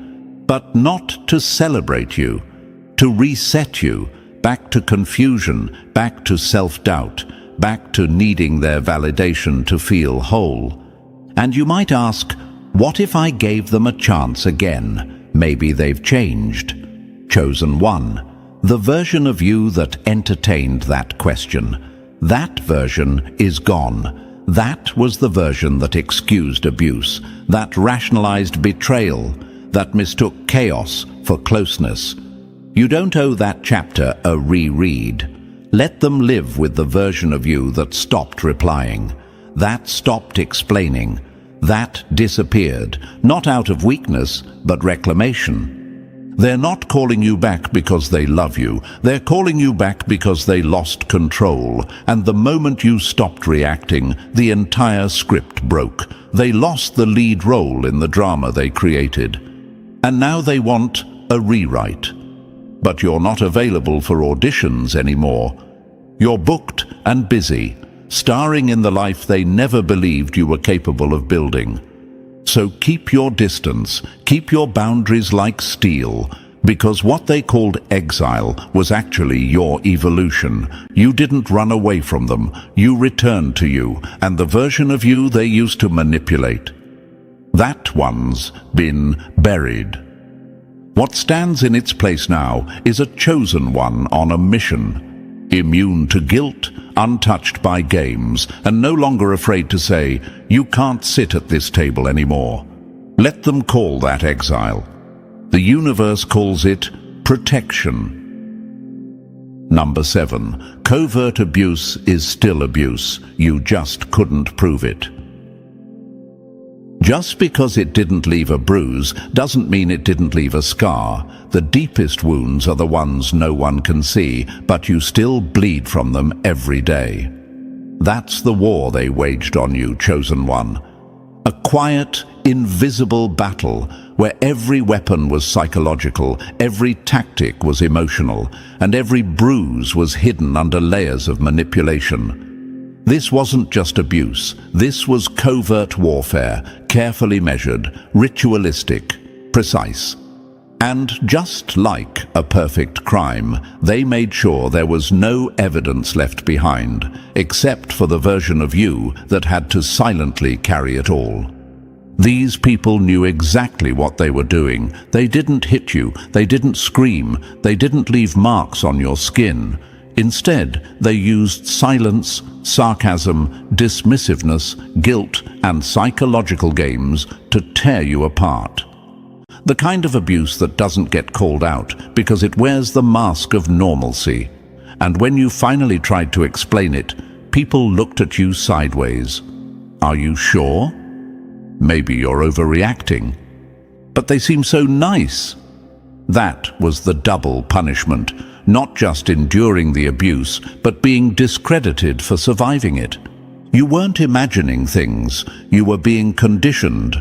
Covert abusers are master architects of confusion. They use gaslighting to twist your memory. They use fake concern to bury control. They make you feel like every breakdown you have is your own fault, when really they were the ones building the cage and locking you in from the inside. And here's the truth. It worked. For a while, you began to question your own judgment. You hesitated to speak up. You tolerated behaviors that your soul screamed against. Why? Because they trained you to believe your pain wasn't valid unless it could be seen. But the universe saw it, all of it, every silent breakdown, every forced smile, every time you walked away from a conversation feeling smaller, colder, more confused. The universe recorded it. That's why your healing is so powerful now. Because you're not just healing from arguments, you're healing from invisible sabotage, from energy attacks, from manipulation dressed up as love. And that kind of healing isn't weak. It's warrior level. You've probably wondered, why did nobody notice? Why didn't anyone step in? Because abusers like this operate in shadows. They perform in public. They charm. They smile. They show up as the caring one, the devoted one, the one who just wants what's best for you. But behind closed doors, they drain, they gaslight, they strip you bare. And because your pain didn't come with police reports or bruised limbs, you were expected to stay silent. But not anymore. This is your confirmation, chosen one. You weren't crazy, you were targeted, and now that you know the game, you've already won half the battle. You see the signs before they start. You trust your discomfort. You no longer tolerate what you used to normalize. That's growth, that's protection, that's power. And those people, they're panicking now, because covert abusers rely on one thing: your silence. But you're not silent anymore. You've found your voice. And every time you speak truth, even if it's just to yourself, it sends shockwaves through the lies they built. Let them deal with that collapse. Let the universe continue exposing them, because what they thought was a hidden crime is now public spiritual evidence. You survived an invisible battlefield, and you did it without losing your soul. That makes you powerful beyond words. So walk boldly now, chosen one. The scars may be invisible, but the strength they forged in you, that's something the enemy can never hide again. Number 8. Your innocence made you a threat in a family of snakes. You weren't the black sheep. You were the golden one in a room full of snakes, hissing about why they couldn't be you. That's the truth they've been running from, chosen one. You were born into a house that didn't understand peace, loyalty, or unconditional love. Only politics, positioning, and pretense. Where love was currency, truth was a threat, and betrayal was tradition. And right from the start, you didn't fit the design. You weren't built for games. You weren't wired for deceit. You came into a family fluent in manipulation, and you, with your soft heart and pure intentions, refused to learn their tongue. That's why they feared you. That's why they attacked you. They saw your innocence not as beauty, but as danger, because in their world, honesty exposes rot, calmness highlights chaos. Your very presence made them uneasy. You walked in rooms they owned, yet somehow your spirit led. You didn't need their approval, you didn't need their validation, and that independence, that quiet refusal to participate in dysfunction, made you public enemy number one in your own bloodline. Now imagine this for a moment, chosen one, a nest of snakes, slithering and hissing, always ready to strike, but suddenly one among them begins to shed not just skin, but bloodline energy. That's you. You came here to end cycles they were addicted to, the jealousy, the gossip, the silent competitions. But they didn't see healing when they looked at you. They saw exposure, and when people build their identity around dysfunction, anyone who challenges that structure becomes a villain. You've probably asked yourself, why do they hate me when I've done nothing but try to love them? Because your love unmasks them. Your kindness doesn't comfort, it convicts. It reminds them of everything they've buried. You shine light into places they wanted to keep dark. And snakes can't stand the sun. So they started whisper campaigns. They labeled you too sensitive, too distant, ungrateful. They turned your boundaries into accusations, all so they could justify the envy they were drowning in. But here's what they never expected. You'd survive outside the nest. They thought cutting you off would crush you. They thought isolating you would silence you. But isolation was your initiation. It was the universe's way of pulling you away from venom so your wings could grow. You didn't lose your family, you lost your predators. That's the shift they'll never comprehend. And now those same people are watching in disbelief, because everything they said you'd fail at, you're thriving in. Every curse they whispered behind your back turned into motivation. Every betrayal became a stepping stone. The universe flipped the script, and now their own energy is choking them. The same mouths that spat poison about you are now tasting bitterness for real. They thought they could out-scheme you, but they forgot something critical. Innocence carries divine backing. The universe guards those who walk in truth. You might have been naive once, but now you're wise and still pure at heart. That combination, it's lethal to dark systems. So don't regret being different, chosen one. You were never meant to blend in with them. You were meant to expose them by existing. They called you weak for not joining their wars, but peace is the ultimate rebellion in a world addicted to control. You broke generational habits they worshipped.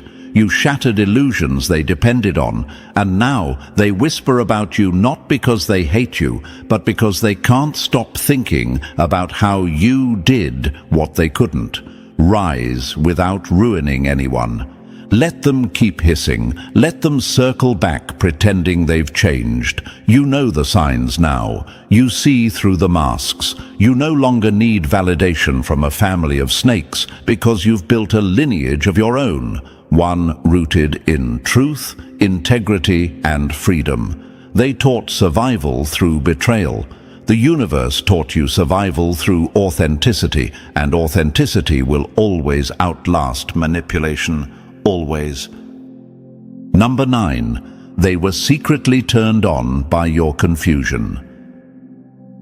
They weren't trying to love you, they were trying to watch you unravel, because your confusion gave them a high that truth never could. That's how dark it really was, chosen one. This wasn't just jealousy, it wasn't even just sabotage. This was obsession. Sick, twisted, ritualistic obsession with watching you doubt yourself. The more lost you looked, the more satisfied they felt. Because in their broken minds, your clarity was a threat. But your confusion, that was something they could control. They didn't just tolerate your suffering, they needed it. They needed you to keep second-guessing everything. They needed you anxious, unsure, apologizing for things you never did wrong, because your light was too pure to attack directly.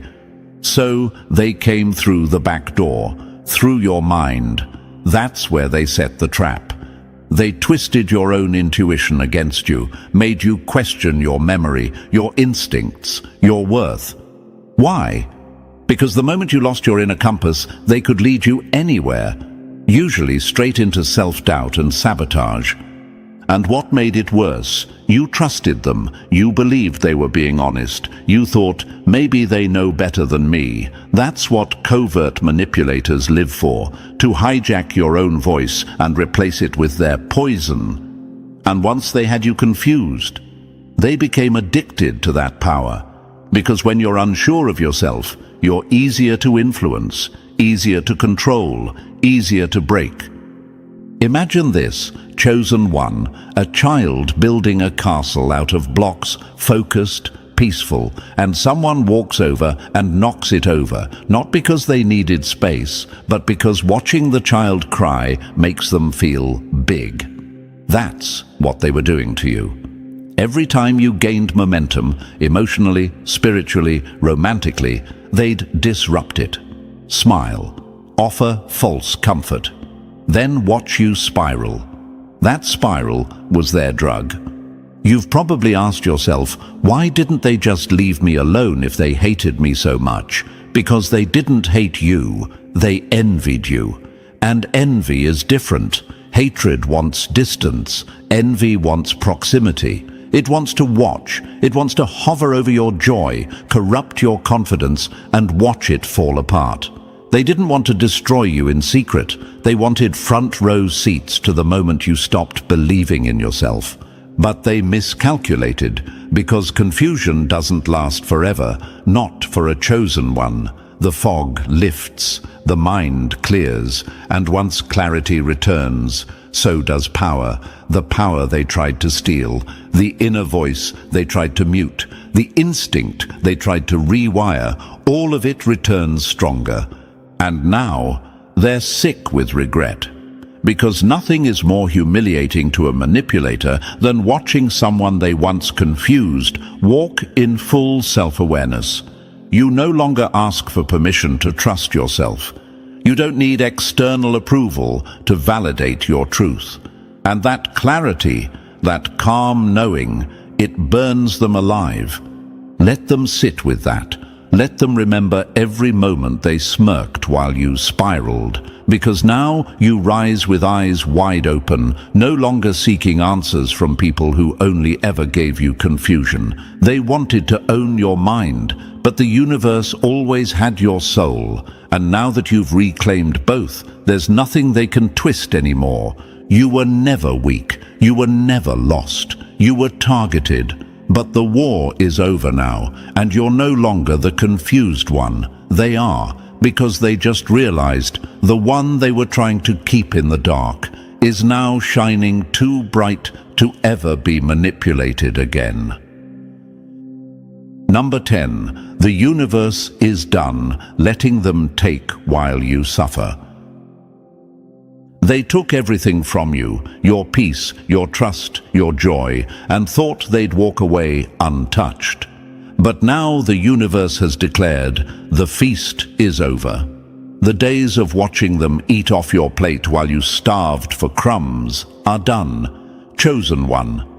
No more suffering in silence while they dance in stolen blessings. No more crying in the shadows while they mock your pain in the light.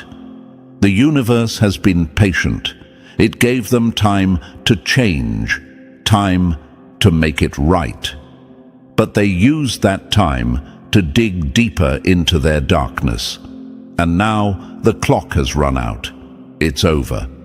You were never meant to carry the weight of other people's karma. You were meant to rise. But for so long, your blessings came with hidden costs. Love that hurt, success that backfired, joy that disappeared the moment you held it. Why? Because they were pulling strings behind the scenes, whispering curses, sending bad energy, doing everything they could to keep your wins contaminated. You weren't just unlucky. You were under siege. But even then, the universe held back. It watched. It waited. It gave them a chance to stop. And they didn't.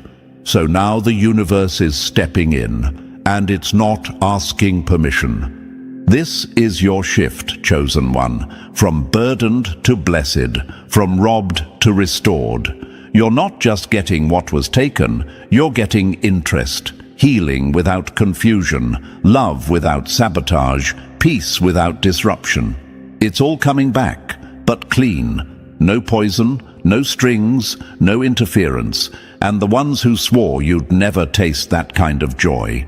They'll watch it overflow in your life while theirs dries up. You've probably wondered, why did I have to suffer so long? Why did they get away with it? They didn't. Every tear you cried became a receipt. Every silent betrayal was written in the book of divine balance. They didn't escape justice. They delayed it. But the delay is over. The pain you endured in private is now becoming the power you'll walk in publicly. And the best part? You won't need revenge. Your joy will be the revenge. Let them choke on the silence they tried to bury you in. Let them sit in the reality they built, now that you're no longer holding the weight. You were the power source they depended on, and now you've been unplugged from their madness. The cycle is broken, the curse reversed, the suffering turned to strength, and they can't stop it, undo it, or fake their way back into it. The universe is done letting them take while you suffer. From this moment forward, your table is sacred, your blessings are protected, and your life, finally, is yours. And that brings us full circle, chosen one. The truth is no longer hiding, and neither are you. The same ones who fed off your silence, mocked your kindness, and turned your innocence into a target are now watching in confusion. Because you didn't just survive, you shifted. You became the version of you they swore would never exist, free, clear, and fully awakened. The universe is no longer allowing them to take what you've earned. Now it's your season, uninterrupted and protected. If this message hit your soul, don't forget to like, subscribe, and drop the number 77 in the comments to seal this awakening. And share this message forward. Someone else needs to know they're not crazy. They're chosen. They didn't expect silence to be your final form. They expected you to crack, but instead you crystallized. Now imagine this for a moment, chosen one. You're standing in the middle of chaos. The noise is loud, accusations flying, eyes judging, energy baiting you to break character. But you don't flinch, you don't defend, you don't even blink. Instead, you stand there like winter wind, calm, cutting, and undeniable. And that silence, that's the most unsettling thing you've ever done, because people don't know how to handle peace when it comes from someone they tried to destroy. Here's a brutal fact that'll leave your enemies gagging. Emotional detachment isn't coldness, it's emotional maturity. And when a chosen one like you finally masters the art of not reacting, the world assumes you're heartless. But what they're really witnessing is someone who has been through hell and refused to set foot there ever again. And thank you, chosen one. If you're still reading, that tells me you feel this in your bones. Don't forget to pay this message back by simply pressing the like and subscribe, not just for you, but for the others walking this same path. Help spread this light. It's our shared responsibility. You are part of a mission, a frequency, a quiet rebellion, and you're not alone. Thank you for being part of this force. Now let's get back to why the whole damn town can't stop whispering your name. You see, when you were still reacting, defending, explaining, they had power. When you'd raise your voice, cry, argue, or try to be understood, they were entertained. They could still poke at your wounds. But now, you respond like stone. And it's not because you're bitter, it's because you're better. The version of you that once cared about public opinion has packed its bags and left. And the version standing in its place today is clean-cut, unbothered, strategic, cool. You've become what I call emotionally bulletproof. People keep pulling triggers, but nothing hits. They don't understand how you remain composed while everything around you looks like a test. And that confusion, that's why you've become the talk of the town. You were once the topic of gossip for your flaws. Now you're the headline for your evolution. Let me break something down for you. Society is addicted to emotional chaos. It feeds off drama, reactions, and vulnerability. When you rise above that, when you stop chasing validation and stop explaining your soul to the unqualified, you become threatening. Not because you're aggressive, but because you're untouchable. It's the same reason people gossip about celebrities they've never met.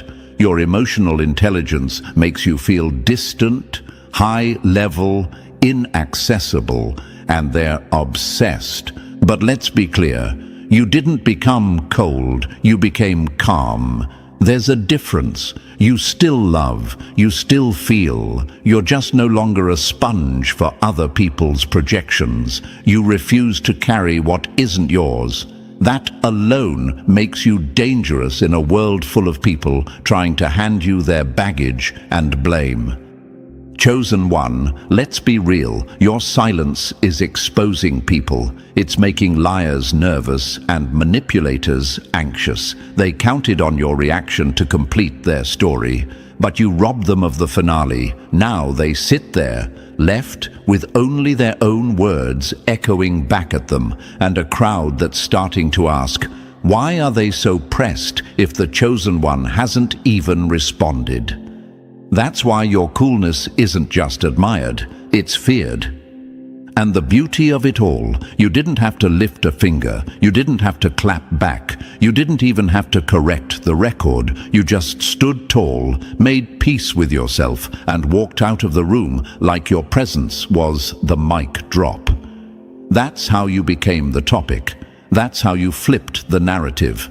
Not through performance, but through pure, controlled power. Now they stare, now they ask, now they analyze every word you don't say and every move you don't make. They whisper, "How are they so cool?" as if your peace was something you bought, not something you bled for, because they don't know the hours you cried behind closed doors. They don't see the inner war you fought to get here. They didn't sit beside you while you trained your nervous system to stay calm in chaos. And now that you're here, poised, grounded, detached, they're uncomfortable. And that's not your problem. That's their punishment. Let them talk. Let them wonder. Let them choke on their confusion while you sip your peace like tea. You're not pretending to be cool, you are. Because real coolness doesn't come from trends, money, or a fake image. It comes from internal security. It comes from knowing who you are, refusing to be baited, and choosing your own damn peace over their chaos every single time. So yes, chosen one, you are the talk of the town. But what they don't know is that you're not even listening. You're too focused on your future. You're too in love with your peace. And that is what makes you unstoppable. And listen closely, chosen one, because this was just the surface, just the echo of what's really going on. The whispers are getting louder and the eyes are multiplying. But what's coming next will explain why your peace feels like a revolution to them. So if you're ready to step behind the scenes of your own legend, keep walking with me. Drop the number 777 in the comments to confirm you're the one they're watching. The one who became cooler than conflict, colder than control, and calmer than their chaos. And if you feel this message feeding your strength, fuel the mission by tapping that super thanks or hitting that like and subscribe. This movement isn't just about one voice, it's about all of us who chose to be calm while the world chose to panic. We're building something unshakable here. Your support pushes this frequency further into the lives that need it most. You're not just a listener, you're a lighthouse. You shine and others follow. And now, let's get into it step by step, because if you're truly who I think you are, this message won't let you go until it's finished. Let's begin. Number 1. Cool under pressure, a whole new you. They thought you'd explode. Instead, you evolved. Now your silence embarrasses their volume. They wanted a scene, they wanted a reaction, they wanted you flustered, raising your voice, stumbling over words, reaching for validation, maybe even begging for clarity. But what they got instead was a version of you they didn't recognize. Composed, unreadable, unshaken. The same ones who used to push your buttons are now pressing them in desperation, only to realize you've removed the wiring. You're no longer wired to react. You're wired to rise. Let's get something clear right now. You didn't become cool overnight. That kind of stillness isn't gifted. It's earned. You bled for this composure. You drowned in storms they never saw, rebuilt yourself in silence, and rose from emotional wreckage with nothing but self-respect and clarity. That's why you don't flinch anymore. You've seen worse in private than they could ever throw at you in public. And now they don't know how to handle you. They can't believe that the same person who used to break down is now bulletproof. They accuse you of being fake, cold, or heartless. But that's just code for you're no longer accessible to my manipulation. And that's the truth they can't say out loud. You've outgrown the leash they tried to keep you on. They used to pull you into fights with a look, a word, a rumor. Now, you just blink and walk away like they're invisible. That's not arrogance. That's evolution. And here's a brutal truth that needs to be said. Your calm exposes their chaos. Your silence is a mirror, and they hate what they see. They can't stand the fact that you're not participating in the drama they designed for you. It's like watching someone light a fire and scream at the match for not catching. You used to dance in those flames, trying to prove you were good, reasonable, kind. But now you let the fire burn itself out. You don't entertain the circus anymore because you finally realized you're not the clown. Chosen one, do you know why your calm has become the topic of every room you walk into? Because it's not normal. Most people spend their lives addicted to attention, stuck in reaction loops, needing to be seen, heard, or validated at every turn. But you've flipped the script. You don't need them. You don't even want them. You're at peace. And in a world trained to thrive on chaos, peace is radical. Peace is revolutionary. Peace is the scariest weapon you could ever hold in your hand. Now some of you might be wondering, is it wrong to be this detached? Am I becoming too distant, too uncaring? No, not at all. You're not uncaring. You're strategic. You're focused. You finally understand that not every battle deserves your sword. In fact, your stillness is your sword now. It's cutting through noise without ever needing to swing. Look at the greats. Barack Obama was ridiculed for being too calm under pressure. Serena Williams was called too composed in matches where others would break down. Muhammad Ali danced around taunts because he knew that energy was a distraction. And Beyoncé, she once said, "Don't feed the drama. Let them starve." That's not just wisdom, that's war strategy. That's what the chosen ones understand. The real flex isn't fighting back. The real flex is making them wonder why their punches don't land anymore. This is what you've become. You're no longer trying to win arguments. You let people walk around with their misunderstandings like it's a fashion statement. You don't chase clarification. You don't explain yourself to anyone who's already committed to misunderstanding you. That's a level of power that's beyond emotional. That's spiritual authority. That's what's making people uncomfortable in your presence. Not your words, not your actions, your energy. The way you sit still while others spiral. They whisper about you because they can't get a reaction. They poke at you because they miss the control. They test you because they still think it's an act. But every time you remain still, every time you choose silence over pettiness, you're making them face their own instability. And that's a war they can't win. Do you know what your silence says now? It says, "I see everything and I owe you nothing." It says, "I used to bleed trying to make people understand me. Now I just watch them drown in their own confusion." And most of all it says, "You no longer live in my emotional budget. You've been cut off." That's why you're the talk of the town. That's why people keep asking, "How are you so cool?" Because they can't imagine not reacting the way they do. They're still trapped in their triggers. You've escaped the loop. That makes you look mythical, legendary, chosen. Let them talk. Let them spiral. Let them keep tapping on glass they'll never be allowed behind again. You didn't freeze up. You leveled up. And now your composure is a storm in their mind. A constant reminder that not only did you survive everything they threw at you, you came out quieter, wiser, and infinitely more dangerous. And to every enemy watching, be honest. Isn't it infuriating how they stopped explaining themselves to you? How they don't shake anymore when you raise your voice? How they smile when you try to provoke them? It must feel like throwing punches into fog. You wanted them to break, but they became the blueprint. That's the part you can't swallow.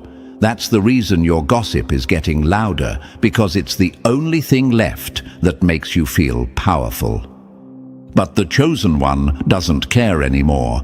They don't respond, they don't explain, they don't tremble. They rise and let the silence do the talking. Number 2, emotional mastery is the new flex. They wanted you to react. Instead, you recalculated. And now you run circles around their chaos with a poker face they can't decode. Let's call it what it is, psychological warfare. And you, chosen one, have become the kind of opponent most people were never trained to handle. You're not out here playing emotional chess anymore. You are the board. You've elevated from reacting to everything to responding to nothing that drains your peace. That's power. That's control. That's mastery. They used to read your face like a script. They knew what bothered you, what triggered you, what would send you spiraling. They used to feed off that.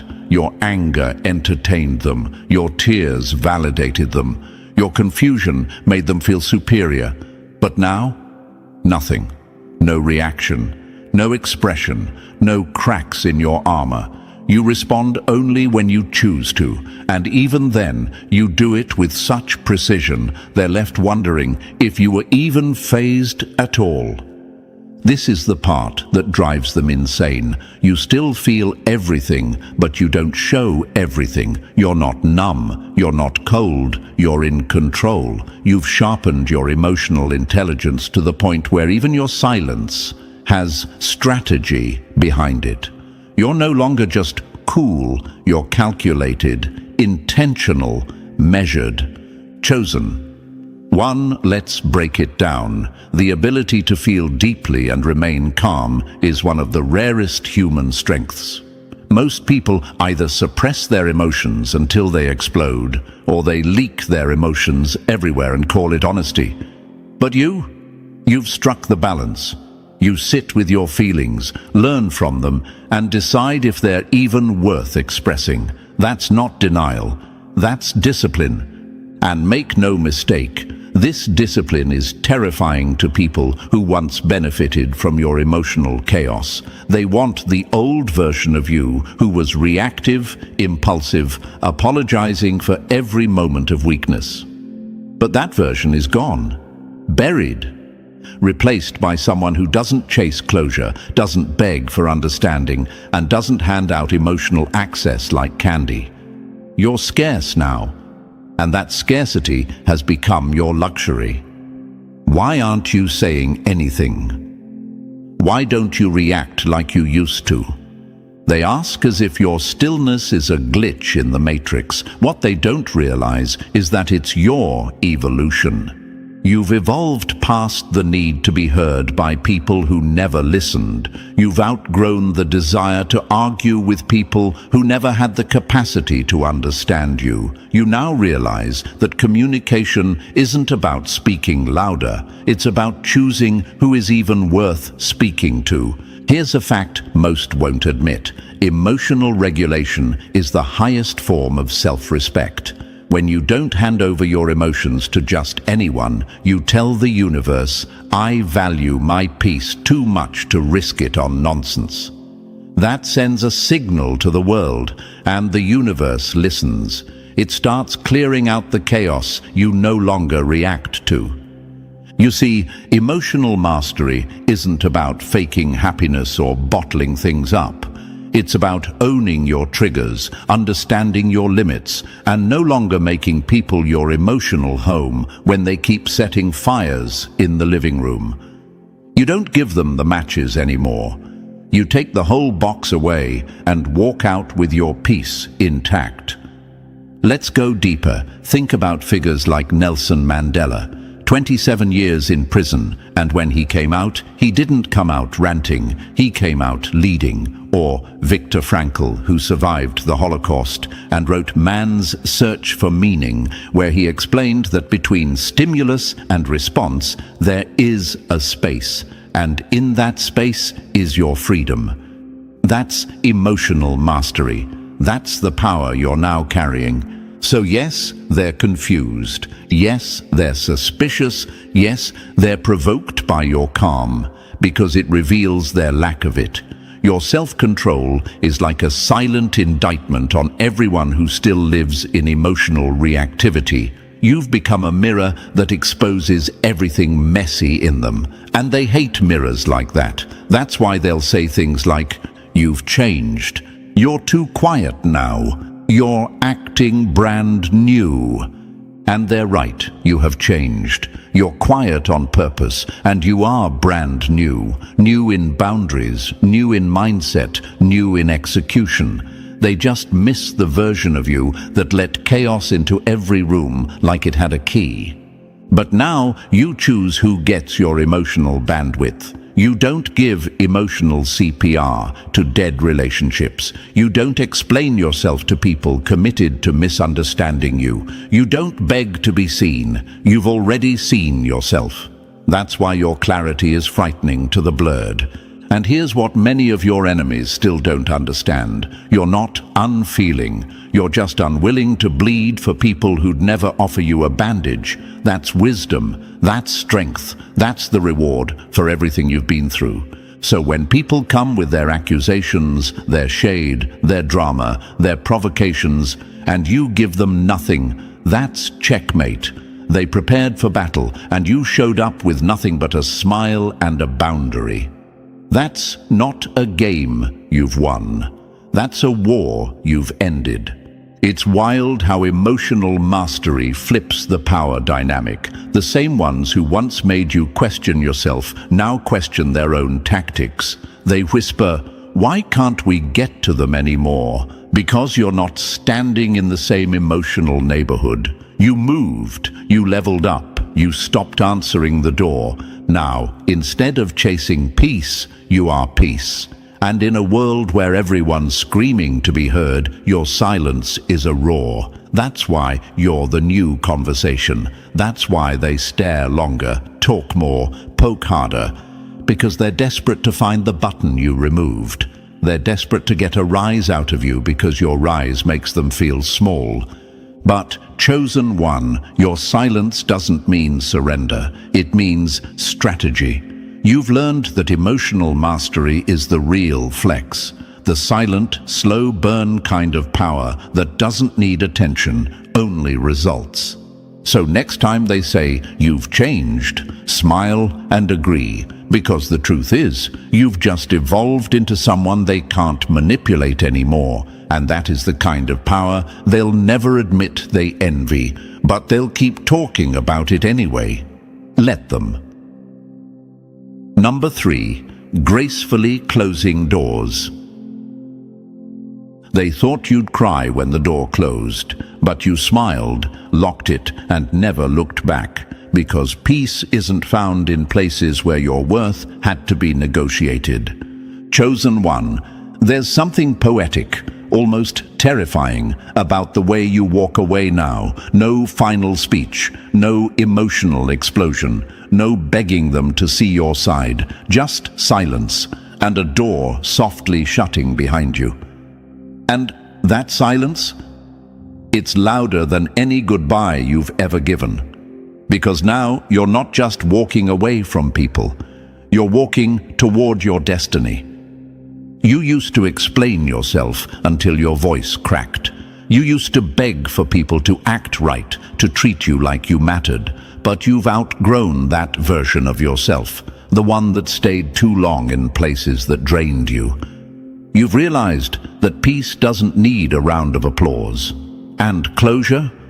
That's something you now give yourself. They don't understand it, and that's what haunts them. Why didn't they scream at me? Why didn't they fight? Because you're done fighting for crumbs. You're done performing emotional gymnastics just to be tolerated. The people who once relied on your loyalty now feel the sharp edge of your absence, and that absence speaks volumes. You see, you don't slam doors anymore because you're not trying to prove a point. You're proving it by leaving, gracefully, quietly, with your dignity wrapped around your shoulders like armor. They don't deserve your rage. They don't deserve your words. They had access to your soul, and they fumbled it. So now, the universe is clearing the path ahead, blessing every step you take away from what no longer serves you. And chosen one, if you're wondering, was I wrong for walking away this quietly? No, you weren't. You were right for choosing your peace over their pattern. You were wise for valuing your energy like treasure. You don't owe closure to people who kept the door open just enough to use you. You owe closure to yourself, and you just gave it by walking away like a storm they never saw coming. Let them wonder, let them regret. You've got better places to be. The universe already opened new doors the moment you closed that old one. Number 4. You know too much to react now. They can't trap you if you already mapped the maze, and now that you see the game, your silence has become your deadliest move. Chosen one, when you were unaware, they had leverage. They could push your buttons and watch you dance. But now you've become dangerous, not because you've grown louder, but because you've grown wise. You see through every emotional setup before it's even finished loading. The tone in their voice, the sudden kindness, the staged conflict. You don't bite anymore because your spirit recognizes the trap before your mind even has to translate it. They hate that. They hate that. Because when they can't control your emotions, they can't control the narrative. And when the narrative breaks, their illusion collapses with it. They try rage-baiting you, poking your past wounds with fake concern or condescending tones, hoping you'll explode and look like the problem. But you don't. You just stare. And that stare, that unreadable, unshakable expression on your face, that's what's sending them into meltdown mode, because they need your reaction to complete their script, and you've shredded the pages. You've studied their patterns, you've decoded their tactics, you've seen this before, and now it's just boring, predictable. You're too self-aware to be triggered by recycled tricks. You've replaced your emotional triggers with internal alarms, and when those alarms go off, you don't shout, you exit, calmly, quietly, like someone who's already memorized the ending. They'll say you've changed, that you're distant, cold, paranoid, but you're not paranoid, you're informed. You're not cold, you're selective. You've seen too many people smile with hidden knives to fall for soft tones and fake apologies now. And if you've ever wondered, am I overthinking this? The answer is no, you're not overthinking. You're finally thinking clearly. You're reading between the lines. You're noticing who claps when you fall, who praises you when they need something, who disappears when you say no. That's not paranoia, that's discernment, that's survival. So now you sit in stillness. You don't explain, you observe. And the louder they try to trigger you, the more your silence exposes their desperation. Keep watching, chosen one. You're not in the trap. You're above the game now. Number 5, you let them talk, and they expose themselves. When you stopped defending yourself, their lies got louder, but so did their guilt. Every word they speak now builds the coffin of their own credibility. Chosen one, you've realized something powerful. You don't need to argue when truth is on your side. You used to jump in every time someone twisted your words, lied on your name, or tried to assassinate your character. You used to correct them, plead for understanding, or try to convince people to see who you really are. But not anymore. Now you just let them talk. And with every sentence, they unravel themselves. Because here's what they never expected. Silence reveals more than shouting ever could. They thought if you didn't clap back, it meant they won. But all it really did was spotlight how desperate they are to paint a false picture. One they need everyone to believe just to feel secure in their delusion. You've pulled back from the courtroom and now they're stuck arguing with shadows, telling their side of the story to anyone who'll listen. But the more they talk, the more obvious it becomes. You're not the problem. They are. People are starting to notice. Their stories keep shifting. Their tone reeks of bitterness. Their obsession with your name sounds more like confession than conversation. And you just keep living, keep glowing, keep choosing elevation over explanation. You know why this works, right? Because truth needs no defense. You don't have to chase rumors when your energy tells the real story. The universe has your back, chosen one. And when you walk in truth, lies collapse under their own weight. That's universal law. So when they lie, let them. When they gossip, let them. When they try to rewrite your story, let them. The people meant for you will feel your authenticity. And the people meant to leave, let them ride the lie straight out of your life. No rebuttal, no PR campaign, no retaliation, just pure quiet power. Because here's the secret, they're not exposing you. They're exposing themselves, and that's the part that burns. Number 6, master of the let them theory. Let them lie, let them laugh, let them doubt. The moment you stopped correcting clowns, you became the ringmaster of your own peace. Chosen one, there is a level of strength that's rarely taught, the kind where you let people think whatever they want, and you don't even flinch. You've entered that level. You've mastered the let them theory. Let them underestimate you.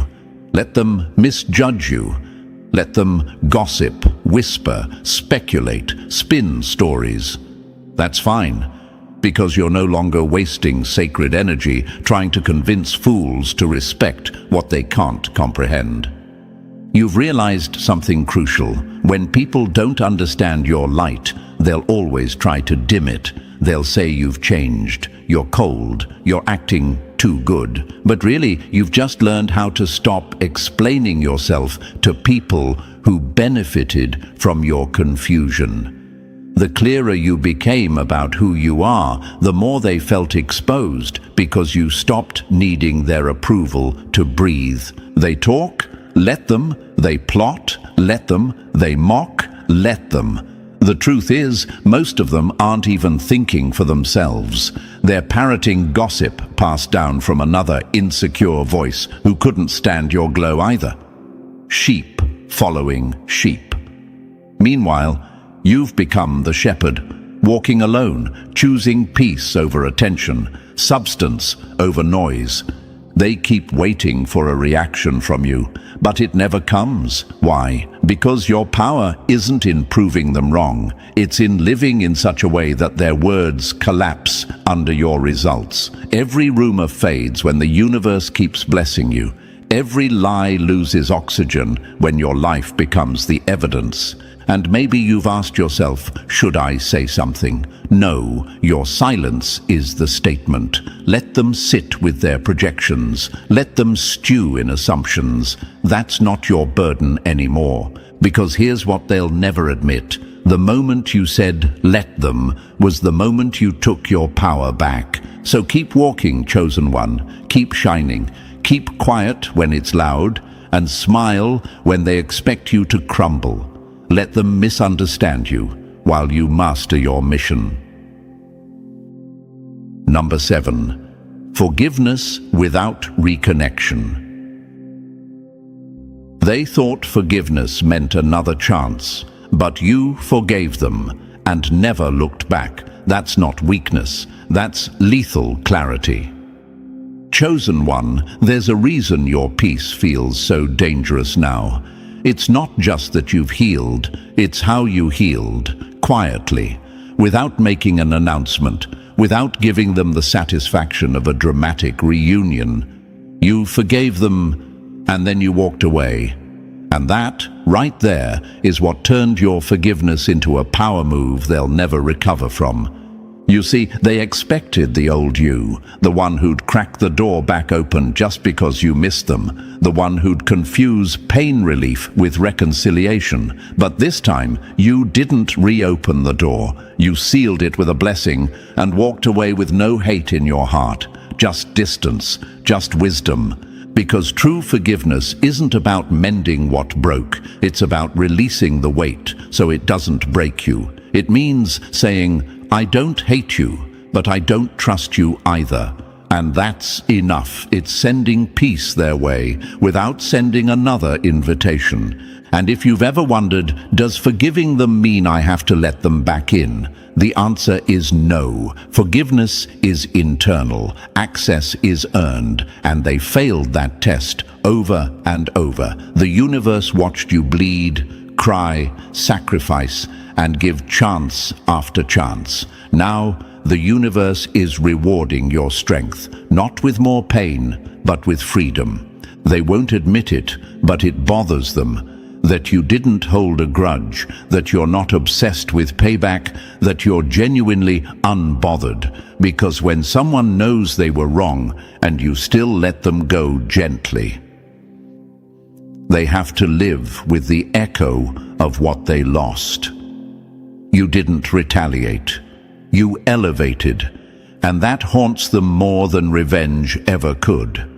This kind of emotional maturity, it's rare, it's powerful, and it's why you're untouchable now, because you didn't forgive them to fix the past. You forgave them to secure your future. No calls, no second chances, no drama, just closure, without contact. That's what makes you dangerous and divine. Number 8. History doesn't equal access. Just because we shared a past doesn't mean you're entitled to my present. Loyalty has an expiration date when respect runs out. Chosen one of the coldest and most powerful decisions you've made lately is this. You've stopped confusing history with worth. People think because they've known you for years, they get a lifelong pass to your energy. But you finally made it clear, access is not a reward for longevity. It's earned through alignment.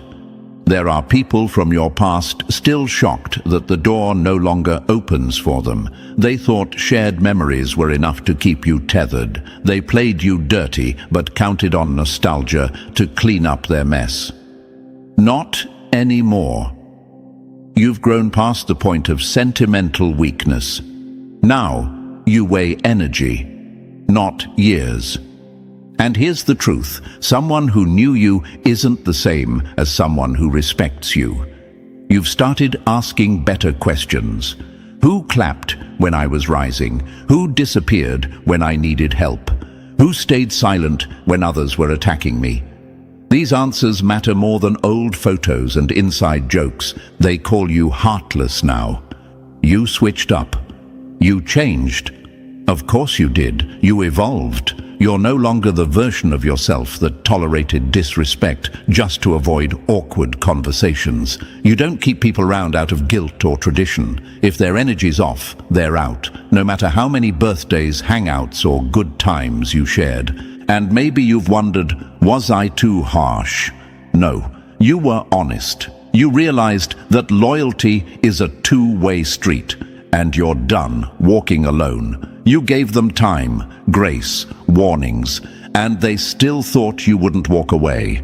So you did. Quietly, finally, for real this time. Now they're locked out, and the door isn't jammed. It's intentional because you've made peace with the truth. The past doesn't grant you access, and love without respect is just manipulation with a prettier name. Let them reminisce. Let them talk about the good old days. Meanwhile, you're building something better with people who value you in the now. You've honored the past, but you refuse to let it dictate your future. That's not cold. That's clarity. Number 9. free from the addiction of validation.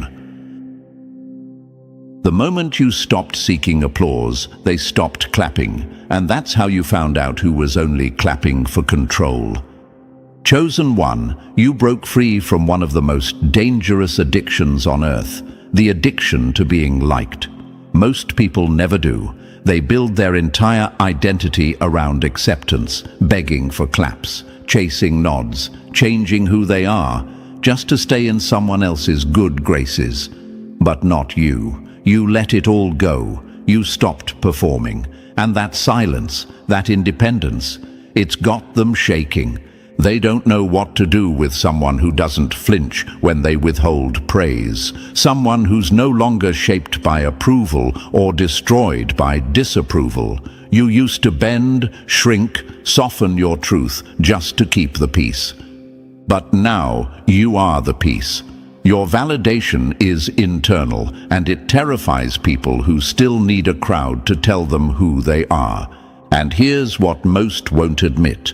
People don't like when you no longer need them to like you. It removes their power.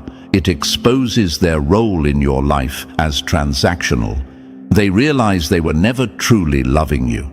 They were managing you, controlling you with conditional acceptance. When you stopped caring, the strings snapped, and so did their control. You've stopped asking, do they approve, and started asking, does this feel right in my soul? You don't dress for trends, speak to impress, or shapeshift for comfort anymore. You show up as yourself. And whoever can't handle that, that's their burden to carry, not yours. And if you've ever questioned it, am I isolating myself by not caring what people think? No, you're liberating yourself. You're choosing alignment over attention. You're choosing peace over people-pleasing. The universe didn't design you to blend in. It chose you to break patterns. And that means sometimes walking alone, but never walking backwards. You no longer chase applause because you've become the show. And whether they cheer or boo, you keep performing the role of your life, unbothered, unapologetic, and unfazed. That's not rebellion, that's freedom. Number 10, the polarizing power of authenticity. You're not too much, you're just too real. And realness feels violent to people who've been lying to themselves their whole life. Chosen one, let's be honest. You walk into a room and instantly split the energy in half. People either light up in your presence or instantly tense up. There's rarely an in-between. That's because your authenticity isn't soft. It's not diluted, performative, or tailored to be digestible. It's raw, it's radiant, it's real. And in a world built on masks, real is offensive. You've stopped filtering yourself just to fit in. You don't shrink to make others comfortable, and you sure as hell don't play dumb to be liked. That's what separates you. That's why your presence rattles cages. Because while they're still editing themselves for every room they enter, you walk in unedited, unbothered, and untamed. And that energy is disruptive. They either admire it or they resent it. But either way, they feel it. You've become the type of person that can't be ignored. You don't chase approval, and that refusal to conform makes you magnetic. Some will call it arrogance, others will call it intensity, but what it really is alignment. You're not trying to be accepted anymore. You're just being exactly who the universe designed you to be. And that's where the war begins, not within you, but around you. You trigger people who haven't done their healing. Your confidence offends their insecurity. Your clarity disturbs their confusion. You simply existing as yourself becomes a threat to those who still pretend. And when they whisper about how different you are, what they really mean is, I wish I had the courage to be that free. Let them feel uncomfortable. You weren't sent here to be liked. You were sent here to wake people up. And awakening always comes with friction. You're not too loud. They've just lived too long in silence. You're not intense. They've just grown numb to truth. So don't dim, don't dilute, don't soften your steps. The universe backs the bold. Your authenticity isn't just powerful, it's necessary, because every time you show up as yourself, someone else feels permission to do the same. Keep being polarizing, chosen one. It's proof you're doing something real. Number 11. You became the show. They used to laugh at you in private. Now they binge watch your life like it's the only thing keeping theirs interesting. Chosen one, let's make something clear. You didn't ask for the spotlight, but the spotlight found you anyway. You're not chasing attention, likes, or applause. You're simply existing, and still, they watch, they study, they scroll, they stalk, all while pretending they don't care. But let's be honest, your life has become their favorite channel, and your glow. That's their daily entertainment. You don't need to announce your moves anymore. Just one quiet upgrade, one subtle shift in your energy, and suddenly the whispers begin. Did you see what they posted? Did you hear what they're doing now? Your name is in rooms you've never entered. Your aura is louder than their gossip. And the best part? You're not even performing. You're just living.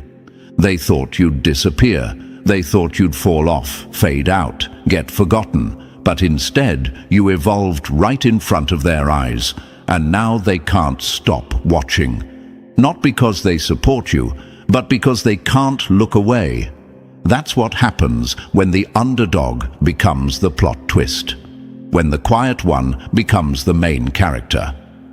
And maybe you've felt it lately, the tension when you walk into a room, the side eyes, the fake greetings, the forced smiles. That's what happens when people realize you became everything they tried to tear down. Your growth is the storyline they didn't plan for. Your peace is the finale they never saw coming. Let them watch. Let them replay your wins in HD. Let them refresh your page while pretending they're unbothered. The same ones who once laughed at your dreams are now tuning in for every scene, waiting to see what you'll do next. You didn't need a stage. You are the stage. Your evolution, your silence, your grace. It's captivating. You became the show, chosen one. And every move you make reminds them of the version of themselves they never had the courage to become. So smile for the cameras, spiritual, unseen, and very real. Because whether they admit it or not, you're the most watched story in their world. Number 12. You were never the sheep. You're the shepherd. They tried to treat you like one of the flock until they realized you were the one leading it. Now they follow, copy, or complain, but they can't compete. Chosen one, let's tell the truth they don't want to hear. You were never meant to blend in. From the beginning, your spirit stood out. Your mind worked differently. Your energy shook rooms without effort. And they hated you for it. Not because you were wrong, but because you were real. You were the blueprint in a world addicted to copy-paste energy. And that kind of authenticity, it breaks systems. You're not the sheep, you never were, and they knew it. That's why they targeted you. Not because you were weak, but because they saw your strength before you did. They saw your leadership, your clarity, your confidence, and they tried to silence it, sabotage it, or steal it. But here you are, still walking, still rising, still standing while their masks are slipping.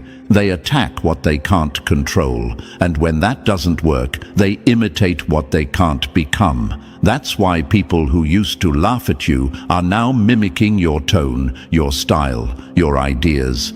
They watched the shepherd move, and now they're trying to walk like you, but the energy doesn't match, because it's not in the words, It's in the frequency. You're leading without trying, shifting culture without shouting, making waves without leaving footprints. That's power, and it terrifies them, because you've never needed a crowd to validate your path.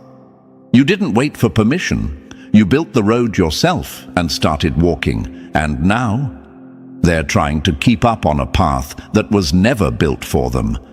And if you've ever felt isolated because of this, good. It's confirmation. Shepherds don't walk with the herd. They guide it, protect it, correct it when needed. You were chosen to stand apart so others could find direction. That's not ego. That's your assignment.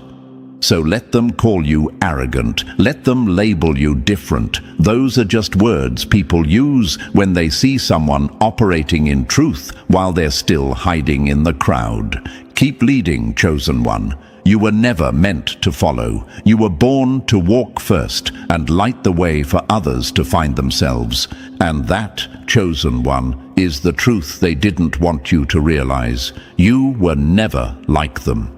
You were always the exception, always the one meant to walk alone, lead with silence, and rise without approval. While they watched, doubted, mocked, and mimicked, you kept building. You kept healing. You kept becoming. You didn't need a stage. You became the moment. And now, they talk, they watch, they obsess, but they can't reach you, because the universe already pulled you into a different frequency, one they were never invited to. If this message struck you like lightning, then return that power. Drop the number 777 in the comments to mark this transformation, and like, subscribe, and share this message with another soul on the rise. You're not alone in this mission. You're part of a wave that cannot be stopped. You are the show. You are the standard. You are the one they never saw coming. And the universe is only just getting started with you. They laughed at you when you stayed silent. Now their own echoes are haunting them. That's what happens when the truth finally catches up with arrogance. The same people who mocked your calm are now choking on their own noise. You didn't raise your voice, you raised the truth. You didn't seek revenge, you let exposure do the talking. And now, chosen one, the universe has made you the living proof that when real light walks into the room, every shadow panics.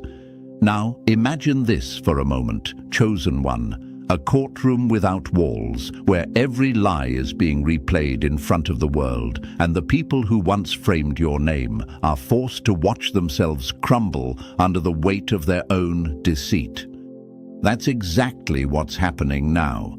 They tried to bury your reputation under false stories, fake smiles, and gossip coated in envy. But when you bury a seed like you, it doesn't die. It grows roots so deep that even the storms have to bow. Studies have shown that truth, when repeatedly suppressed, always resurfaces stronger and more undeniable, much like pressure turning coal into a diamond. You, chosen one, are that diamond. What they call damage control is now public humiliation. What they thought was the end of your story was only the edit before the real release. And thank you, chosen one, for showing up here. Don't forget to pay this message back by simply pressing like and subscribe, not just for me, but to help this message reach more souls like yours. It's our shared responsibility to spread the light, to let the truth travel where lies once ruled. You are part of a force, a movement that doesn't scream for validation, it proves through evolution. Thank you truly for being part of this mission. Now back to what really matters. The record has officially been set straight. You see, this moment was never about revenge. It was about revelation. The universe has been quietly preparing this moment where your truth would speak for itself. Those who used manipulation as their weapon are now falling on their own sword. And the beauty of it all? You didn't have to do anything extra. You didn't chase, defend, or explain. You simply became undeniable. The truth in your energy became louder than their lies in words. They built castles on rumors, but you, chosen one, were the storm that exposed every crack in their walls. What's poetic about this justice is how naturally it unfolded. One day, they were the popular ones, pretending to be saints in public and serpents in private. Now they're living proof that fake power always has an expiration date. When truth finally arrives, it doesn't knock politely. It kicks the door down. The same voices that once whispered against you are now silent, not because they learned respect, but because exposure has stolen their courage. They're hiding behind apologies that never sound sincere and pretending to be changed. But the universe doesn't negotiate with hypocrisy. It simply rebalances. You've become the reset button they never saw coming. It's not just about clearing your name, it's about restoring divine order in your reality. For every lie they told, the universe replaced it with a louder truth. For every door they closed, you've been handed a key that opens corridors they can't even access anymore. The very people who tried to label you now have to watch you define yourself. And it burns them, not because you hurt them, but because you healed without their permission. Facts don't lie. Truth always wins in the end. History proves it. Every empire built on deception eventually collapses under its own fraud. Every manipulator eventually exposes themselves by repeating the same lie one too many times. What's happening now is simple physics of energy. What they projected at you is now ricocheting back tenfold. And this time, it's not hitting a wall. It's hitting their reputation, their credibility, and their illusion of control. Chosen one, you didn't just win a battle of words. You won the battle of frequency. Your calmness became a mirror they couldn't stand to look into. You carried proof in your silence. You carried justice in your energy. And because of that, they're now learning the hard way that the universe doesn't protect egos. It protects truth-bearers. The more they tried to spin the story, the more obvious it became that you were never the villain. They were just the loudest liar in the room. Now they're being seen for what they are, counterfeit, their influence gone, their confidence evaporated, their facade cracking faster than they can rebuild, and while they scramble to reclaim what they lost, you're glowing in the light of your authenticity. They thought you'd fall apart under pressure, but pressure forged your purpose. You didn't just survive, you set the record straight.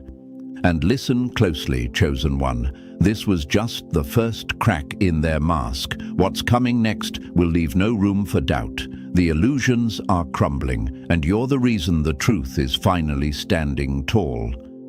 If you're ready to watch how the tables flipped, not by force, but by alignment, then stick with me.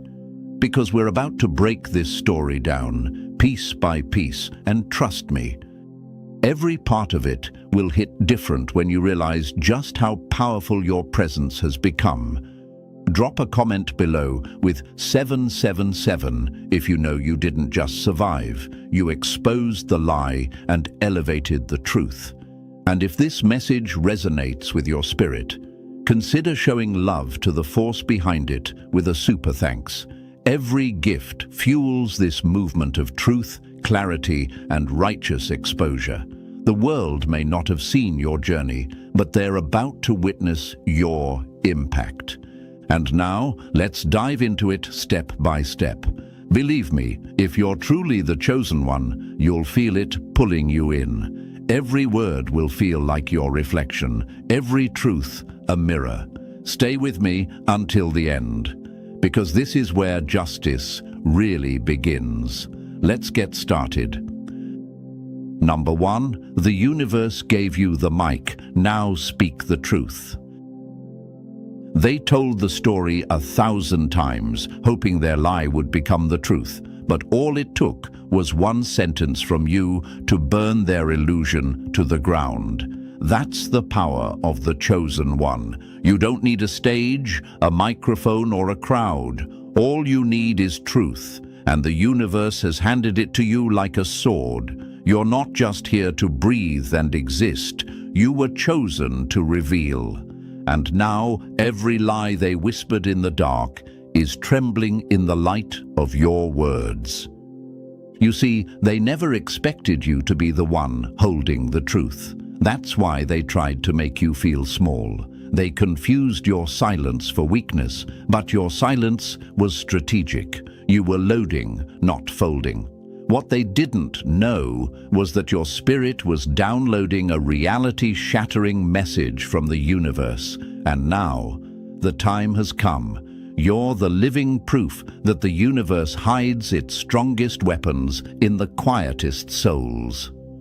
Imagine this for a moment, chosen one, a courtroom packed with liars, deceivers, manipulators, and frauds. The jury, life itself, the evidence, hidden for years. And then you step in, not with anger, not with noise, but with clarity. One truth, said at the right time, causes the entire courtroom to turn and stare, because it doesn't matter how many lies were told. It only takes one truth to make them all collapse, and you are the vessel for that truth. People often ask, why me? Why was I the one who had to go through it all? The answer is simple, because only someone like you could carry this kind of truth and not break. Only someone chosen could endure that level of betrayal, manipulation, and character assassination and still rise with clarity instead of bitterness. The universe didn't pick someone popular, it picked someone prepared. That's you, and don't think you're alone in this. The greatest voices of truth were always doubted, mocked, or even hated before they were honored. Think of whistleblowers like Erin Brockovich, who exposed one of the largest cover-ups in history with nothing but grit and the truth on her side. Or Edward Snowden, who revealed the depth of surveillance hiding behind the curtain of freedom. Whether you agree with them or not, one thing is clear: the truth always puts the right person to shame, and the one who speaks it becomes unstoppable.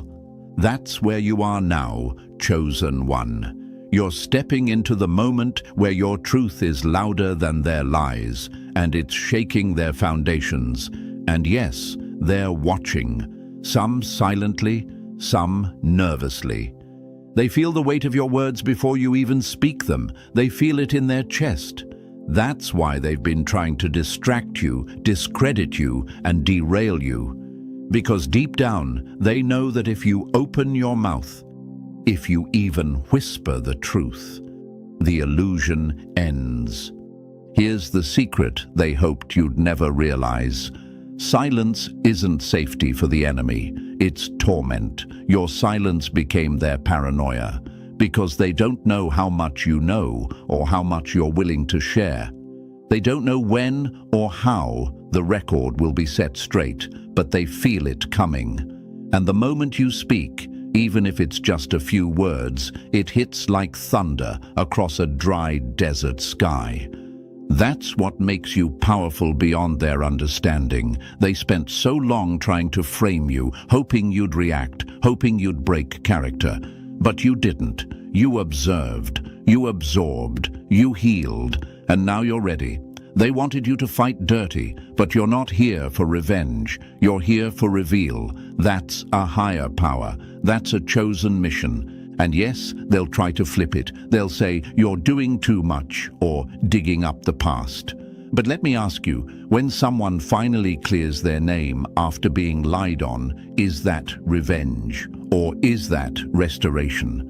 When someone finally tells their side after years of silence, is that drama, or is that liberation? Your truth isn't petty, it's sacred. And the universe is begging you, don't keep it inside any longer. People need it, not just you. You're holding keys that could unlock mental prisons for people you haven't even met yet. You've been through emotional warfare so others won't have to. That's not coincidence, that's calling. Your experiences weren't random. They were preparation for this exact moment. The truth they tried to bury, you carry it in your bones. And bones don't lie. Even in death, bones tell stories. Now you're not just surviving, you're revealing. You're stepping into the light, not to be seen, but to show. To show that truth walks with quiet confidence. That integrity doesn't need applause. That silence doesn't mean surrender. Sometimes it's the sound of truth getting dressed. And the ones who tried to silence you, they're scrambling, not because they're scared of what you'll say, but because they know it's already inside you, and that's something they can't touch. They can't erase what you lived. They can't destroy what's already been exposed in the spirit realm. They can gossip, they can twist, but they can't undo the truth that's now vibrating louder than ever. So speak, chosen one. Don't wait for a perfect moment. You are the moment. Don't second guess it. That pull in your chest, that urge to finally say something, that's the universe confirming that your voice has value, that your story matters, that your version is the version that sets the captives free. And let's be clear, the truth you carry isn't just about you, it's generational. It's emotional freedom for the ones watching you from a distance, silently hoping that someone would say what they've been too scared to admit. You're not just revealing what happened, you're healing a timeline. The mic is in your hand now, and it's not a stage.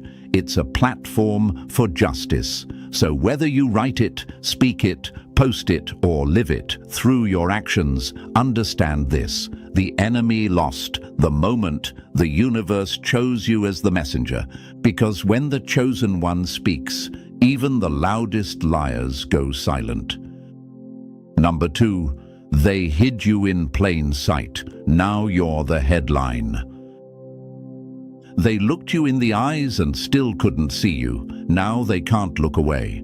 That's what happens when the one they underestimated becomes the one the world can't stop talking about. They thought ignoring you would erase you. That if they acted like you didn't matter, you'd start believing it too. But the universe doesn't hide brilliance forever. It only delays the reveal so the light hits harder when it finally shines. And now, chosen one, you're the headline they never saw coming. They overlooked you because you didn't come with noise. You didn't scream for attention. You weren't swinging your success in their faces or throwing a spotlight on yourself. You were quiet, but it was the quiet of someone listening, watching, building. The world confuses silence with insignificance, but they forgot that so did every predator right before they were ambushed by the most dangerous force in nature, the one that moved in silence. Now you're the headline, and not because you begged for attention, but because you became undeniable. They tried to write you out of the script. Now you're the plot twist. The same people who questioned your worth are now asking how you pulled it off. But the truth is, chosen one, you didn't change to get here. They just finally had to see you, and what they saw was greatness staring back with nothing to prove. Imagine this. A dusty old library full of fake stories written by those who wanted to control the narrative. They inserted themselves into chapters they never earned and erased names they feared. But hidden in the margins, handwritten in truth, was your story. And now the ink is bleeding through the lies. Your truth is printing itself on every page they tried to lock you out of. You were never missing. You were misplaced on purpose by those who couldn't compete. They hid you in plain sight. Why? Because your light wasn't flashy, it was genuine, and nothing scares counterfeit power more than authenticity. You didn't need theatrics. You carried truth, and truth doesn't need to perform. It just is. The reason they downplayed you wasn't because you weren't valuable. It was because you were a mirror. And mirrors terrify those living in delusion. Let's make this clear. They didn't just ignore you, they needed to. Because acknowledging you meant confronting the lie they were living. It meant admitting they weren't who they pretended to be. So they treated your presence like background noise until that silence grew louder than their achievements. Now you're trending in conversations they tried to keep you out of. Your name is echoing in the same circles that once shut you out. This always happens to chosen ones. Albert Einstein was considered slow and mentally challenged by his teachers. Maya Angelou didn't speak for 5 years after a traumatic event, and people thought she had nothing to say, until her voice shook the world. Chadwick Boseman was battling cancer in silence while the world underestimated his quiet strength, only to find out later he was becoming a legend. See the pattern? The underestimated ones are the ones who rewrite reality.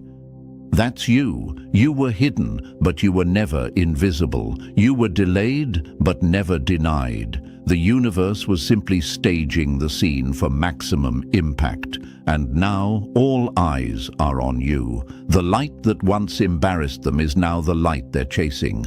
And the truth is, some of them never hated you. They hated that you didn't need them to shine. You were never after their approval. You were after alignment. And now that you've stepped into it, you're glowing in a way they can't fake, copy, or dim. And let's be real, some of them did see you back then. They saw your potential, they saw the fire, but pretending not to see you gave them control, a fake sense of power, because if they could act like you were beneath them, they didn't have to face the fact that you were already rising. But now you've risen so high, they have to tilt their necks just to try and keep up. And that hurts. You didn't need revenge. Your results did the talking. You didn't need a stage. Your silence became the stage. They used to whisper about you like you were a rumor. Now they reference you like you're the blueprint. Your glow-up wasn't about status. It was about truth, finally being recognized in a world obsessed with performance. And maybe you're asking, why now? Why is everything changing? Because timing is everything. The universe never hides its treasures forever. It conceals them until they're safe, prepared, and undeniable. You were never overlooked. You were protected. They thought you were missing, but you were being molded. And now that you've arrived, they can't pretend you don't exist. The headline is loud, and it's your name in bold. You're the story now, chosen one, and they can't flip the page without seeing you first. Stay tuned. This rise is only getting started. Number 3, fakes in high places just got exposed. They built castles out of ego and crowned themselves royalty, but you just exposed the foundation was made of lies. That's what the truth does when it's carried by the right vessel. Chosen one, someone in a high place, pretended to be powerful, righteous, and wise, but it was all theater. They didn't earn that pedestal. They climbed it with manipulation, masks, and illusions. And now, you've peeled back the curtain. You've shown the world what's really behind their performance. And it's shaken their whole illusion to its core. They never expected you to be the one. You didn't shout. You didn't try to steal their spotlight. You just showed up in truth, and that alone made the lie collapse. The universe doesn't need noise to start a revolution. It uses chosen ones like you. The ones who speak in silence, walk with integrity, and reveal without trying. What they built on fake status and false narratives just crumbled under the weight of one authentic soul. Now they're scrambling, they're performing damage control, but it's too late. The illusion is gone. People see them differently now. The energy shifted, and you're the reason. That false teacher, that corrupt leader, that self-declared boss? You exposed them without lifting a finger, because real truth doesn't need effort. It only needs timing. And your moment has arrived. You may wonder, why did the universe let them rise at all? Simple. So the fall would be witnessed. So the truth would hit harder. So your light would shine brighter. You weren't sent to compete with the fakes. You were sent to end the show. And that's exactly what you did. Let them be mad. Let them gossip. Let them try to flip the narrative. But deep down, they know, they felt it the second you walked in, that gut-wrenching feeling of being seen for the very first time. That's what happens when a chosen one walks in carrying truth like fire. You don't just light the way, you burn the lies to ash. So keep going. The universe is behind you and the mask is off. Let the truth speak. Let their empire fall. And don't look back. You were never meant to play their game. You were meant to end it. Number 4. Their kingdom cracked when you spoke up. They built an empire on silence, and your truth was the earthquake that brought it all down. That's how fragile their kingdom really was, chosen one. All it took was one sentence, one moment of truth, one voice refusing to stay quiet. They thought fear would keep you still, that shame would keep you quiet, that manipulation would keep you confused. But you weren't just surviving in the shadows, you were preparing. And when you finally spoke, everything they built began to crack. They didn't just control people with words, they controlled them with illusions.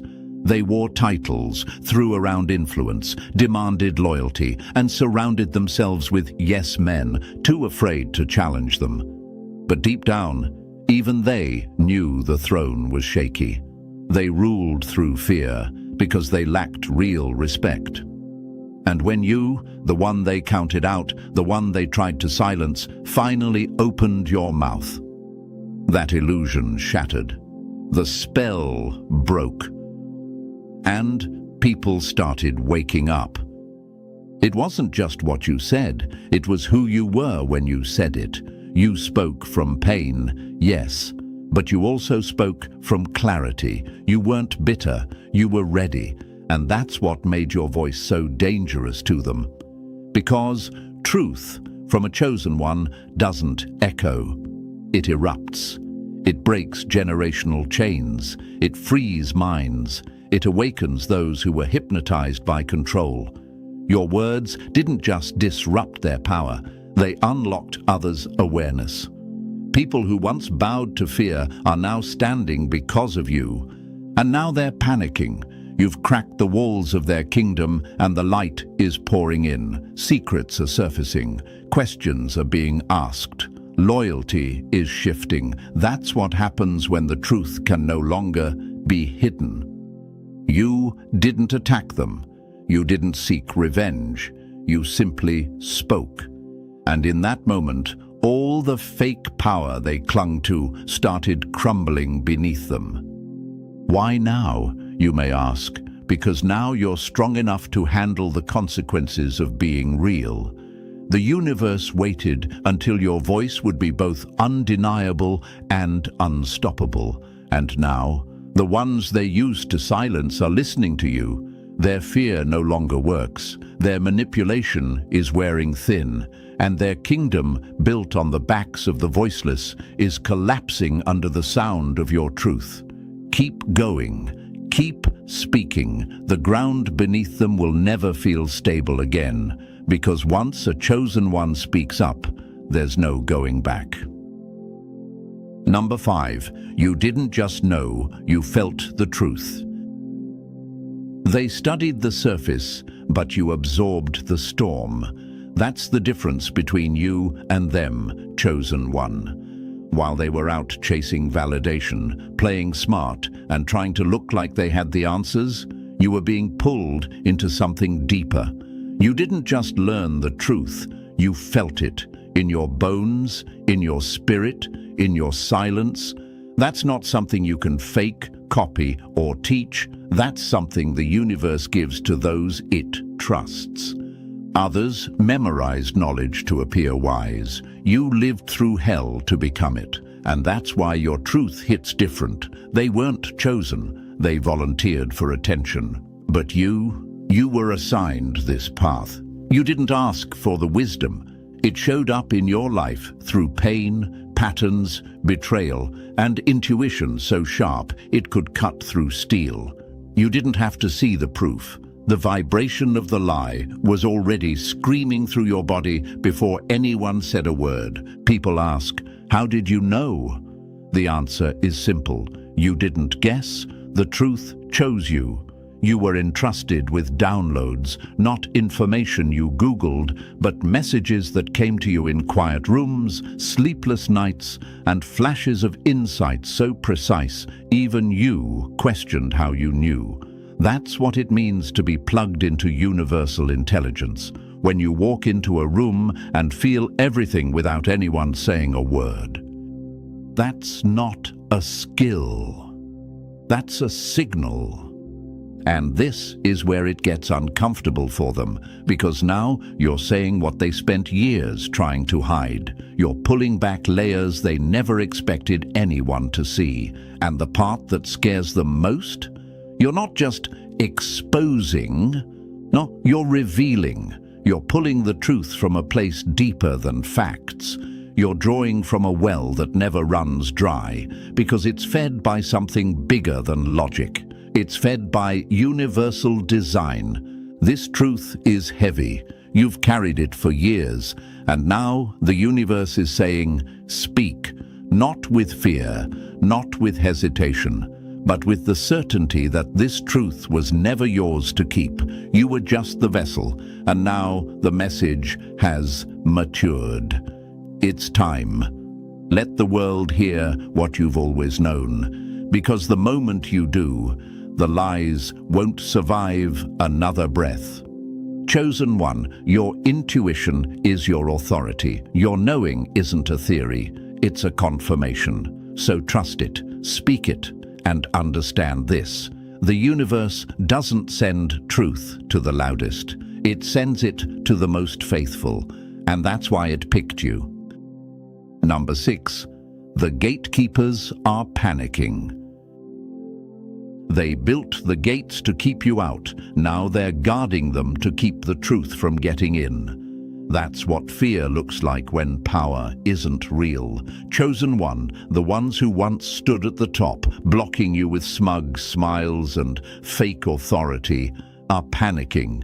You weren't supposed to survive their sabotage, let alone rise above it. But here you are, not just alive, but undeniable. And the gates they once controlled with ease. You're not knocking anymore. You're walking through, and they can't stop it. These gatekeepers wore arrogance like armor. They made you feel like you needed their approval, their permission, their blessing, but what they didn't realize is that the universe doesn't hand out chosen status through applications. It selects souls through fire. And you, chosen one, pass through the fire without burning. That's why your name is being whispered in rooms they tried to keep you out of. That's why their hands are trembling now. They feel the shift.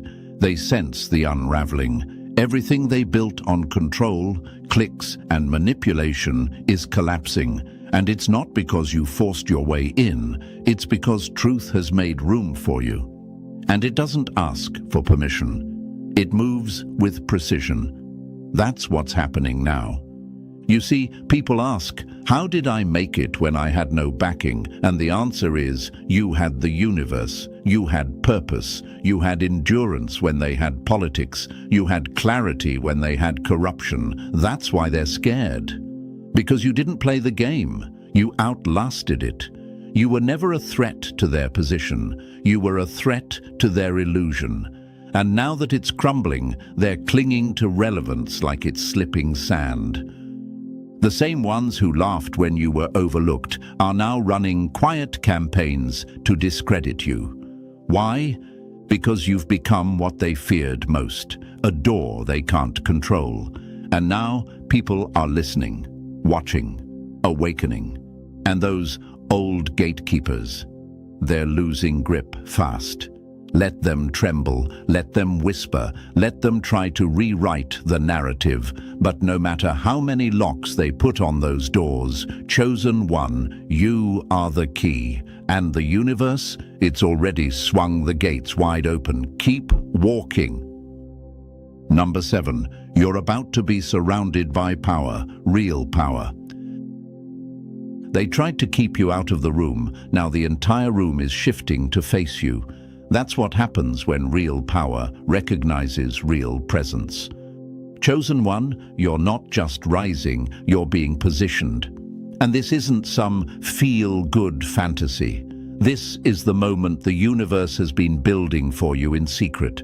Your growth hasn't only been emotional or spiritual, it's been strategic. And now, you're about to be surrounded by real power. Not performance, not ego, not title chasers, but legacy makers who see your light and know exactly who you are. These aren't the type of people who need to dominate conversations or flex credentials. These are the quiet architects behind movements, the quiet decision makers behind closed doors, the ones who know how to spot someone rare. Because they are someone rare. And when you walk into their space, it won't be by accident. It will be because the universe aligned your journey to intersect with theirs at the exact right time. You may be wondering, why now? Why not earlier? Because you had to become what you are now. If you had entered too soon, you would have shrunk yourself. You would have deferred, second-guessed, maybe even apologized for taking up space. But now, chosen one, you walk with earned confidence, not arrogance, alignment.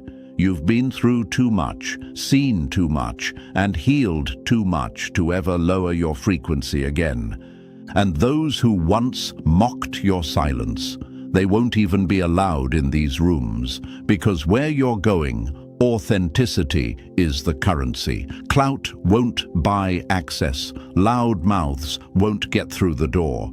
You're stepping into circles where energy is felt before words are spoken. And the moment you walk in, they'll know you belong here.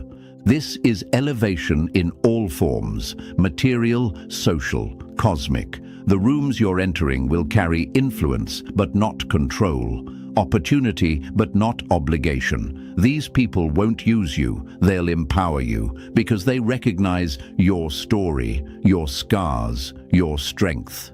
And more importantly, they recognize that you've built something real, something rooted, something the fakes could never replicate. So get ready. The same universe that hid you for protection is now placing you in plain sight, on purpose. The fake gatekeepers are panicking, but the real power players, they're waiting for you.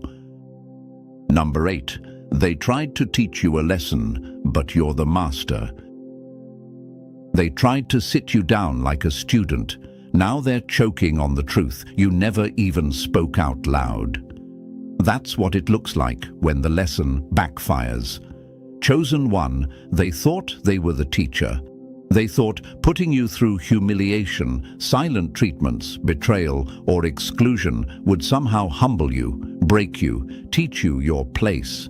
But they didn't realize you were never beneath them. You were simply studying them. And now, the roles have reversed. You're not the student in their game. You're the master of the truth they can't handle. Let's be honest, they came at you like you were naive, like you didn't know how things worked. But you played it smart, you watched, you endured, you learned, not from textbooks or lectures, but from experience. And that's what makes you dangerous now. They tried to teach you a lesson in pain, but pain became your PhD. They underestimated how deeply you understood the assignment, and now they're being schooled by the one they dismissed. You ever see someone wear a crown but can't carry the weight of leadership? That's what they were doing. They dressed like royalty, spoke in riddles, played the role of the all-knowing, but their energy gave them away. Behind the mask of power was insecurity. Behind the confidence was desperation. You're exposing that now, not because you're seeking revenge, but because the truth is loud when it's real. They moved like beginners trying to impress a crowd, but you mastered the unseen. You learned the patterns, the tactics, the manipulation, and more importantly, you learned yourself. And when someone knows who they are, they can't be controlled. That's why they're rattled now. Not because you're loud, but because you're rooted. You can't be shaken anymore. And maybe you're asking, was all that suffering worth it?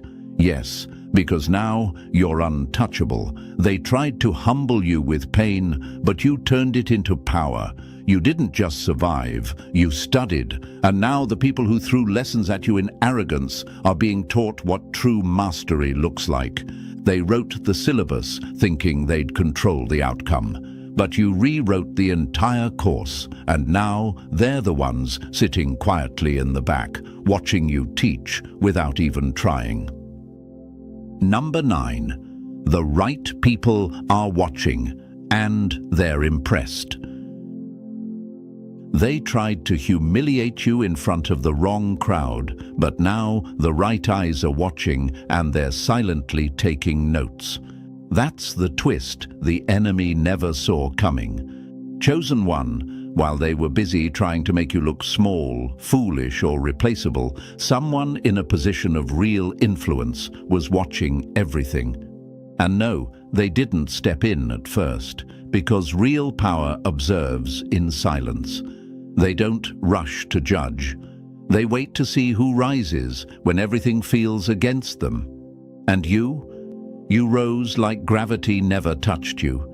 You might have thought no one was noticing. You might have felt like your efforts, your truth, your consistency were invisible. But behind the scenes, there's someone, maybe a leader, maybe a powerful mentor, maybe a person with keys to rooms you never imagined, who sees you. They've been watching how you handled pressure without folding, how you stayed authentic when it would have been easier to fake it, how you chose character over clout.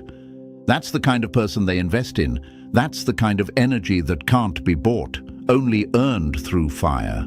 The universe always works like this. When the wrong people exit your life, the right ones finally have space to enter. You were never meant to impress the crowd. You were meant to leave the crowd speechless. And now you've done exactly that. Not by trying to be seen, but by being real when everyone else was putting on a show. And that realness, that's what made the right ones look twice. You're being studied in silence, and someone somewhere is already planning how to lift you higher. A conversation you haven't heard, a door you didn't know existed, a stage you weren't chasing. It's already forming around you. Not because you begged, but because your energy, your integrity, your consistency spoke louder than any self-promotion ever could. So if you've been wondering, was it all for nothing? This is your confirmation. It was all for this. The right people are watching, and they're impressed. Chosen one, keep going. Something bigger is unfolding behind the scenes. And it has your name on it. Number 10. You took the long road. Now you own the path. They raced ahead on shortcuts. Now they're out of breath while you're just getting started. That's the reality they didn't see coming. Chosen one, you took the long road, the hard road. The one full of detours, heartbreaks, betrayals, and lonely nights where no one clapped for you but you. While they chased speed, you chased substance. And now, the universe is giving you something they'll never have. A foundation so solid, even a storm can't move it. Let's be real. They skipped steps, they copied, they cheated, they used quick tactics to win temporary applause. But that's the thing about illusions. They don't last. Their rise was all smoke and mirrors, inflated by ego and image. Yours? It was built in the dark, brick by brick, scar by scar.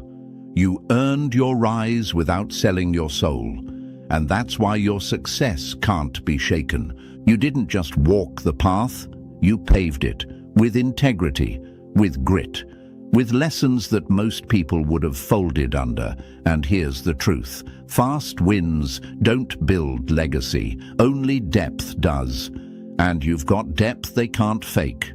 While they were chasing clout, you were becoming the blueprint. That's why they're confused now. They see you glowing, respected, chosen, but they can't replicate your journey because they didn't build it.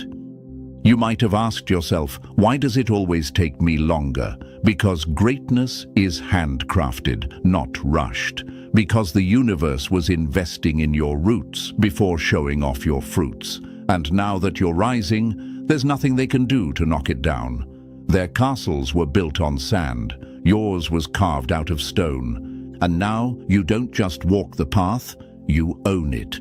You can show others how to climb. You can see every trap, every shortcut, every illusion, because you've walked through it all. And that's the true mark of a master. Not just arriving, but understanding the road so well, you could lead others with your eyes closed. So let them collapse. Let their shortcuts catch up to them. Your legacy was never built on speed. It was built on truth. And truth, that always outlasts the performance. Number 11. The fake star falls, the real one rises. The spotlight can make a clown look like a king, but when the lights go out, only the real ones shine. That's what's happening now, chosen one. The fake stars who begged for attention, lied for followers, and performed for praise are finally falling, and not quietly. They built their image on illusion, but the universe has flipped the script. Their crash is chaotic, noisy, humiliating. Meanwhile, you've been rising in silence, fueled by purpose, not applause. And that kind of rise, it echoes through generations. They wanted to be seen. You wanted to serve. They chased followers. You followed truth. And now that the masks are cracking, people can finally see the difference. They're realizing who had wisdom and who had Wi-Fi. You didn't need to trend. You needed to transform. And while they built a brand, you built a foundation. That's why your rise doesn't need hype. It speaks for itself. The universe doesn't reward noise. It rewards substance. And the reason your elevation is happening now isn't random. It's strategic. The fakes had their moment, and they wasted it trying to impress everyone but themselves. Now, their foundation is crumbling under the weight of their lies. But you've been stacking character, depth, and awareness. That's why your time is different. It's not a flash, it's a legacy. Ever notice how the real stars don't beg to shine? They just do, even in darkness. And that's been you all along. Quietly glowing, even when no one noticed. Quietly building, even when they mocked you. Quietly evolving, even when they claimed you were finished.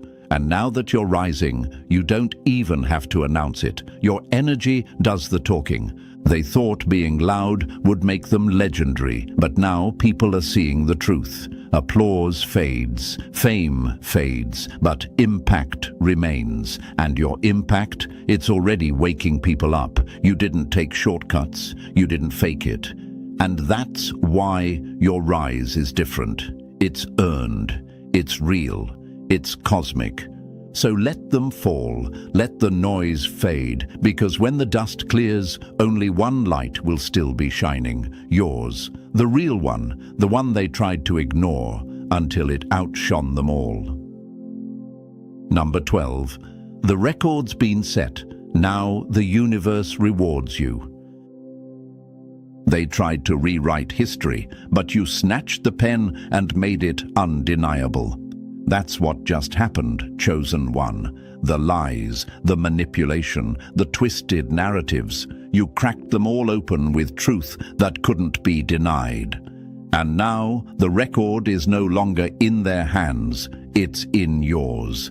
The illusion is shattered, the stage is cleared, and your name, your story, is rising like a tidal wave that can't be ignored. While they worked overtime to hide what really happened, smearing your name, downplaying your presence, fabricating success, you stood in silence and let reality catch up, and it did. The truth is loud now. People are replaying scenes in their minds. They're remembering the way you handled it, how you never needed to yell to prove a point, how you held your integrity when it would have been easier to lash out. And the universe, it took notes. Quietly, consistently. And now it's paying you back in a currency only earned souls receive: legacy.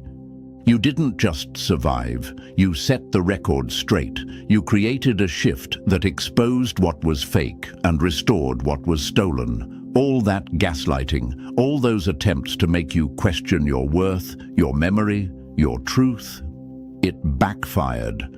Because now you're being publicly vindicated. People are whispering your name in rooms you haven't even walked into yet. Some are admitting they were wrong, others are just watching, speechless, as the same story they thought was over is just beginning. And you're the headline. Here's the reward for walking in truth. You're not just respected now, you're remembered. Not for playing dirty, but for playing the long game. Not for pretending, but for being real. And the universe always honors that. When the smoke clears, it doesn't lift the loudest. It lifts the most authentic. That's why you're rising now. And this rise, it's global, it's cosmic, it's personal. So don't be shocked when doors open faster than you knock, when blessings arrive before you even ask. The universe has already confirmed the truth, and now it's rewarding you for it, not just with attention, but with position, not just with validation, but with power. The record's not just corrected, it's being celebrated, and your name, it's carved into the shift. They tried to bury your name in lies, but now they're using it as proof someone else is a fraud. That's how badly the tables have turned. The very people who once whispered your name in disgrace are now clinging to it like it's the final word in a court case. Chosen One, your name became the measuring stick, a quiet storm that cleared the fog. They couldn't destroy your character, so they recycled your identity to expose someone else's. That's how strong your truth is. It survived the smear campaign, it survived the fake tears, and now it's the foundation people use to detect deception. You've become the proof, you've become the line between real and fake. It's like a compass that always points north. Your spirit can't lie. When others were blind to manipulation, you saw straight through it. Your silence didn't mean you had nothing to say. It meant you already knew how the story would end. That's what shook them. You didn't scream, you didn't argue, and you didn't try to prove anything. You just watched, and the universe took notes. While they were busy controlling the narrative, you were busy mastering your energy, and now their entire web of lies is falling apart because your name is the thread holding it all together. And thank you, Chosen One. Don't forget to pay this message back by simply pressing the like and subscribe. Help spread this message to more souls, because it's the responsibility of all of us to spread the light. And thank you for being a part of this mission. You are part of a force, bigger than you even know. Now let's get back to it. The tables didn't just turn, they flipped. Chosen one, you were the so-called villain in their story, the scapegoat in their circle, the misunderstood one in every room. But now, you're the reference, you're the testimony. When someone's being accused of lying, they're pulling your name like a golden receipt. But even insert your name said something was off about them. Boom. Just like that, your intuition becomes the nail in the coffin. It's poetic justice. They threw dirt on your name to distract others from the truth, and now your name is proving the truth. The same mouth that once spread gossip is now admitting that you were right all along. Here's what's wild. They didn't just wake up and start defending you. No, what happened is they got burned by the same liar you tried to warn them about. They tasted the poison for themselves. That's what changed everything. They felt the venom you sensed months or even years ago. And now they're quoting your words like gospel, pretending they always agreed with you. But you remember who doubted you. You remember who gave you side eyes, who stayed silent, and who walked away. The beauty is, you don't even have to say a word. They're exposing themselves. Your name has weight because your energy never lied. While they were playing chess with emotions, you were seeing the whole board. Every fake compliment, every carefully planted rumor, every moment they made you second-guess yourself. It was all part of a plan to make you look unstable. But here's the thing, their strategy depended on you reacting. They needed you to break down, to go live, to text back, to defend yourself. But you didn't. You let them have their moment. You let them build the illusion. And just when they thought you were done for, the truth started leaking. Now look, that same circle that once said, "You're crazy," is out here saying, "You were right." That ex-friend who ghosted you because of what they heard is now telling others, "Honestly, I should have listened to them." And the liar, the one they defended, caught red-handed. Game over. The universe flipped the whole story in your favor. Because here's a truth you need to hold on to. Real always returns. Truth doesn't need defenders, it just needs time. And chosen one, your time has arrived. You didn't seek revenge, but you got justice. You didn't scream your innocence, but you got vindicated. You didn't tear anyone down, but now their own lies are crumbling from the inside. And what makes it even more powerful, you didn't even try. You simply stood in your truth. You walked away with your head high. You kept showing up, leveling up, and glowing up. That's what made you dangerous. See, liars are loud, manipulators need backup. But truth walks in silence and sets the room on fire. And that's exactly what happened. You became the flame they couldn't smother, the light that exposed their shadows. And now they're using your name not to tear you down, but to reveal someone else's lies. That's power. That's reversal. That's divine alignment. And no, it wasn't a coincidence, it was a reset.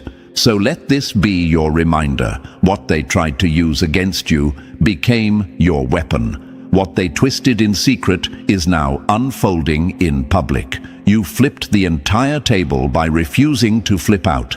And now they have no choice but to admit. You were never the problem. You were the one they feared.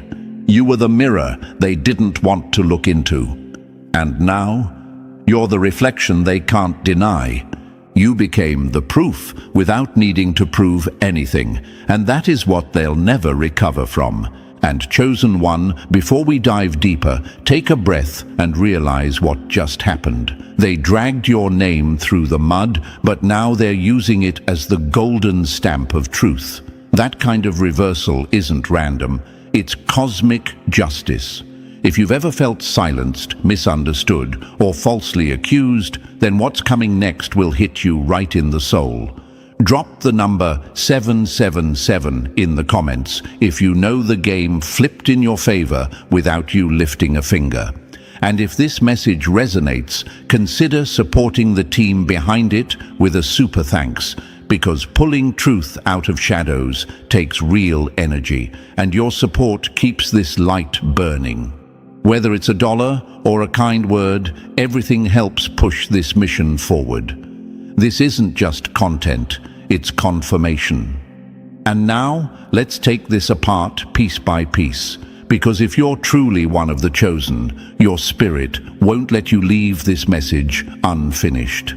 The deeper we go, the more it will all make sense. Let's get started. Number 2, now they're biting the hand that fed the lies. The snakes you fed lies to are now sinking their fangs into your own neck. That's what betrayal looks like when it comes full circle. The same circle that once turned their back on the chosen one is now turning on itself. One by one, they're devouring each other. And here's the poetic part. It's not outsiders bringing the chaos. It's internal.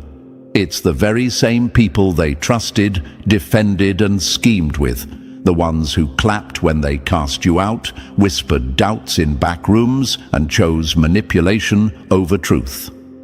Now they're watching their own alliances rot from the inside, and while they're choking on the poison they helped spread, your name is ringing like a warning bell in their ears. Because you didn't just walk away, you saw it coming. You felt the shadows shifting before anyone else did. They laughed at your silence, mocked your distance, and called your peace a weakness. But now they remember. They remember that moment you looked them dead in the eyes and didn't say much, but the truth was loud in your energy. And as their so-called friends isolate them, twist their words and toss them under the bus, they're haunted by the echo. The chosen one saw this. Why is this happening now? Because snakes don't stay loyal, they stay useful, and once someone outlives their usefulness, the same fangs they once celebrated become weapons turned inward. The same manipulation tactics that were used to destroy your credibility are now being used to destroy theirs.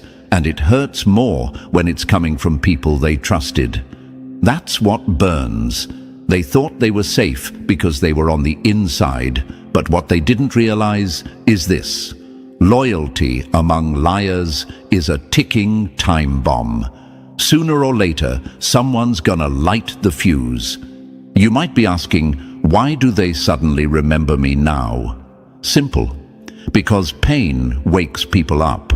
And now that the game has flipped, they're revisiting every moment they ignored you, every red flag they dismissed, and every truth you tried to give them for free.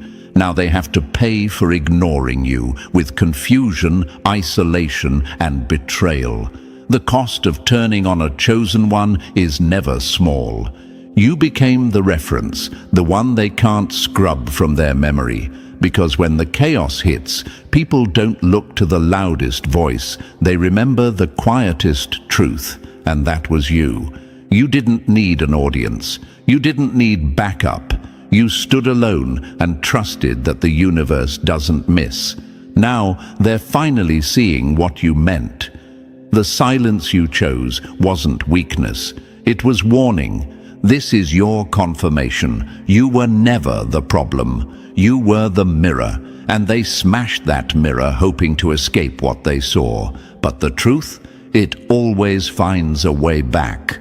And now that same truth is crawling under their skin, poisoning their peace and unraveling the lies they used to stay powerful. You flipped the table without lifting a finger. Because sometimes the best revenge is watching them become a victim of their own strategy. And chosen one, that's exactly what's happening now. Number 3, the liar's mask is melting in broad daylight. You didn't expose the lie, they did. You just saw it first. There's something terrifying about a liar who believes their own stories. They speak with such confidence, such charm, that everyone else starts second-guessing themselves. Everyone except you. Chosen one, You were the only one who didn't fall for the act.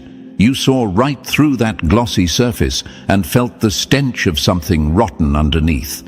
And now, after all the gaslighting, all the fake smiles, all the false narratives they weaved like a spider spinning silk, everything is unraveling, one contradiction at a time, one lie too many. The illusion is breaking, and their empire of deception is starting to collapse from the inside.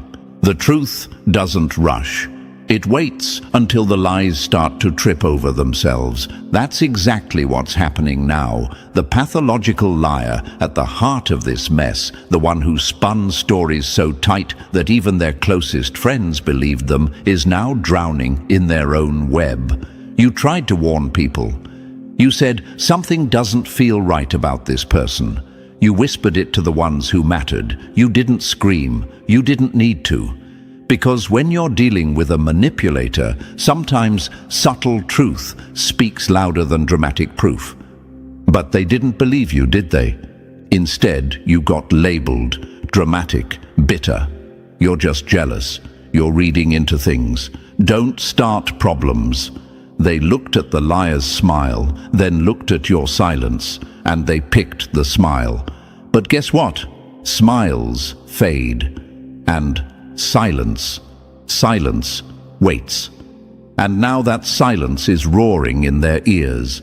Imagine this, someone lies so effortlessly, so smoothly, that even their victims start defending them. It's like watching someone being poisoned while they keep thanking the person pouring the drink. That's what you witnessed. And it hurt, didn't it? Watching people you care about take the side of someone you knew was fake. And when you tried to pull them aside, give them a heads up, they brushed you off like you were the problem. Now, those same people are scratching their heads, trying to make sense of all the contradictions piling up like unpaid bills. Every new lie is another hole in the ship, and it's finally sinking. You might be asking, why now? Why is it all falling apart? The answer is simple. Truth doesn't age, it sharpens. Lies, on the other hand, grow heavy. The more they talk, the more they reveal. And now, even the most loyal defenders are raising their eyebrows. The people who once stood 10 toes down beside that liar are finally stepping back. Not because they want to protect you, but because they want to protect themselves. It's not loyalty anymore, it's survival. Liars don't lose because they lie. They lose because eventually they forget which lie they told to who. And chosen one, you were the quiet witness, the one who didn't need to retaliate, the one who simply observed. And now, the truth is your ally. The universe is dragging every fake word they ever said into the light. Their mask is slipping, and this time, no amount of spin can cover it up. That dangerous person you pointed out months ago. Everyone sees it now. That harmless friend you warned them about. They're showing their teeth. And you? You're no longer the outsider. You're the compass people are using to find their way back to clarity. Imagine this, a house of mirrors where everything looks twisted until one crack lets in the sunlight. That crack was your voice. The light, that's the reality now flooding their illusions. You didn't expose them with noise. You exposed them by simply refusing to play along. You didn't go on a smear campaign. You didn't rally people. You just stopped pretending.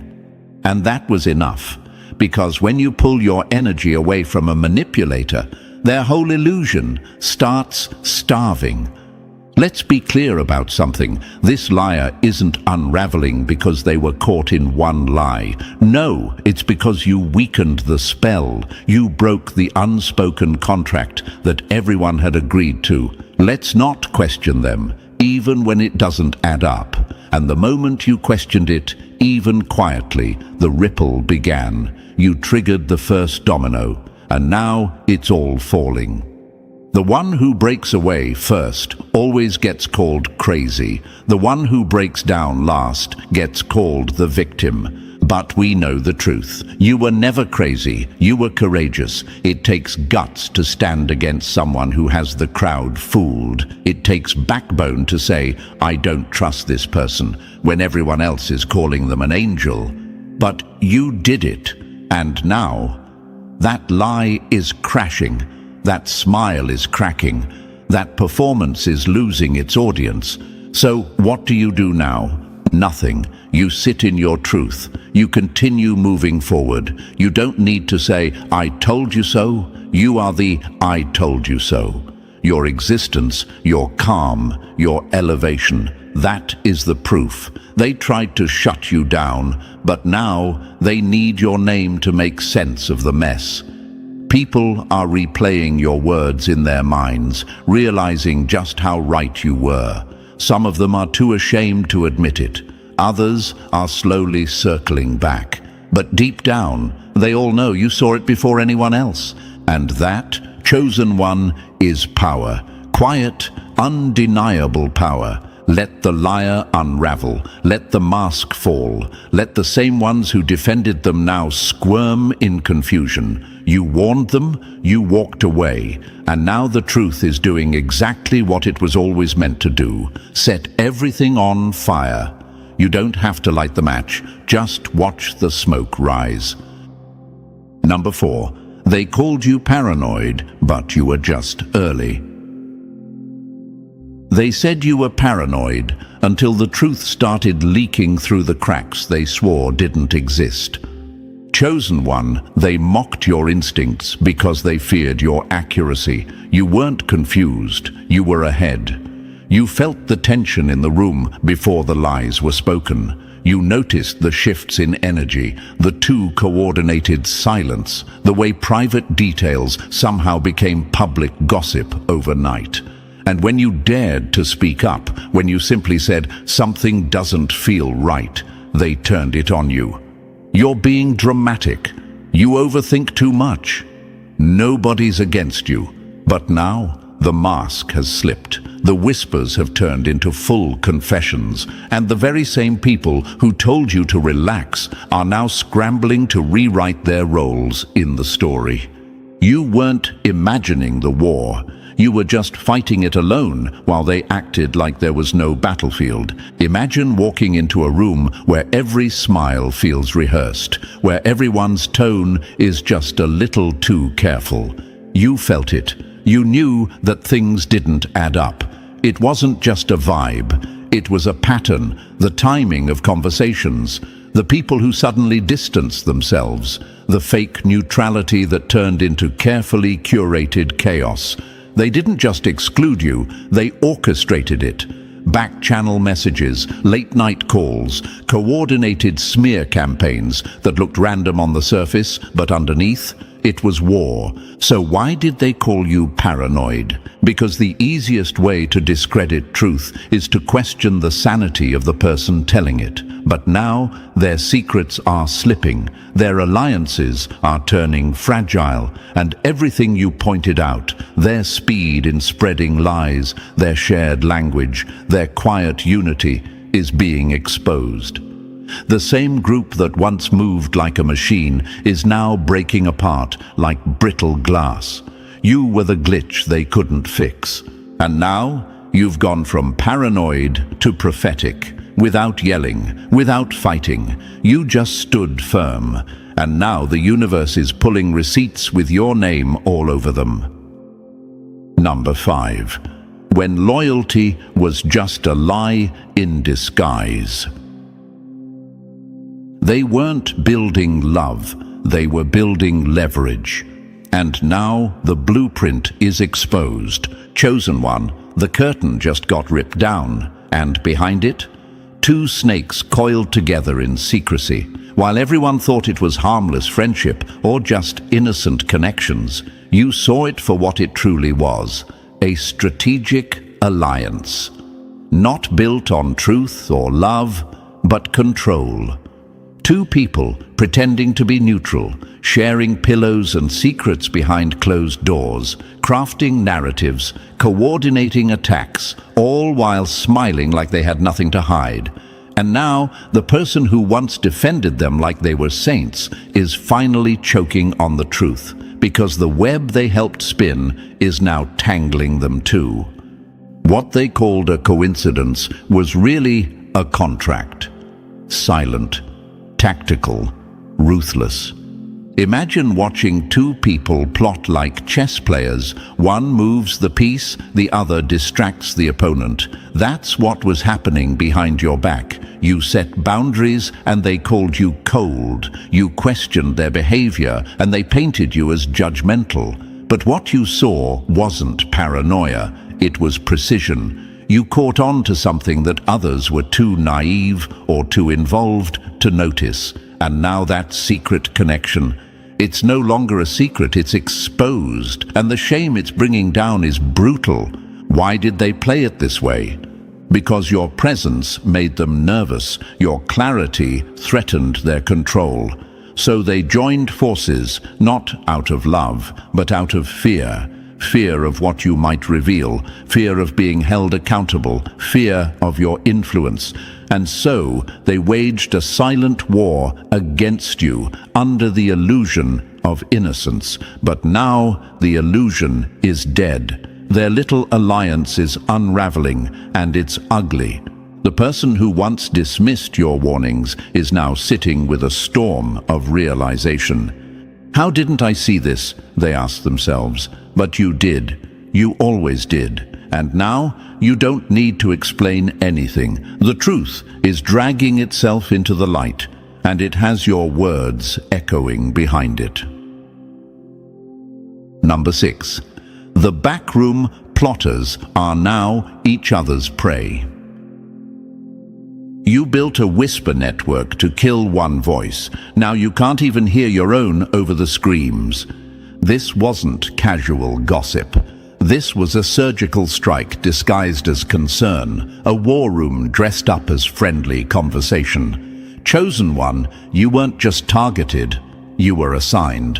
One person took your social circle, another took your workplace, a third latched onto your family. All of them had roles, all of them had scripts, and their goal, to turn the world against you while pretending to be worried for you. They seem different. I just don't feel connected to them anymore. Maybe they're going through something. That's how they camouflaged the hit, behind fake compassion and emotional manipulation. They didn't just throw dirt on your name, they passed shovels around the room. And you felt it. You felt the sudden distance from people you never had tension with. You sensed the weird energy, the synchronized silence, the fake check-ins that left you more drained than comforted. But when you tried to call it out, they played dumb, made you feel like the unstable one. But you weren't unstable. You were surrounded. And now, their little network is crumbling like a corrupt house of cards. Why? Because fake alliances don't last. When people unite over a lie, they eventually turn on each other to survive. Now, the manipulators are being manipulated. The ones who isolated you are being pushed out. The ones who whispered about you are now the subject of whispers. The venom they used is now in their own bloodstream, and no one's offering an antidote. Imagine handing out knives in secret, then waking up with 10 in your back. That's what their circle looks like now. What's happening is cosmic symmetry. They tried to isolate the one who stood in truth, and now they're the ones sitting alone, mistrusting each other, double-checking every word before they speak. You don't have to seek revenge, you just have to keep rising, because they built a whole operation to break your spirit, and now that operation is collapsing under its own weight. Let them implode. That's what happens when a network is built on fear, lies, and ego. It was never stable. You were just the first one who saw it. Now everyone else sees it too, and they're running for cover. Number 7, they buried you in lies, but the truth outlived the dirt. Every lie they told about you is dying in public, and now your silence sounds like prophecy. Chosen One, the smear campaign didn't just aim to hurt you, it was designed to erase you. They crafted lies like weapons, coated in fake concern and handed out with a smile. They're jealous, they're toxic, they overreact. And while you stood quiet, they put on a show.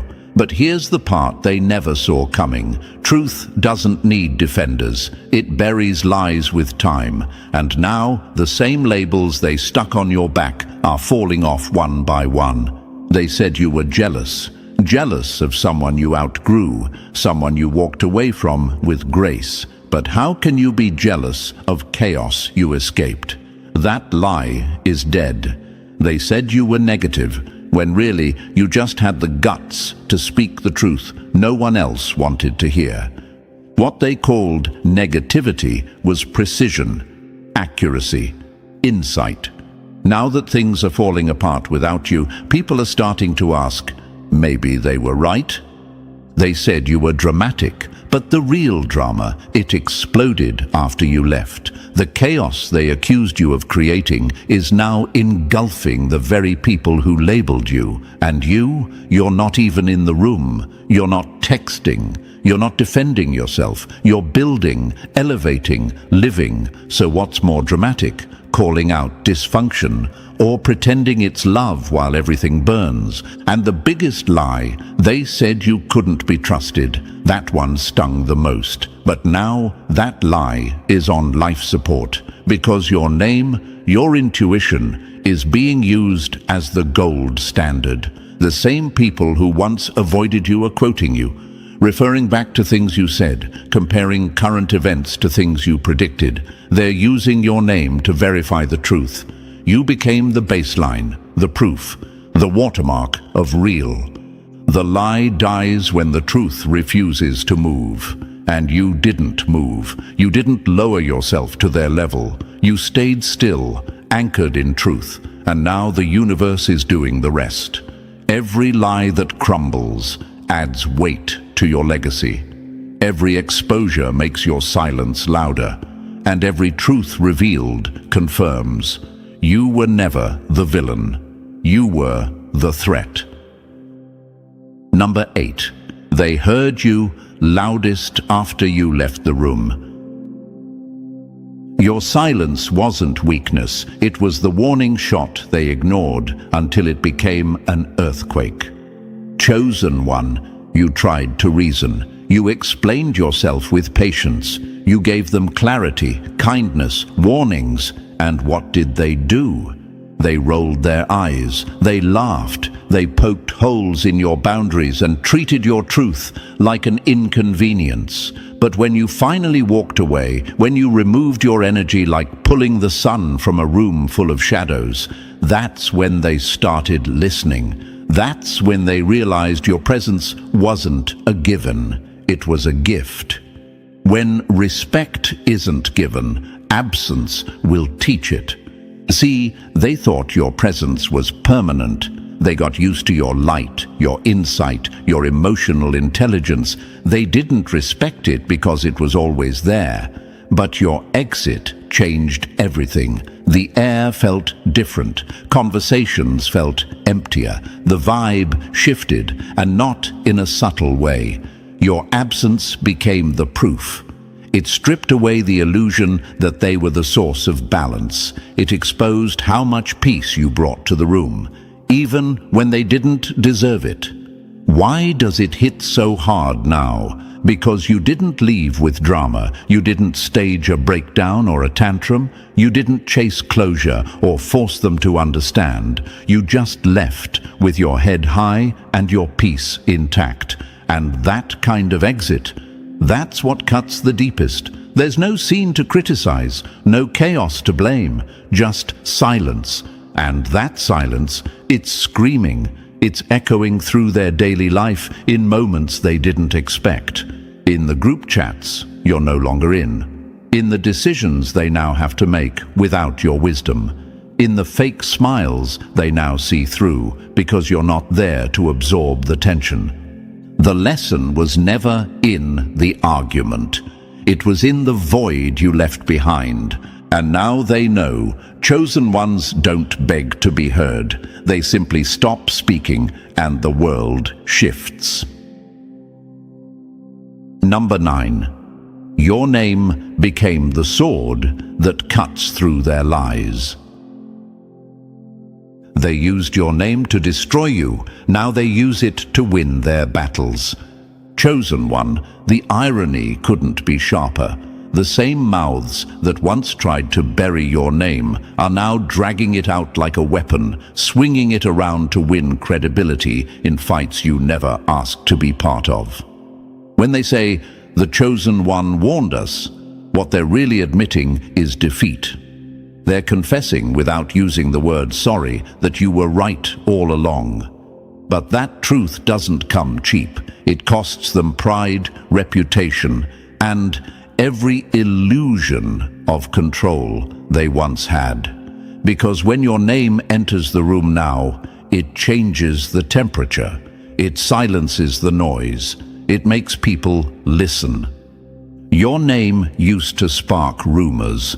Now it sparks clarity. Imagine that. They mocked your intuition once, said you were doing too much or seeing things that aren't there. Yet now, your words are the receipts they pull out when they want to be believed. Your instincts are the benchmark they measure truth against, and the more they use your name to prove others wrong, the more it burns their ego, because it reminds everyone how wrong they were about you. Your silence turned into a mirror, reflecting every lie they built. You didn't need to fight to gain power. Your consistency built it for you. Every time you refused to gossip, every time you walked away instead of arguing, every time you chose peace over revenge, you were forging authority. Not the loud kind, but the kind that lingers in people's memory. The kind that becomes irrefutable. So now, when they use your name in debates, it works. Because your name holds weight. It's proof, it's credibility, it's truth made human. You became the standard they swore they'd never acknowledge. And that's what hurts them the most. They can't rewrite history anymore. They can't twist your narrative. Every time they invoke your name, they're forced to admit the one thing they never wanted to, that the person they tried to destroy was the only one who truly saw things clearly. Your name used to threaten their power. Now it defines it. Number 10. They laughed at your truth. Now it's unmasking the whole circus. They dismissed your truth like noise. Now it's the siren dragging every fraud into the light. Chosen one, they called your words extreme, said you were being too serious, too suspicious, too intense. But here we are, and everything you said is detonating like a truth bomb they thought they buried. You warned people calmly, clearly, without drama. You told them someone was playing both sides. You pointed out the emotional instability, the manipulative sob stories, the subtle exploitation. You raised your voice against fabricated backstories, shady financial games, and ego-fueled control tactics. And what did they do? Smirk, scoff, tune you out like you were just bitter. A fraud can only survive in silence. You spoke, and now the whole illusion is burning. Now, the things you saw coming are happening in full HD. Fake identities are falling apart like costumes after the party ends. Financial games are surfacing, and people are realizing they weren't part of a community. They were part of a con. Those who mocked your warnings are watching public meltdowns, wild contradictions, and shattered alliances they swore were solid. Your voice aged like prophecy, and now every exposed fraud is a credit to your vision.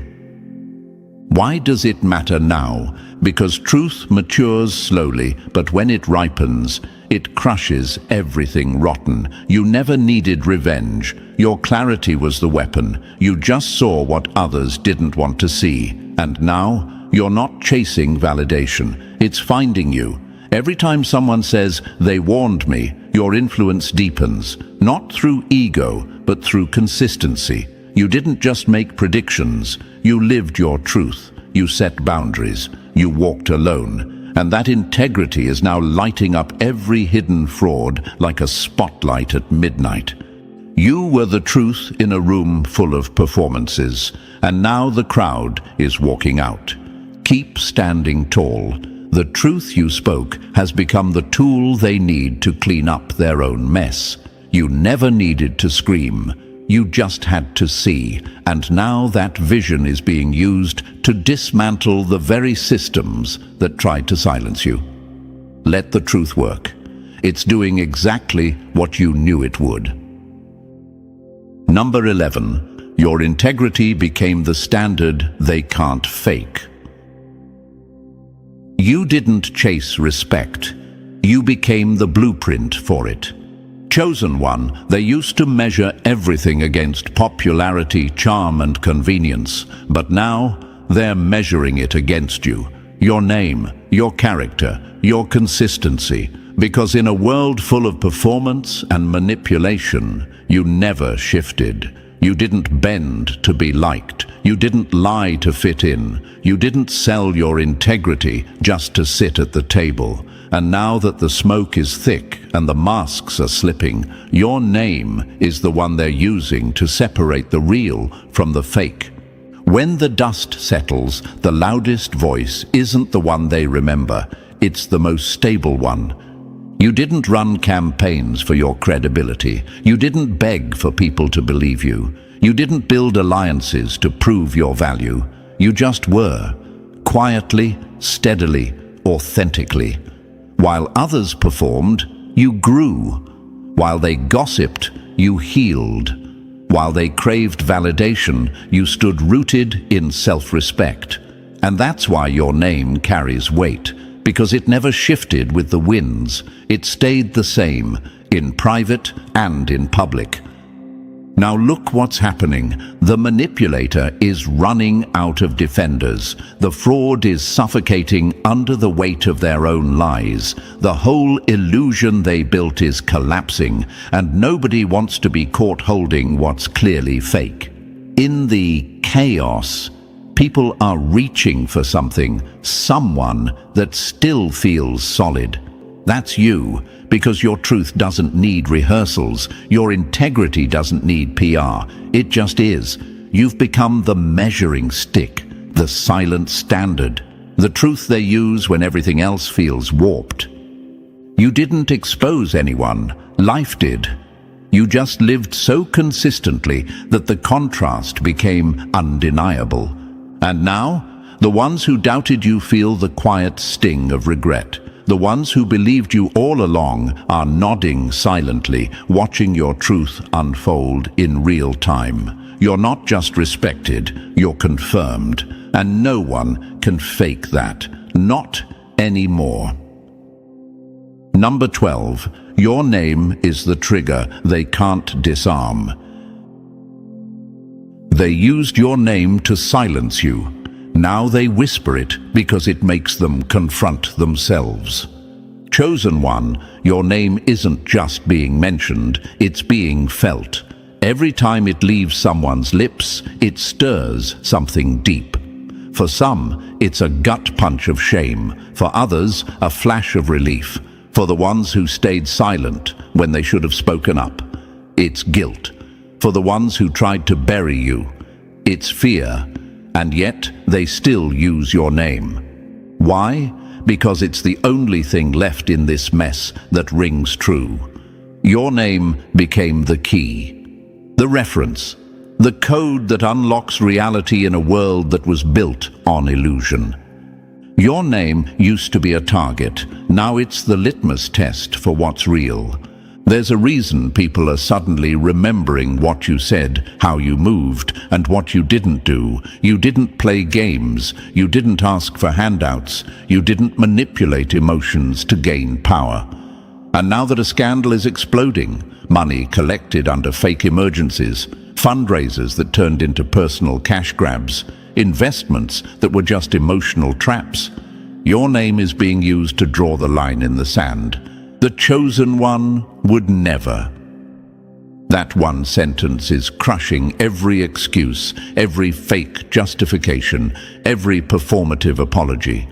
What's more devastating than the truth? The comparison. When they look at you and realize how someone should act, how they should have handled loyalty, honesty, and energy, they feel exposed. Because your silence wasn't passive, it was surgical. Your character wasn't for show, it was a standard. Now they're stuck.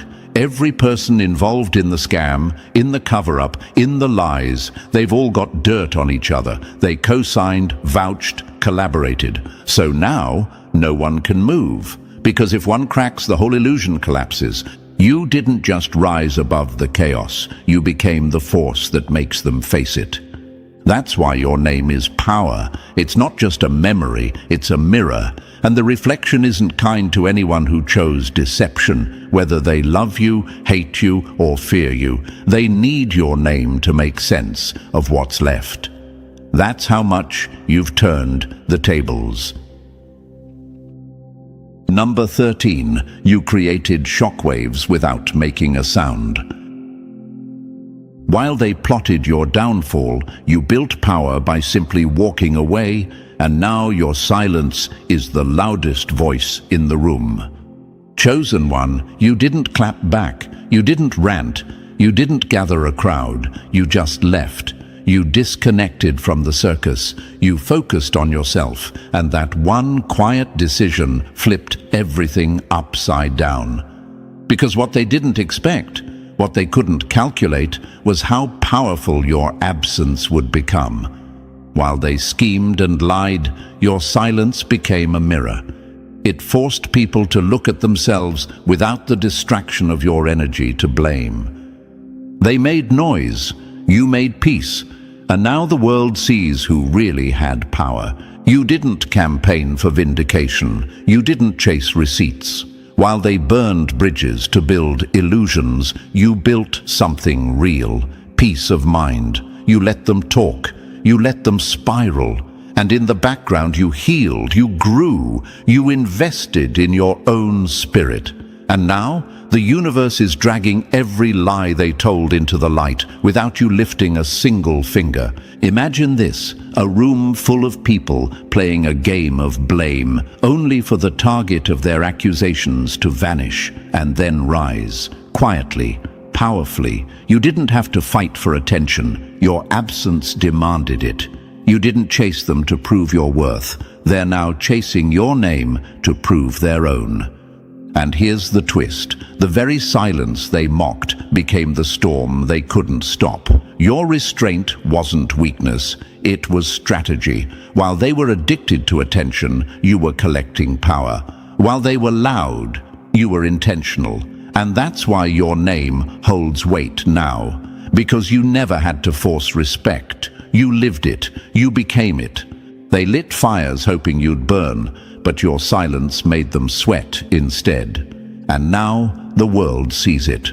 The truth is untangling itself without drama. The lies are collapsing without confrontation. And you're just watching the fallout from a distance, glowing in a peace they'll never understand.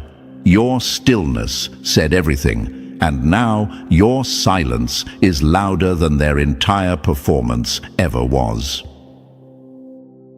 Number 14, you didn't chase power, you became the definition of it. Real power isn't loud, it's the quiet force that rewrites every lie just by existing. Chosen one, this is what they never understood. You didn't need a spotlight to be seen. You didn't shout to be heard. You didn't beg for respect. You moved in silence until reality had to align with you. That's what true power looks like. It's not in dominance, it's not in manipulation, it's not in crowds clapping for a performance. It's in consistency, in character, in calmness when everyone else is panicking. It's in you. They built entire campaigns to damage your name. They twisted your words, questioned your motives, downplayed your presence. And you just lived. You stayed rooted. And now the truth has looped back around. And it's using your life as the final word. Your actions, your silence, your walk. That's what flipped the script. The strongest person in the room is the one who no longer needs to prove they belong there. And that's you. You became a force without force. Your name? It carries weight now. People refer to your discernment like it's law. Your intuition is their compass. Your character is the new gold standard. And all of this happened not because you fought harder, but because you let go. You didn't force outcomes, you trusted the process, and the universe honored that with confirmation. So now, when people say your name, they're not just remembering you, they're referencing you. You're the proof, the evidence, the authority, not the self-proclaimed kind, the earned kind, the kind that took hits, stayed quiet, and still rose higher than anyone expected. They chased validation, you chased peace. That's why they're still talking, and you're already gone. This is your victory lap, but not the kind they're used to. There's no fireworks, no headlines, just undeniable power. The kind that walks in the room before you do. The kind that bends reality without raising your voice. You didn't chase this crown. It grew from everything they tried to bury, and now you wear it without needing to announce it. That's what real power looks like. That's what you are. Number 15, you became the scale that exposes every lie. They tried to erase your name. Now it echoes in every conversation that dares to speak the truth. Chosen one, they did everything they could to reduce your presence. They called you difficult, dramatic, divisive. They cast you out like your silence was guilt, your boundaries were rebellion, your insight was delusion. But now, every discussion about what's real eventually circles back to you. You've become the measuring stick, the quiet reference point, the invisible compass that everyone now uses to navigate the ruins of the lies they once believed. Truth doesn't scream, it just stands and lets everything fake fall away. They couldn't handle how deeply you saw, so they labeled you the issue. But you weren't the problem, you were the mirror. And while they tried to avoid that reflection, they couldn't stop the truth from catching up. You didn't need to beg for a seat at the table. Now, your name is the table. They consult your past words to judge current reality. They compare other people's behavior to yours just to figure out who's playing games. You are the standard they swore didn't exist. Why does this hurt them so deeply now? Because acknowledging you were right means admitting they were wrong, and not just a little wrong, blind. They ignored the warnings, dismissed the instincts, and joined the crowd that mocked what they now worship. It's not just vindication, it's a reckoning. And watching you stand tall without bitterness, without payback, without even asking for credit, that's what cuts the deepest. You became undeniable by being unshakable. You didn't demand the world to validate you, but now it is. Through exposure, through collapse, through every lie that dies in your absence. You stood firm and the room shifted. You stayed honest and the illusion cracked. You didn't just survive the storm, you became the clarity after it. And now, you're not just vindicated, you're elevated. Not because they finally see your worth, but because they can't unsee the truth you embodied all along. So, Chosen one, the tables didn't just turn, they collapsed under the weight of your truth. You didn't force this outcome, you became it. And now, your name is the proof, the power, and the standard. If this message hit your soul, press that like button if you haven't already. And if you're still not part of this growing family of truth seekers and warriors, what are you waiting for? Hit that subscribe button and join the force. You are not alone, and your presence here is powerful. Stay sharp, stay solid, and remember, they felt your absence more than they ever honored your presence. Some smiles don't just brighten a room, they expose the entire surveillance system hiding behind the mirror. That's what your smile did. It didn't just lift your energy, it triggered a fault line in their control. It wasn't cute, it wasn't innocent, it was an unplanned override of a script they spent decades writing. You didn't break into the system, you were the glitch. And the moment you grinned without knowing you were being observed, you set off a chain reaction in realms they don't want you to even believe exist. That's when the hidden protocol kicked in. And no, it wasn't meant for your eyes. Think of it like this. Imagine a wild animal in the jungle looking up at a drone camouflaged in the leaves. It doesn't bark, doesn't run, doesn't roar. It just looks back, calm, unbothered. That silent acknowledgement, that's what unsettles the watchers, because in that moment, control slips. Their invisibility dies. The illusion of dominance fades. And that's what your smile did. It acknowledged what you weren't supposed to know. You're being watched. But instead of fear, you responded with radiance, and that, chosen one, is the most unpredictable move of all. Here's a scientific fact to shut down your doubts. Studies confirm the human brain can detect when someone is watching, even without sight or sound. It's called gaze detection, built into our nervous system like software in the background. But what happens when that natural instinct gets upgraded? When your awareness isn't just alert, it's awakened. That's where you stand. Your smile wasn't a reflex. It was a message, encoded light, a digital fingerprint of your energy, and it jammed frequencies, scrambled surveillance. You didn't wave a banner, you didn't scream revolution, you smiled, and everything hidden started to glitch. And thank you, chosen one. Don't forget to pay this message back by simply pressing the like and subscribe, not just for you, but to help this truth reach more souls. It's all of our responsibility to spread the light. You are part of this mission. You're not just a witness, you're a force. So thank you for standing in that light with your head high and your energy loud. Now, let's get into what really happened. You weren't supposed to notice the eyes. You weren't meant to catch the shift in atmosphere when you entered a space. The whispers behind the door, the sudden silence in the room. But you felt it anyway.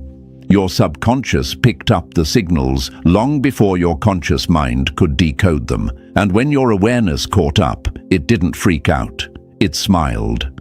And that single gesture was the trigger.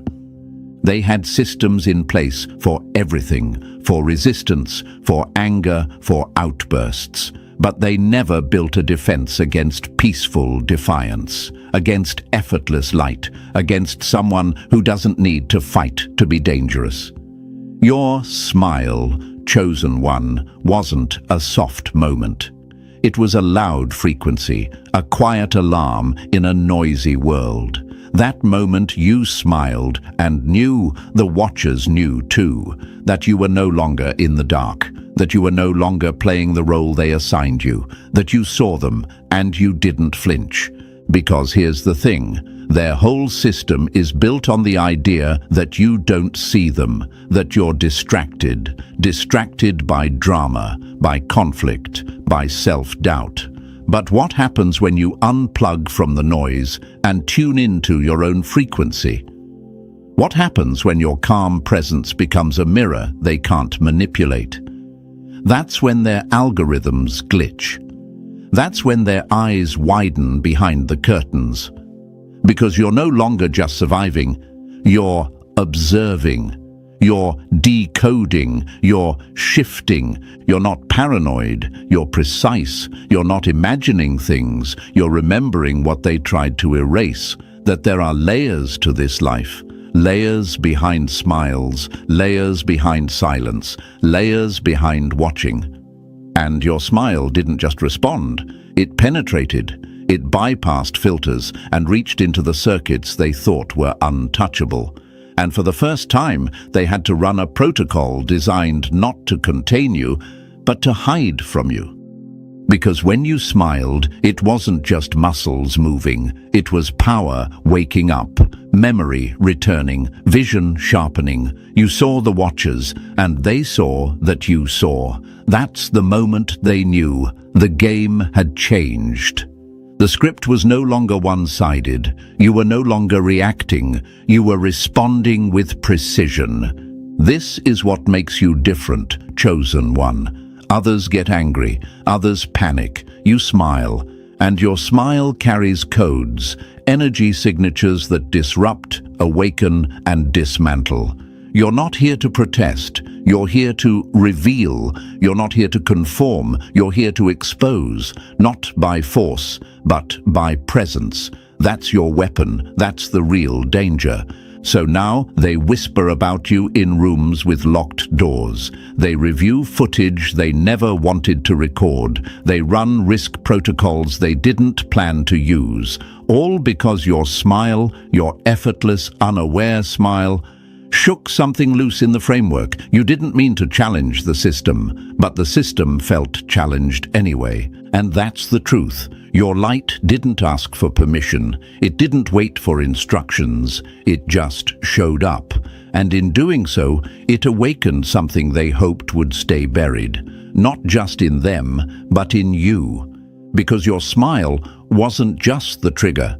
It was the signal that the observer has become the observed, that the game is now mutual, and that the energy has shifted permanently. So if you're feeling eyes on you, even when you're alone, if you're sensing the shift in conversations, the sudden stillness, the strange silences, you're not imagining it, you're experiencing it, and your smile told them exactly what time it is. Welcome to the protocol you weren't supposed to activate, but you did it anyway, effortlessly, and the system will never be the same again. And hey, chosen one, thank you for being here in this moment. You have no idea how rare it is to meet someone who saw what wasn't meant to be seen and still stood calm in the light. Before we dive deeper into this, take a second to drop the number 777 in the comments if you've ever felt those invisible eyes shift the second you smiled. That number tells me you're awake, that you know. And if you can, bless the team behind this message with a super thanks. Because every ounce of energy you give keeps this truth alive, helps it reach more souls who are still trying to understand why the world glitches when they walk in. It doesn't matter if it's a cent or 1,000, it's about vibration, not value.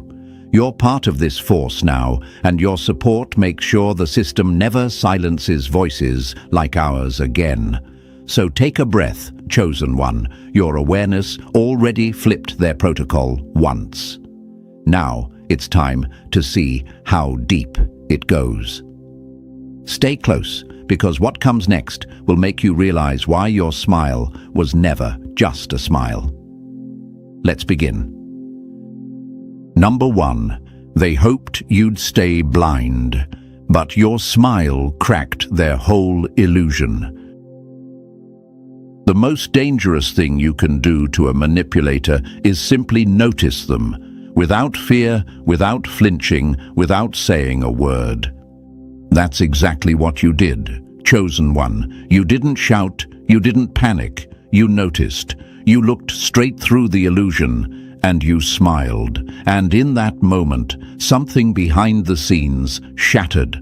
Because you weren't supposed to see them. You weren't supposed to feel the shift in energy, to hear the silence behind the noise, or to catch the flicker of the unseen eyes monitoring your presence. But your awareness betrayed their system. Not with violence, but with stillness. That's what scared them. You've probably asked yourself, was I just overthinking? Was it in my head? No, it wasn't imagination, it was intuition. And your intuition has always been 10 steps ahead of their tactics. When something in you paused, turned, and sensed the weight of observation, that wasn't a glitch. That was you waking up to the silent war you were born into. And when you smiled, that was your declaration. I see you, and I'm not playing along. They call it paranoia when you get too close to the truth. But the truth is, you were never meant to sleepwalk like the rest. You were built to scan frequencies that others don't even know exist. And your calm awareness? It's a direct threat to their illusion of power. Because their control relies on darkness, on things staying hidden. But you turned on the light, and they scattered like roaches under a spotlight. Your smile wasn't innocence, it was interference. A clean, controlled interference that sent a silent message through the frequencies they thought you couldn't touch. I'm awake, and I see everything that's not arrogance. That's evolution. The more aware you become, the more they lose their grip. Because awareness breaks control. Awareness unplugs you from the script they tried to download into your soul. You didn't read from their lines, you rewrote the scene, simply by noticing it for what it was. Why do you think they design distractions? Why do you think they flood your life with noise, chaos, drama, and temptation? Because clarity is poison to their programming. A calm mind, a sharp eye, and a silent grin. That's all it takes to unravel the whole spell. And you've done it. The moment you stopped reacting and started observing, the entire illusion cracked at its seams. They didn't fear your rebellion, they feared your recognition. That moment when your awareness stopped being internal and turned external, when you stopped asking what's wrong with you and started realizing what's wrong with them. That was the real threat. Not your voice, not your fists, but your focus. And the moment you smiled, as if to say, I know this game now, their control mechanisms went haywire. Surveillance lost meaning. Manipulation lost power. Because you weren't responding emotionally anymore, you were responding consciously. That's what makes you untouchable. So no, your awareness was never an accident. It was your edge, your shield, your override code, and your smile. That was the access key they never accounted for. Now that you've activated it, there's no going back. And they know it. You see them now, and they can't unsee you. Number 2, you were the experiment that outgrew its lab. They didn't build you to escape, they built you to obey. But when you stopped reacting and started transforming, you became the very anomaly they feared.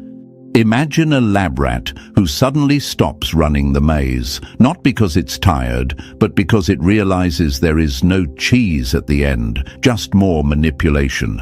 Imagine the panic in the observers when the rat sits still, makes eye contact with the camera, and refuses to perform. That's what you did, chosen one. You were designed to follow the path they laid out, but your awareness made you pause. You saw the maze, and instead of playing along, you started climbing out of it. They didn't just watch you, they studied you. your joy, your pain, your triggers. They analyzed your relationships, your habits, your silences. Every smile was logged, every breakdown was measured. They wanted to see how much pressure it would take to crack you, how many betrayals would break your hope, how many obstacles would kill your light. But every time they pressed you to the edge, you didn't shatter, you expanded. You weren't born for their boxes, you were born to expose their walls. The system they designed depends on predictability, patterns, triggers, labels. That's how control survives. If they can define you, they can contain you. But you didn't just reject the labels, you dismantled the entire shelf they were stored on. Every time they said, "This one will fall after this trauma," you didn't fall, you rose. Every time they expected revenge, you chose silence. And when they waited for your bitterness to bloom, you grew joy instead.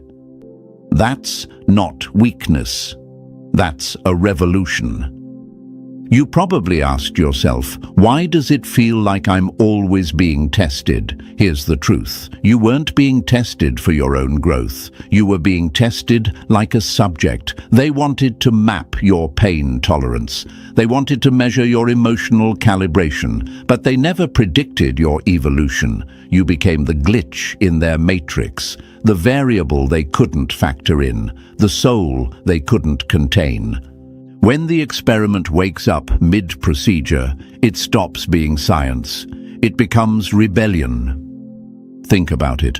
What happens when the puppet notices the strings? What happens when the subject of the study grabs the clipboard and starts taking notes on the observer?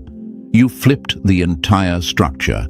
You weren't just surviving the tests, you were learning the system. You didn't need revenge because awareness was already dismantling the power they held over you. They didn't know that peace could be so disruptive, that joy could be such a threat.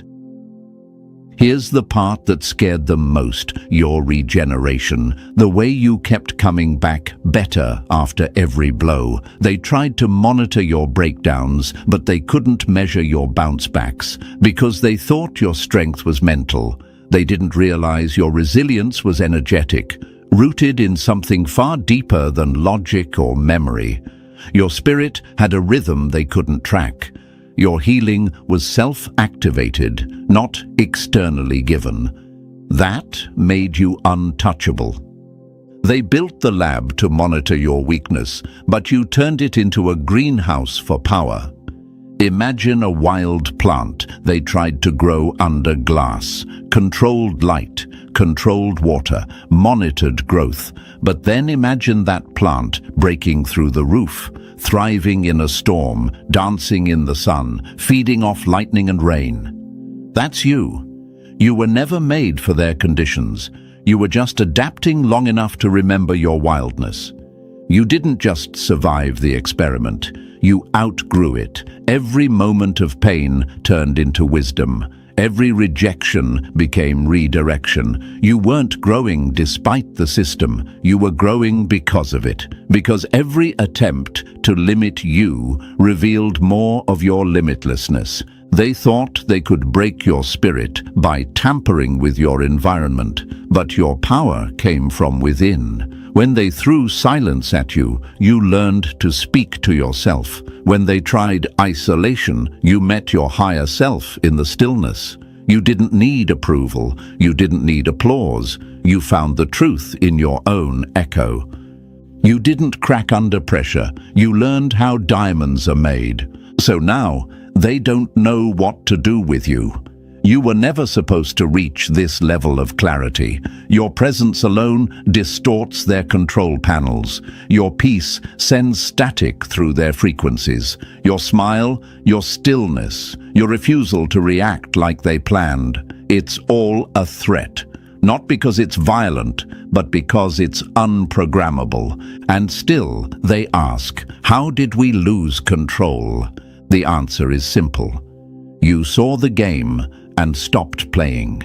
You saw through the fake rewards. You saw through the illusions of status, fear, survival. You stopped trying to prove your worth and just became it. That was the moment the experiment failed. That was the moment the subject became the observer. And the lab, their carefully constructed simulation, started to collapse. So if you've ever felt like they were watching you, testing you, studying your life from a distance, you're not imagining it. But here's the difference. Now you're the one watching. You've outgrown their lab, their system, their definitions. You are not a specimen anymore. You're the spark they didn't see coming. And your smile? That was the final signal. The smile of someone who knows this is no longer their experiment. It's your awakening. And they can't trap what's already free. They can only watch and fear what you'll become next.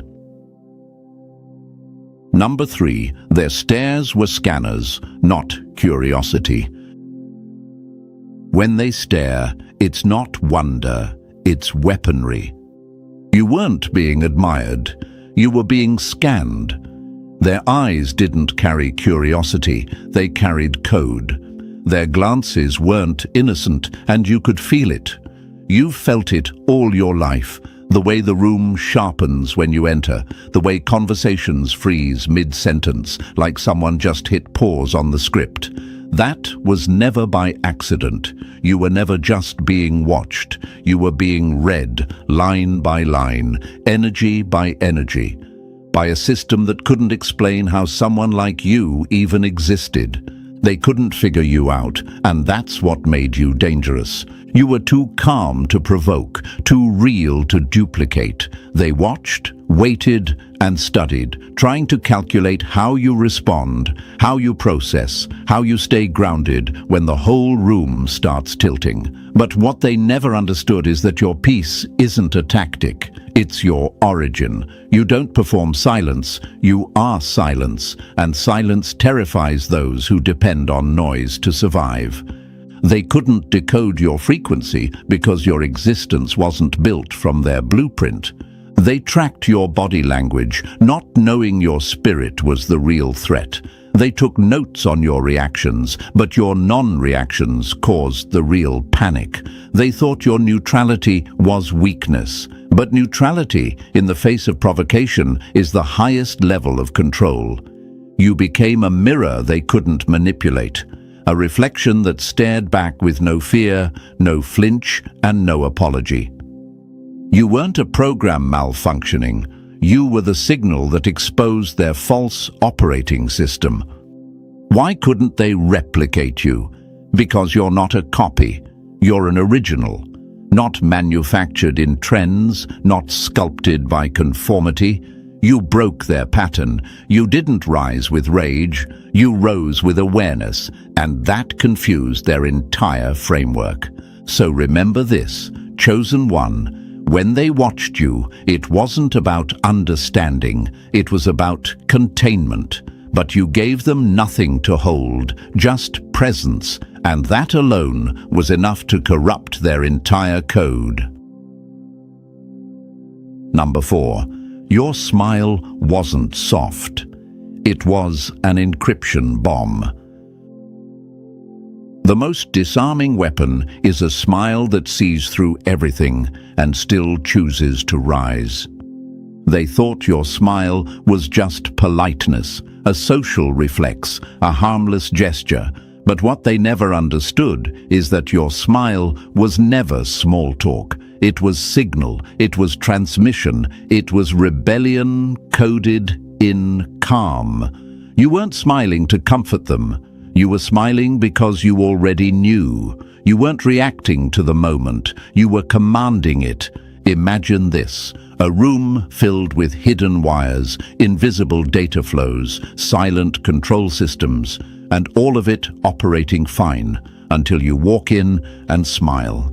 That single grin is like plugging in a master override. Frequencies shift, energy gets unstable, secrets start leaking.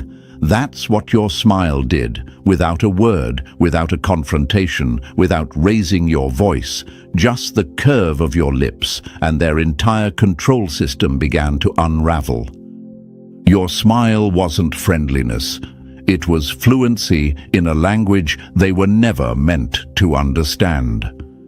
Some felt calm around you because your smile mirrored their truth.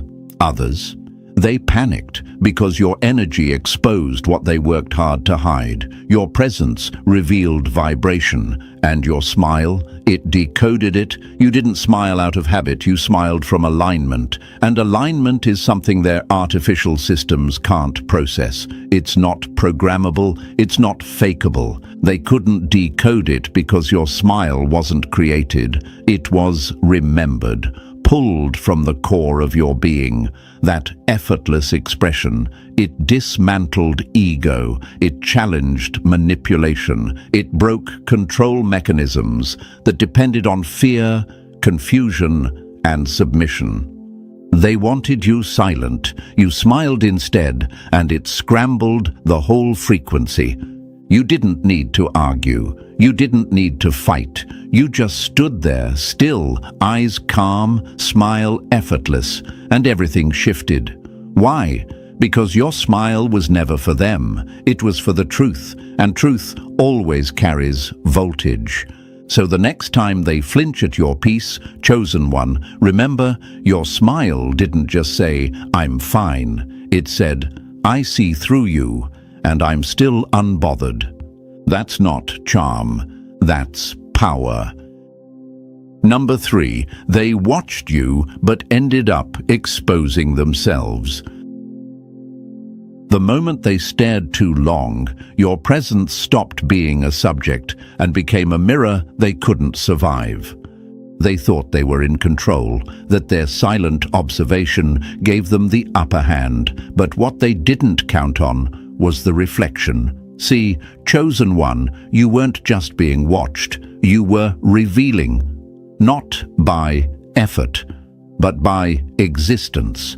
The deeper they studied you, the more they accidentally unearthed themselves. They didn't find your weakness, they bumped into their own.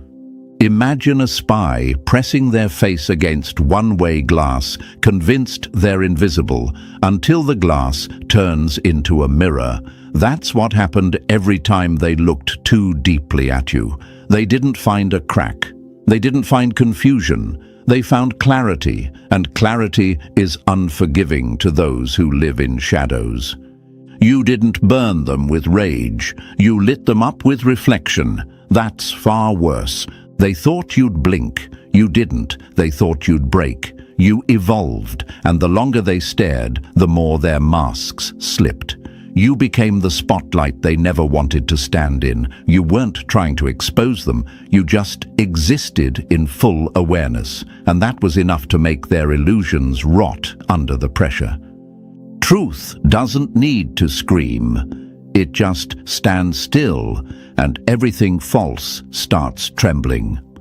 Here's the irony. Their curiosity was the confession. They revealed their intent through the obsession. What started as monitoring turned into unraveling. You didn't play their game, you highlighted it. Their watching was supposed to give them control. Instead, it made them vulnerable, because the more they looked at you, the clearer it became that they were the ones wearing the mask. So no, chosen one, you didn't need to point fingers. Your light did that for you. And the most brutal part? They were never really watching you. They were watching what they feared you'd see in them. And you did, without even trying. Number 5. You glitched their control grid with pure joy. They coded fear into the system, but your peace rewrote the script they swore was unbreakable.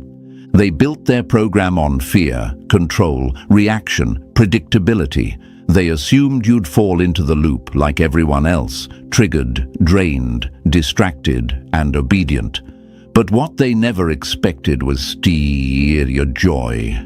Not the loud, performative kind, but that quiet, rooted joy, the kind that isn't shaken by chaos. That stillness in your spirit, it wasn't ignorance, it was insulation, and it made their entire system glitch. Imagine trying to run a virus in a machine that doesn't recognize fear-based code. That's what your soul became, a different operating system, one they couldn't hack. Every time you smiled when the situation begged you to break down, the algorithm failed. Every time you laughed without a reason, the control loop lagged. You didn't play their game, you broke it just by being whole. Fear can be measured, but light doesn't fit in formulas. They built mechanisms to provoke, traps to pull you into reaction. But you didn't react, you responded. You didn't panic, you observed. You weren't frozen by pressure, you flowed through it. And that's what made their data collapse. Because control only works when you're predictable. But how do you contain someone who smiles in storms? Who chooses joy when bitterness is expected? Your peace didn't play defense, it went on offense and dismantled control without saying a word. And that peace? It wasn't passive, it was active disruption. It threw a wrench into every system that runs on emotional volatility. You didn't need to shout, you didn't need revenge. Your frequency alone scrambled the framework. Because no algorithm can calculate what it doesn't understand. And they'll never understand a soul that chooses light in the face of manipulation. So remember this, chosen one, you didn't escape the program. You infected it with awareness, you disarmed it with laughter, you corrupted it with stillness, and now their code no longer runs clean. Number 6. You triggered the one thing they buried, their own conscience. They didn't fear being exposed by you, they feared being remembered by themselves. You didn't come with threats, you didn't come with vengeance, you came with presence, and that was enough to shake the foundation they thought was untouchable. You didn't scream truth, you radiated it. And in your energy, in your stillness, something ancient stirred in them. Not fear of you, but fear of themselves. The version of them they abandoned, the conscience they buried under control, deception, and false power.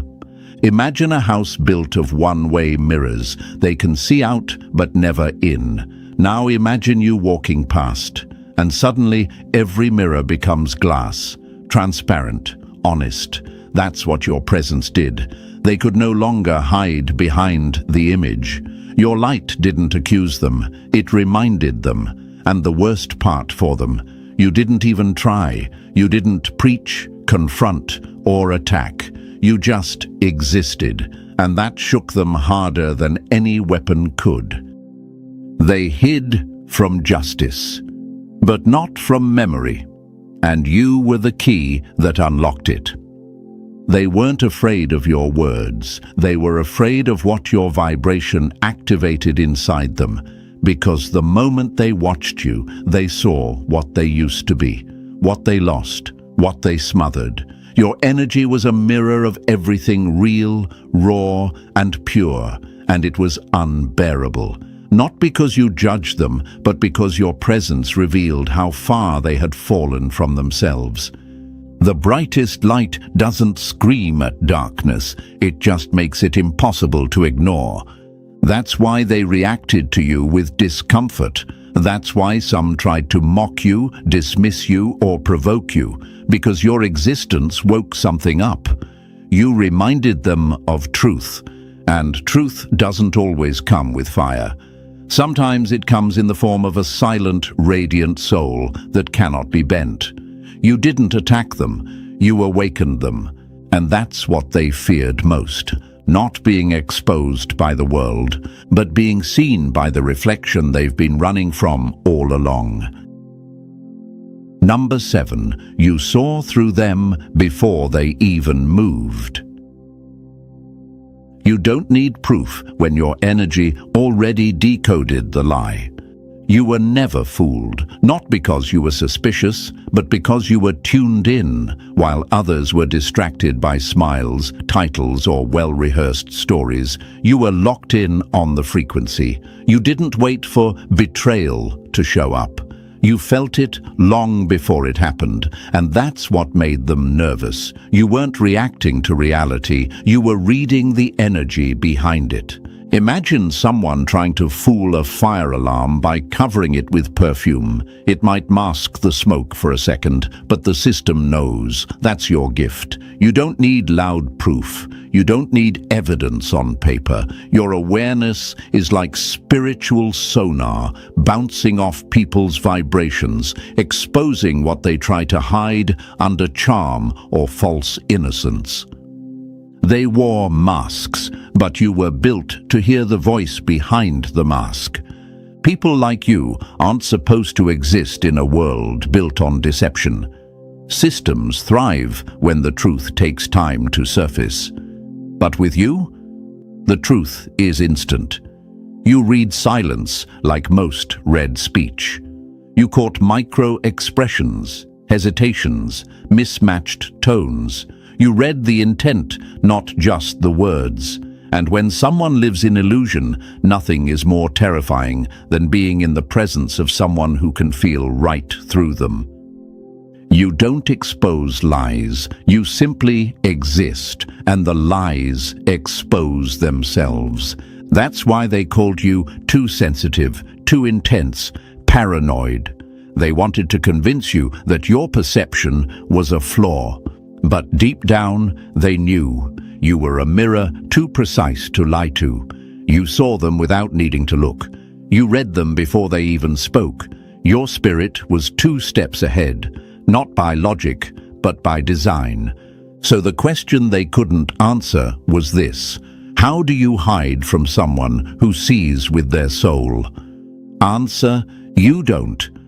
You just pray they never stop watching. Number 8, you reflected the rot they tried to bury. You didn't destroy them, you revealed them, and that was far worse. They watched you hoping to find flaws, but the more they looked, the more they started to crack. Because you weren't just standing in your truth, you were mirroring their emptiness. Every inch of your calm made their control feel pathetic. Your authenticity exposed their performance. Your quiet confidence shook the fake power they wore like armor. They needed to feel above you, smarter, stronger, more in control, but your independence ruined the illusion. You didn't beg, you didn't chase, you didn't need validation, and that's what ripped them open. You didn't just walk with power, you walked with peace. And peace, in a world addicted to manipulation, is an unforgiving mirror.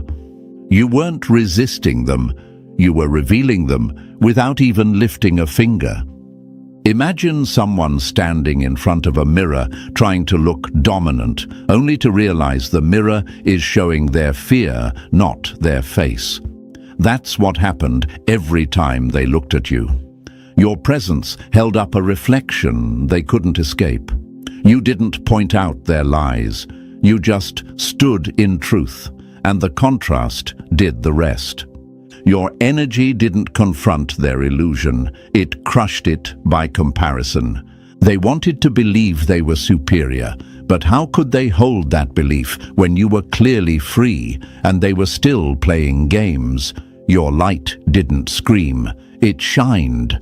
And that was enough to expose every shadow they tried to keep hidden. That's why your silence hurt them more than any insult could. That's why your presence triggered defensiveness, envy, and projection. You didn't try to take anything from them, you simply reminded them of everything they abandoned: integrity, innocence, truth. You didn't become their enemy, you became their mirror. And that's the one thing they could never break. Number 9, you didn't break the control. You made it irrelevant. The moment you stopped caring, their power turned to dust. They built their entire illusion on one belief: that you'd care, that you'd react, that you'd obey, but you didn't resist them with force. You outgrew the game, and that's what shattered their concept of control. Because control only works on people who still need something from the controller: approval, permission, identity. But you let all that go, and when you did, their entire structure collapsed. They thought surveillance equaled dominance, that if they watched you closely enough, they'd know how to shape you. But they were too late. You already slipped through the net. You became sovereign, independent, emotionally unbothered. And in a world built on dependency, that makes you a ghost in the machine. They could track your behavior, but they could never access your essence. True power doesn't scream, it simply withdraws its interest, and the illusion falls apart on its own. Imagine trying to steer a boat that's no longer in the water. That's what they tried to do with you, but your silence made noise. Your non-reaction had impact. Your peace made their chaos look like desperation. You weren't fighting back. You were operating above the frequency of their control. And that's what made you untouchable. Control ends where detachment begins. You didn't stop them, you just stopped responding. You stopped needing their validation. You stopped dancing to their rhythms. You let go, not out of weakness, but because you realized freedom doesn't argue. Freedom moves on. And when you did, they realized they never had control. They just had your attention, and now that's gone. They thought they could box you in, but they didn't realize you don't need to break the box when you were never built to fit inside it. And that, chosen one, was the end of their illusion. Number 10. You returned their energy without a single word. Real power doesn't chase, beg, or fight. It reflects, and that reflection alone drains the pretenders. They thought they could feed off you, quietly, consistently, without notice. By watching, poking, provoking, they hoped to siphon your essence. But what they forgot, chosen one, is that attention is not a one-way transaction. The moment they stepped into your field, they exposed themselves, because while they were trying to study you, your silence was already scanning them. You didn't speak, you didn't flinch, and that's exactly what made the energy flip. Imagine someone trying to steal electricity, and instead of draining power, they get shocked by the current. That's what happened every time they tried to manipulate your peace. You weren't reacting, you were transmitting. Every stare they gave you, every mental game, every silent jab, you absorbed it, flipped the polarity, and sent it right back. Not with words, not with rage, but with stillness. And that stillness, that's what burned them. They came to steal your light, but your silence turned into lightning. You never needed revenge. You became the mirror, and mirrors don't fight back, they reflect. The more they tried to pull power from you, the more they saw their own weakness. And that's the beauty of real mastery. You didn't need to teach them a lesson, your energy did the work. They left your presence drained, not because you attacked, but because you didn't. Some people aren't destroyed by confrontation, they're destroyed by being seen. You flipped the power dynamic without lifting a finger. That's what scares them most. You didn't scream to reclaim your energy. You stood still and let the truth echo. And it did, loudly, in their own heads, in their own shadows. They wanted dominance, but ended up walking away, exposed, drained, and changed. That's the weight of your energy, chosen one. That's what it means to be a walking transformation. You didn't just reclaim power, you reversed it and made them carry the very energy they tried to project onto you. Number 11. You were the glitch their system couldn't contain. You didn't hide behind defenses. You became the defense they couldn't decode. You didn't raise your voice. You didn't build walls. You became a living firewall, not made of code, but of consciousness. Every system, every manipulator, every dark energy that tried to scan you, predict you, or crack you, failed. Not because you were invisible, but because your signal was too clean for corrupted frequencies to process. Imagine trying to run a virus in a device built on truth. It won't just fail, it'll crash. That's what your presence did. You didn't resist manipulation with force. You short-circuited it with awareness. Your energy didn't match their scripts. Your silence didn't obey their triggers. Your peace didn't allow their control to land. You weren't programmable. You were encrypted. They couldn't read you because your source code was truth, and truth burns through illusion like fire through fog. Your smile wasn't submission, it was calibration. Every time you entered a space, you silently announced your frequency. I operate on clarity. I move through peace. I see through you. And that alone was enough to make manipulators glitch. They couldn't project onto you. Their tactics didn't stick. You didn't absorb, you reflected. And in that reflection, their falsehoods fell apart. Corrupt systems don't collapse under pressure. They collapse in the presence of integrity. You didn't dissolve their games with arguments. You did it with alignment. That's what made you unreadable to them. You weren't chaotic. You were consistent. And consistency is the death of every system built on confusion. That's why they struggled around you, because your presence revealed what they couldn't fake and exposed what they couldn't hide. You weren't meant to blend in. You were designed to interrupt, to crash their corrupted code with nothing but your truth. And every time you smiled, the system glitched again. Number 12. They came to watch you, but ended up facing themselves. You didn't convert them with words, you confronted them with truth they couldn't ignore. At first, it was curiosity, a quiet fascination. They watched you like an anomaly, trying to figure out what made you different, why your energy didn't fold like the others. But the longer they observed, the less they were studying you, and the more they were being pulled into themselves. Your stillness reflected their noise. Your clarity made their confusion louder. And suddenly, what started as curiosity began to feel like conviction.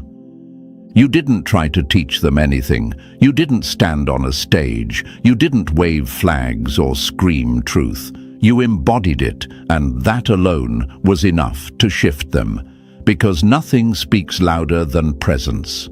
Nothing holds more weight than a life that moves in truth without needing applause. They weren't analyzing your strength. They were realizing their own weakness in its shadow. Imagine someone staring into a still lake, expecting to see your reflection, but instead they see themselves, not the version they present to the world, but the raw one, the hollow one. That's what your energy did. It forced accountability, not through confrontation, but through comparison. You didn't tell them what they were missing, you reminded them. You didn't bring the light to argue with darkness. You stood in it and made it shift. That's why they couldn't stay detached. Your calm wasn't just peace. It was pressure, not the kind that crushes, but the kind that exposes. You moved through pain like it had no grip on you. You radiated strength that wasn't loud, but undeniable. And in that contrast, they met the truth they'd buried. The version of themselves that used to believe, used to feel, used to hope. They came to observe you like a subject. They left having met a reflection of everything they lost, and you didn't lift a finger. You just remained real, and that changed everything. Number 13. You proved their cameras couldn't capture the unseen. They tracked your steps but missed your shift because spirit doesn't show up on surveillance, only on impact. They watched everything, your movements, your patterns, your habits. They gathered data, time-stamped your reactions, archived your silences. But the more they tried to record you, the more they realized they couldn't read you. Because you weren't functioning on surface. You were operating from frequency, and no camera, no algorithm, no observer built on control can track the essence of a soul that's truly awake. They thought surveillance would give them control, but you proved something far more powerful, that spirit can't be scanned. You didn't resist the observation, you transcended it. You let them watch, you let them stare, but you moved in such a way that their lenses caught the body and completely missed the being. They studied your form and missed your force. They recorded every frame of your journey and still missed the moment you became untouchable. Imagine someone trying to map a flame using a ruler. They can measure the movement, but never the heat. That's what happened every time they tried to define you. They captured actions, not intention. They archived words, not vibration. They saw you, but never felt you. Because spirit, real spirit, doesn't leave evidence, it leaves imprints. And the ultimate irony? You weren't the one being watched, they were. Watched by the universe, watched by truth, watched by their own reflection, mirrored back through your calm, your peace, your presence. Your evolution exposed their stagnation. Your smile, that effortless calibration, was the code that fried their whole illusion. And your growth?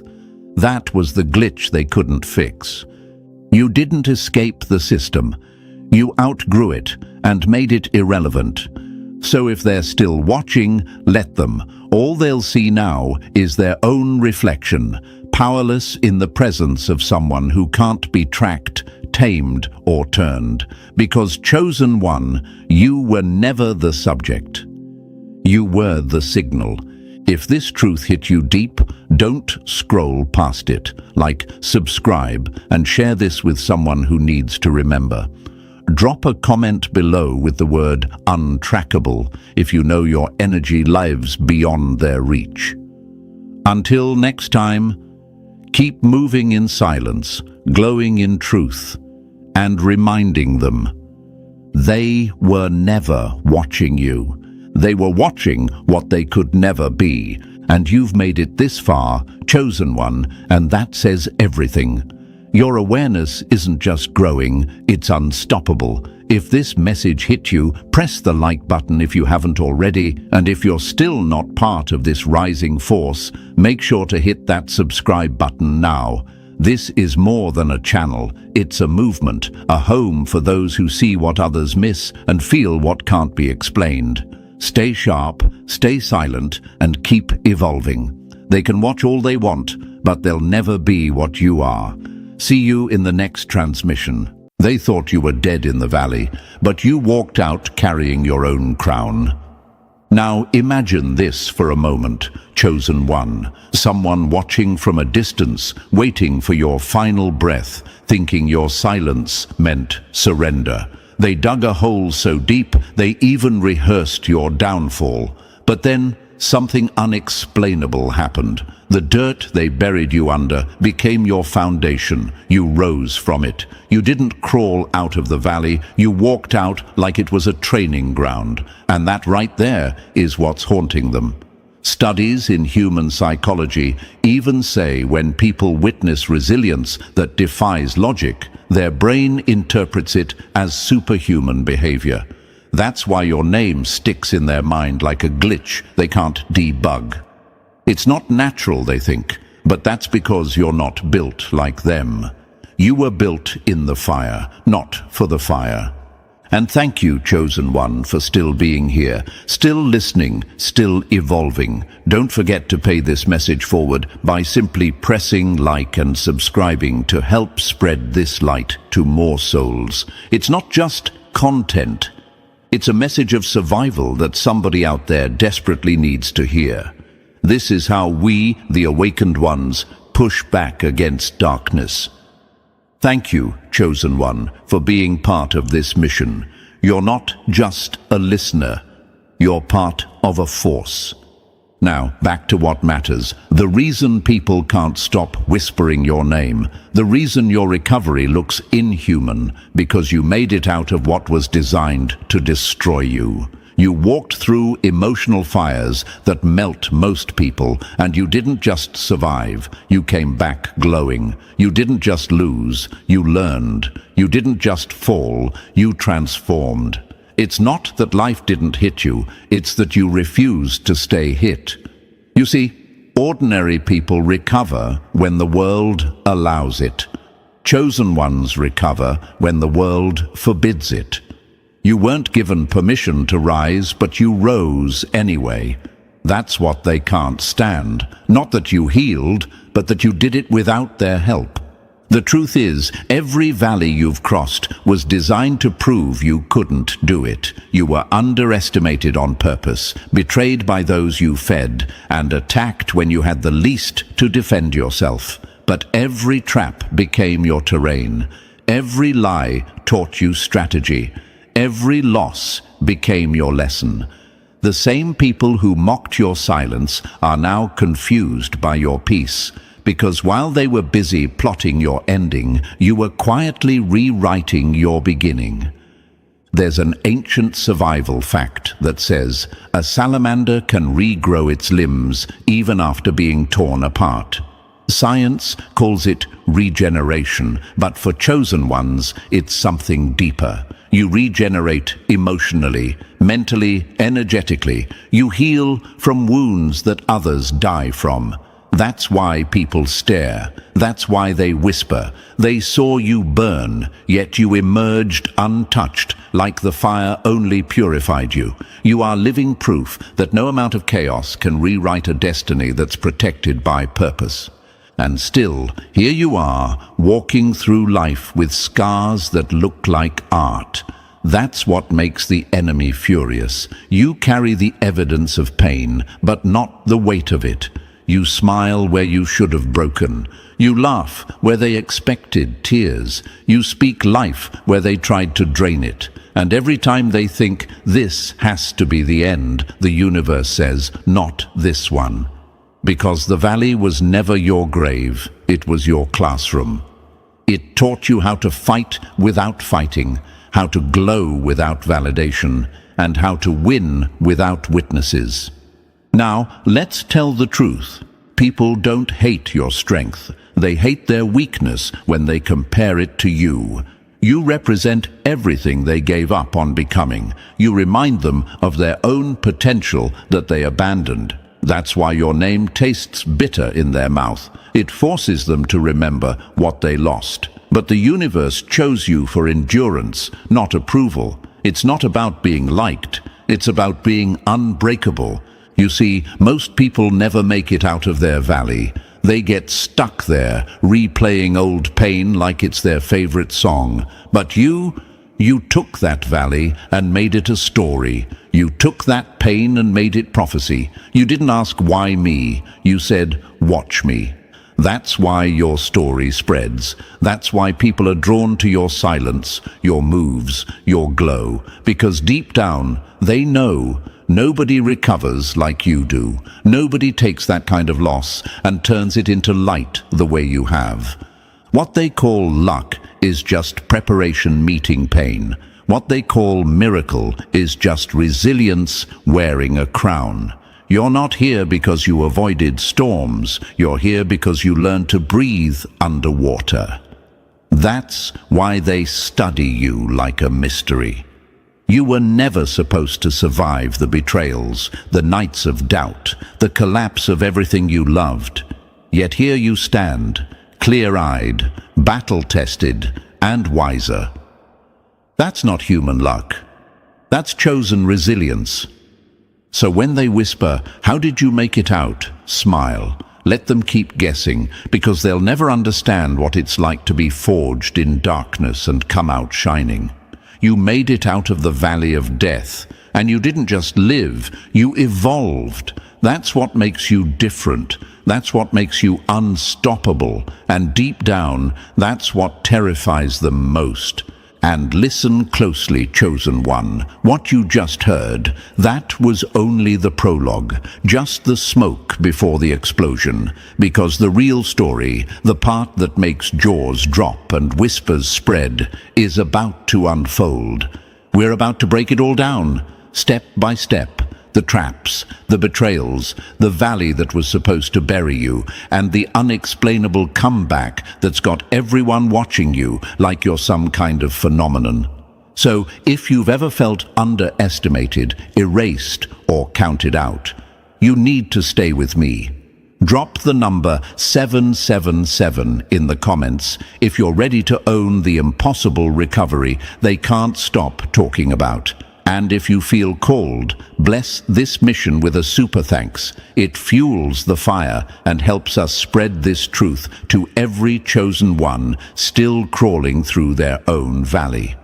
And now, let's dive into the real picture. Layer by layer, no fluff, no filler. If you're truly a chosen one, you'll feel it in your bones, the urge to stay until the very last word. Because by the time we finish, you won't just understand your story, you'll own it. Let's get started.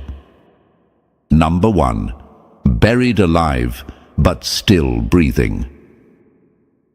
They threw dirt, thinking they were burying you, not knowing you were a seed. Let's get this straight, chosen one. They didn't just hope you would fail, they worked overtime for it. With whispered rumors and calculated sabotage, they built your downfall like it was a team project. They set the trap, waited for the collapse, and pulled up a front row seat to your funeral. They weren't passive haters, they were architects of destruction. But what they didn't realize is, they buried you alive. And the joke? You kept breathing. They didn't know you were the type to grow in the dark. They didn't know the valley they pushed you into would become your personal training ground. They wanted your silence to be proof you'd surrendered, but silence was just you listening to something greater. You weren't broken, you were building. You weren't hiding, you were healing.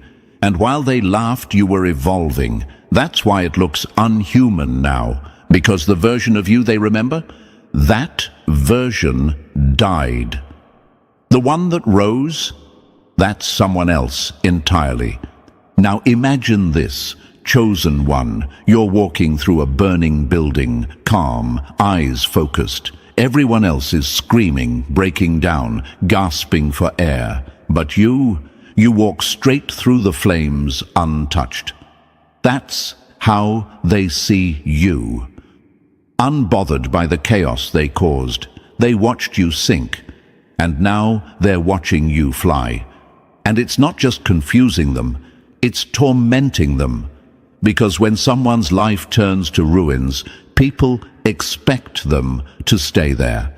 But you used those ruins as bricks and built something they can't even enter. That's power. That's being chosen. And it's not just metaphor. A study published in Scientific American found that humans who experience severe adversity and bounce back don't just return to baseline, they surpass it. It's called post-traumatic growth.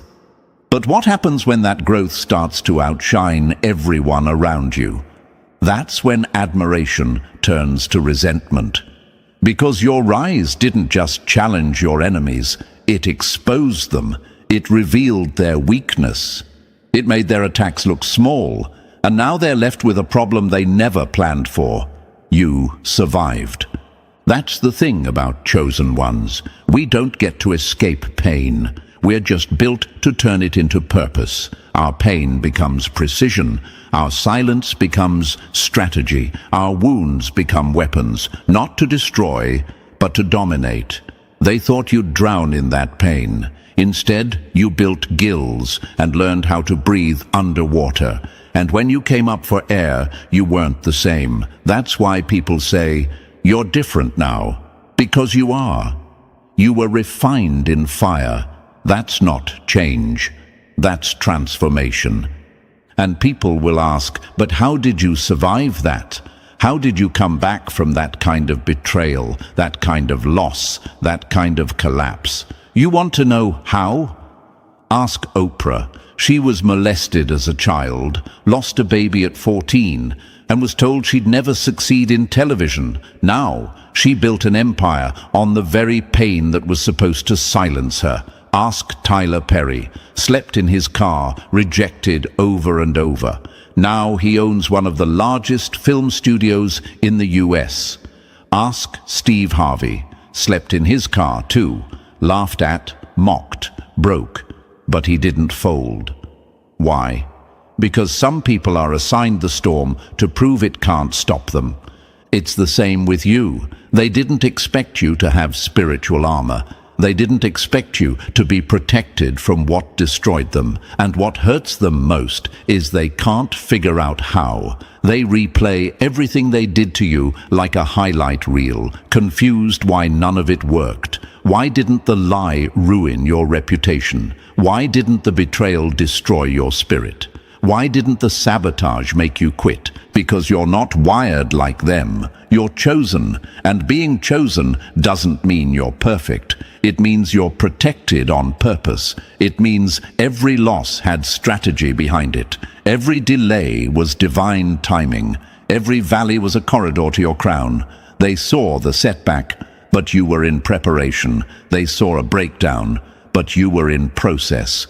You were just quiet about it. That's the part that drives them mad. And if you're wondering why it feels like people are so obsessed with your story, here's why. Survival that makes no sense becomes spectacle. You became their favorite movie and their worst nightmare. They want to study you, understand you, copy you, but they can't duplicate what was built through pain they never had the guts to endure. They don't envy the suffering, but they want the shine. And that's the joke. The shine only came from the suffering. They buried you alive, and now you're blooming on top of the soil they tried to keep you under. You're the living reminder that the human spirit, when chosen and called, cannot be caged. Your glow wasn't handed to you. You earned it, not in the spotlight, not on a stage, but in the pit, in the dark, in silence. That's where legends are born. That's where warriors are built, and you're living proof of that truth. So let them wonder how you did it. Let them squirm trying to make sense of your existence. You don't owe them the blueprint. You are the blueprint, and they'll never understand what it took, because people who've only walked on roads will never understand those who survived valleys of death. And that's exactly where they lost you, and exactly where you found yourself.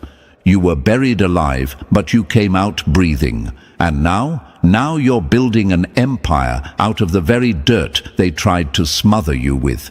Keep breathing, chosen one. Keep rising, because the air feels thinner at the top, but it also feels earned. Number 2. Your enemies had a schedule for your collapse. They marked dates on calendars for your downfall. Now they're crossing out the days you keep rising. Chosen one, understand this. Your enemies didn't attack you randomly. No, they had a schedule. They had a step-by-step plan for your collapse, like a project rollout. The envy they felt wasn't passive, it was organized. These weren't just jealous people throwing shade. These were architects of sabotage, clocking your every move, studying your routines, timing your weak spots, and calculating your breaking point like scientists running a destructive experiment. But what they didn't prepare for was your refusal to collapse on cue. They expected your pain to follow a script, one that ended in silence, shame, and disappearance. But you flipped the story. You interrupted their entire narrative. They had marked the date they thought you'd give up. They even whispered to others, "Just watch. It's only a matter of time." But the only thing that ran out was their time watching you rise. Now picture this for a second. Your enemy sitting in silence, staring at their own calendar with dates circled in red, each one marking when their trap was supposed to work, each one symbolizing when you were supposed to fold. They expected you to unravel, to crash, to return to who you used to be before you woke up. And yet, every time the calendar flipped, you kept going. You weren't just alive, you were rebuilding, stronger, sharper, and even quieter. That's what crushed them, not the fact that you survived, but that you didn't even need to say a word about it. And here's the part that stings them the most. Your healing ruined their strategy. While they were counting wounds, you were stacking wisdom. While they were planning your next emotional breakdown, you were crafting mental breakthroughs. Their plan depended on you reacting, crying, publicly stumbling. Instead, you moved in silence, and silence isn't something they know how to fight, because silence gives no reaction, and without a reaction, their entire mission falls apart. Psychologists say that people driven by narcissism and control become destabilized when their target doesn't respond as expected. They feel disarmed, powerless, because their power only exists if you engage. You didn't, and they weren't ready for that kind of inner strength. That kind of silence screams. It told them everything they needed to know, that you no longer lived in their cycle. Some of you were betrayed by people you loved, people who looked you in the eye and smiled, all while timing your destruction behind your back. This wasn't sloppy, this wasn't chaotic.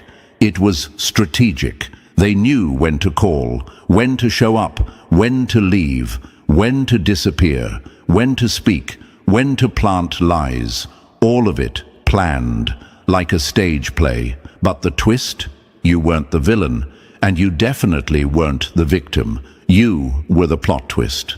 That's why they can't stop watching you, because your recovery doesn't match the damage they tried to inflict. They hit you with storms, and you came out with wings. They served betrayal, and you responded with boundaries. And every time you got back up without giving them the satisfaction of breaking you, you weren't just winning, you were disrupting their timeline. And the hate turned frantic.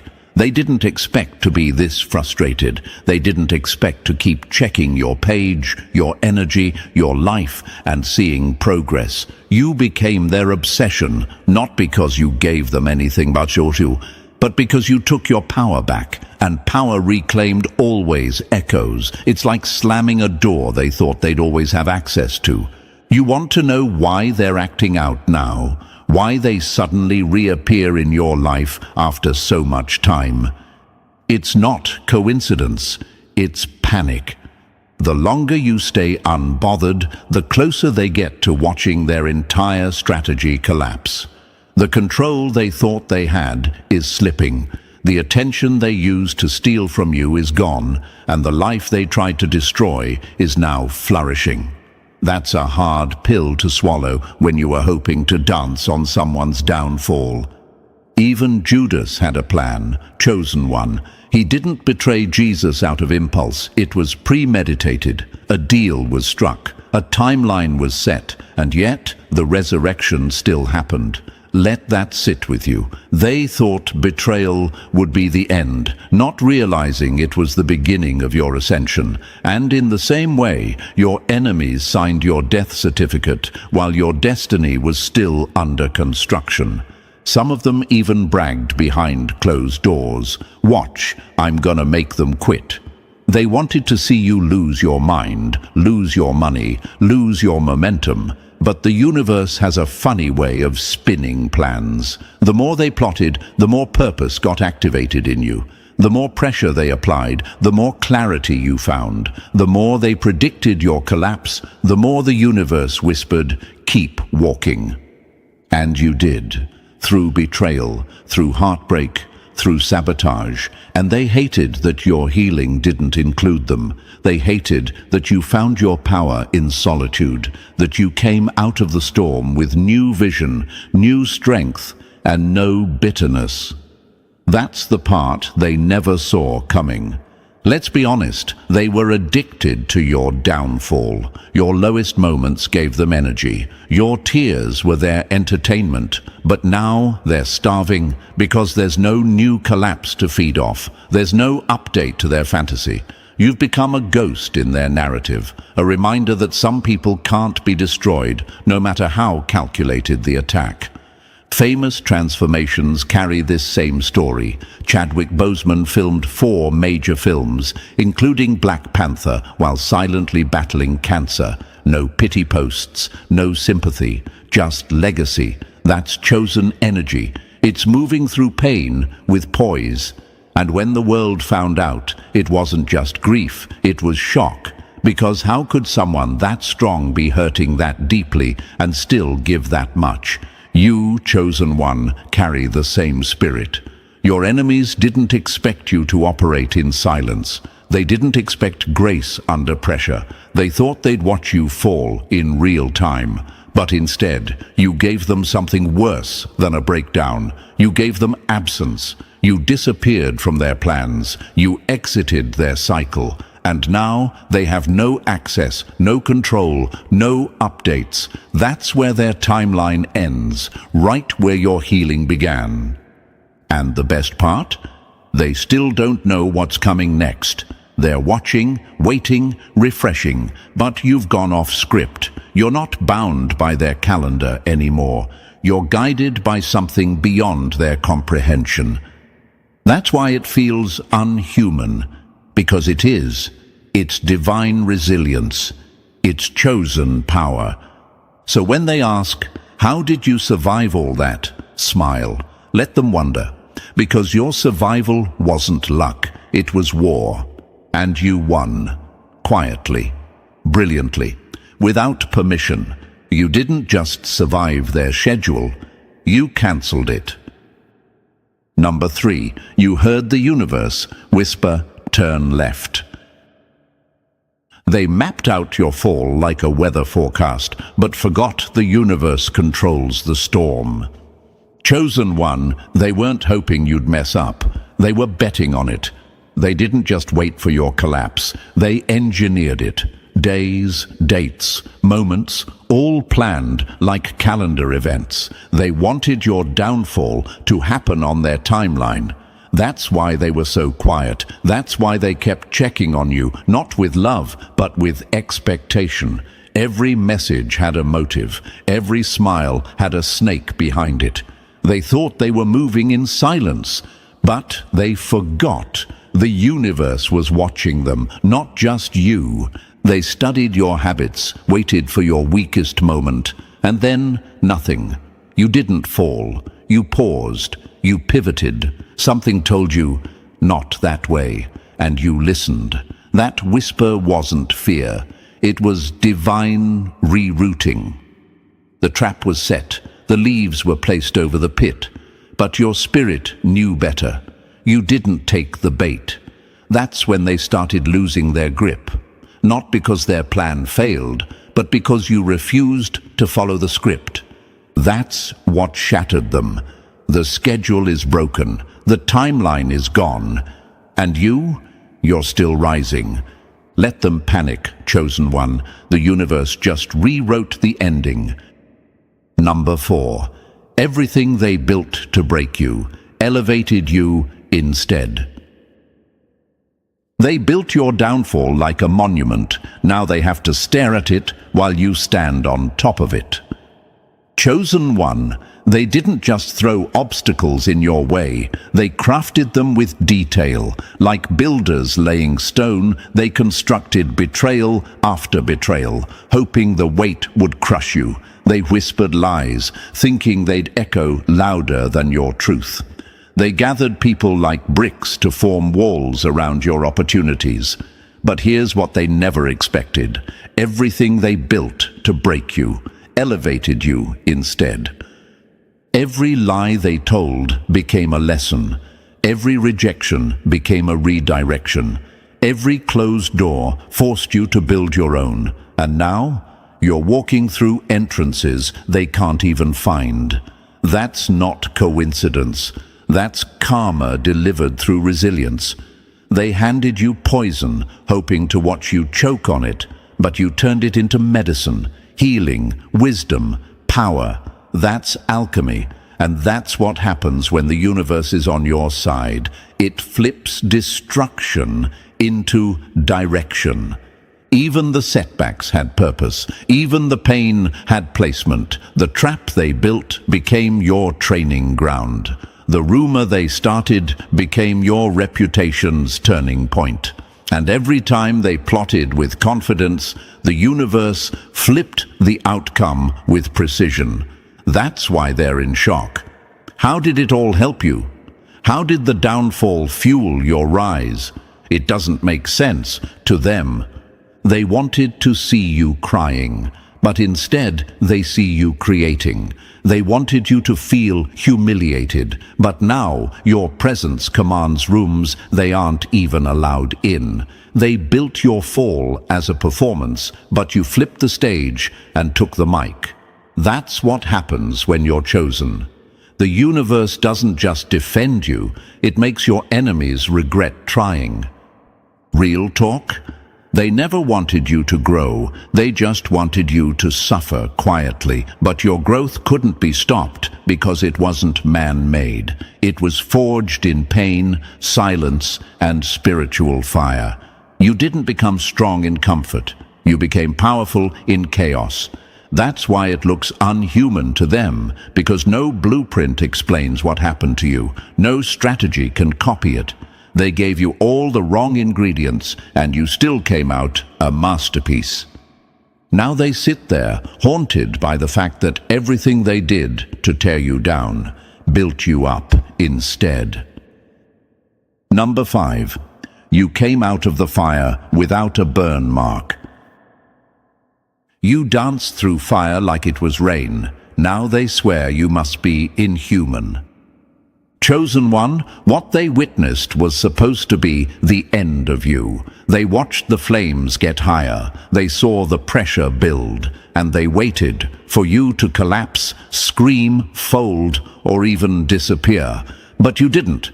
You walked out of that fire without a single burn mark, not a scar to explain what you went through, just calm, power, presence, and that terrified them. Because normal people don't survive what you did, not without breaking, not without begging. But you didn't just survive, you glowed brighter.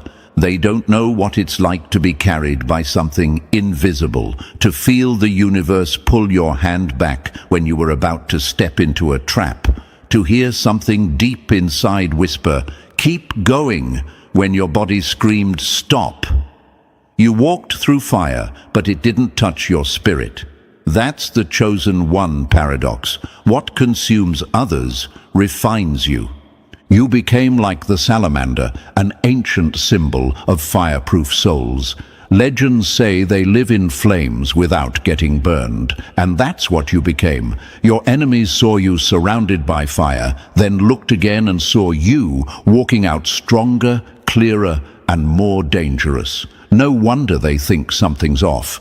It is, you're not like them. And now they ask, how are you still standing? How are you not bitter, broken, or buried?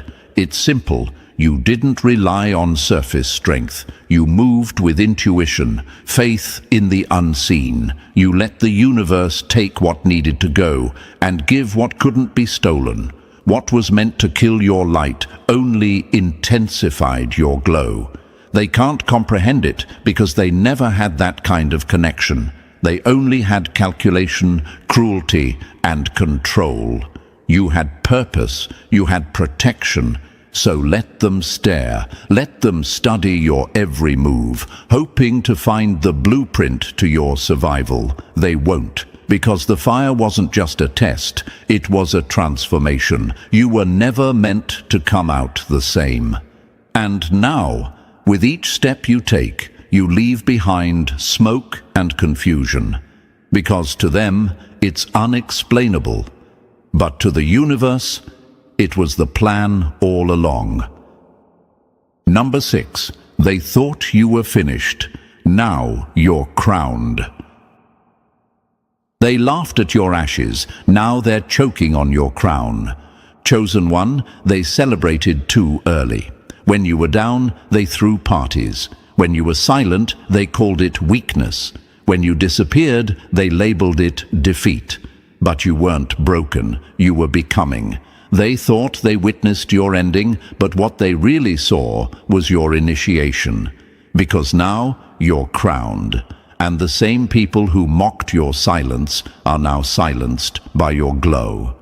They don't understand how you flipped it, how the humiliation became honor, how you turned every public setback into a personal throne.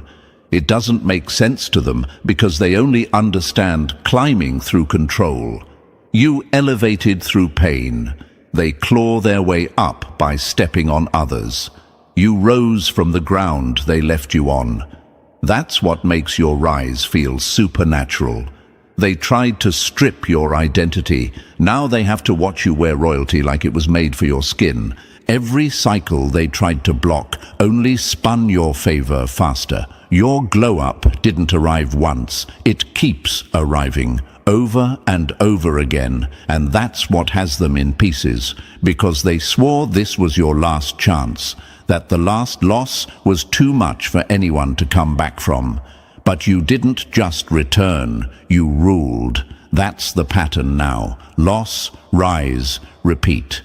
See, when you're chosen, elevation isn't a moment. It's a pattern. You don't just rise, you cycle through rebirths. Every version of you is stronger than the last. That's what's confusing them. They keep trying to kill the old you, but every time someone new emerges, sharper, wiser, quieter, and more powerful. Their hate can't keep up with your evolution. And that crown, it wasn't given, it was earned through silence, through storms, through betrayal. You didn't inherit your throne, you built it from scraps they left behind. You forged it in your tears, molded it with your grit, and set it on your own head. That's why it fits perfectly. That's why it shines harder than they can stand. They thought they buried you, but the crown couldn't be hidden, and now they watch in horror, realizing they were never ending you. They were only crowning you. Number 7. Even their final trap turned into your blessing. They dialed destruction, but the universe rerouted the call. Chosen one, they thought this was it. The final move, the checkmate. They didn't just want you embarrassed, they wanted you erased. They believed bringing in outsiders, enforcers, or even the system itself would finally shut the book on your life. That you'd be finished once and for all. They didn't realize they were triggering the greatest reversal of your entire journey. They called the authorities, not because you were guilty, but because they were desperate. They used the last card in their deck. They made the call that they thought would destroy your name, your future, your spirit. But what happened? Instead of punishment, you received protection. Instead of being dragged, you were delivered. And it wasn't a coincidence. That was the universe stepping in and saying, "You don't touch this one." Now imagine this. Chosen one. They watched the trap spring shut. They smiled. They were sure the walls were closing in. But when the dust settled, you walked out untouched. You didn't beg. You didn't explain. You didn't scream for help. And yet, help showed up. That's what terrifies them the most. That even when they use systems, titles, and power against you, something bigger still shields you. Here's a fact to chew on. Over 80% of people falsely accused never fully recover socially or financially. But you didn't just recover. You rose. You became stronger, clearer, and more untouchable. They witnessed it. They know you're not moving like an average human anymore. That kind of protection, that kind of turnaround, doesn't happen unless the universe has stamped you with purpose. So now the whispers have changed. They no longer say, "We got them." They say, "What are they covered by?" Because it's obvious. You're walking with something they can't access. Their curses boomerang, their attacks backfire. Their final trap turned into your breakthrough, and it left them stunned because you didn't retaliate. You just kept rising. And that's what breaks their spirit. You didn't fight back because you didn't need to. You're not surviving on luck. You're moving by alignment, and when the universe is aligned with you, there's no system, no lie, and no attack that can reach you. Let them plan, let them plot, because the moment they think they've got you cornered, that's exactly when the reversal begins. Number 8, you don't just survive, you regenerate. They lost it all once and never recovered. You've lost it 10 times and somehow came back stronger each time. That's what eats them alive. They don't fear your wins. They fear your returns. The terrifying part isn't that you got hit. It's that you got up again without a scratch. That's not just survival, chosen one. That's regeneration. They watched you lose things that would have made most people crumble. Your stability, your peace, your support system, your name. And yet every time you reappeared, quieter, wiser, stronger. No announcement, no pity party, just a silent rebuild behind the scenes. Think of a salamander, cut off its limb and it grows another one, not patched, not half-functioning, fully restored. That's what you've been doing, over and over again. But here's where it gets spiritual. You didn't just rebuild, you upgraded. You came back with better vision, better instincts, better armor. And when they saw you again, they didn't recognize you, because the old version they tried to bury no longer existed. Now let's ask the question they're too scared to admit.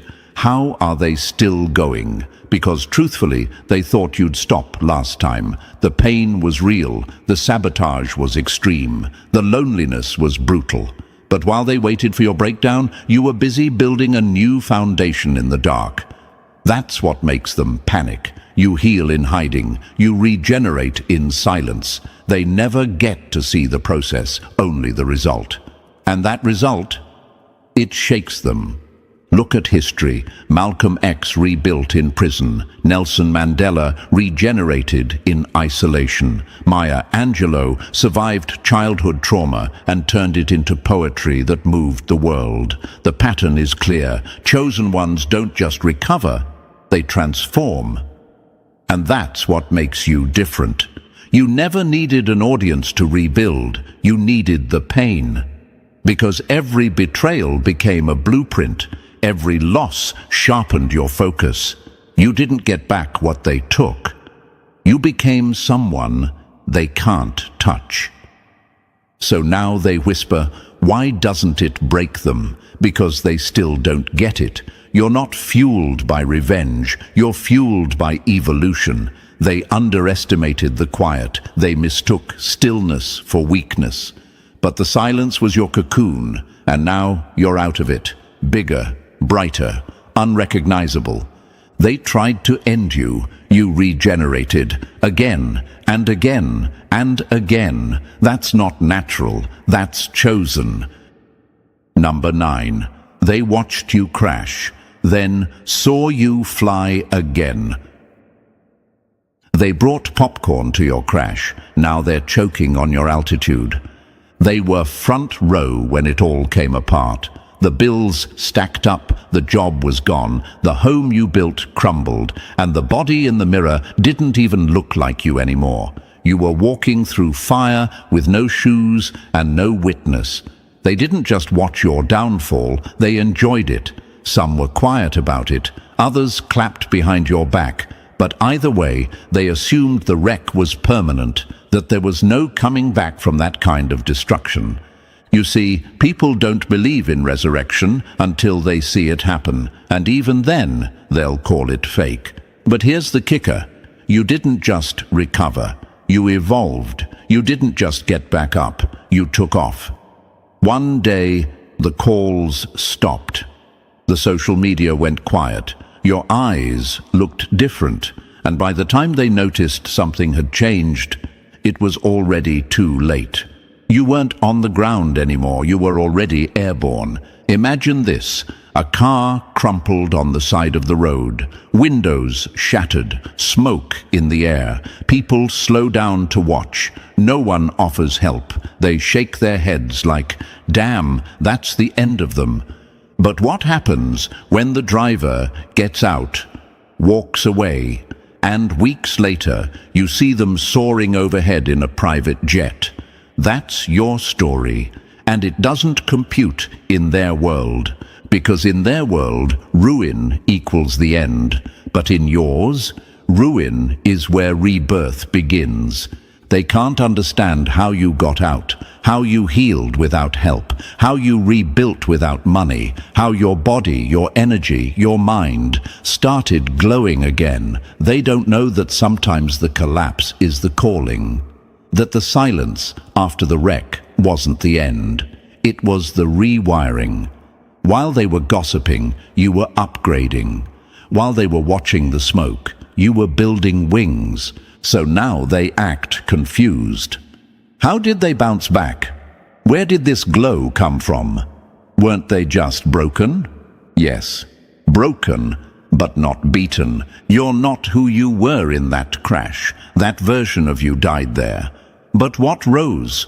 What came out of the wreckage? That's a version even you didn't expect. You didn't just fly again, you changed altitude. They watched the crash and assumed it was the final scene. But you rewrote the script and took off mid-credits. That's the kind of comeback they'll never understand. Number 10.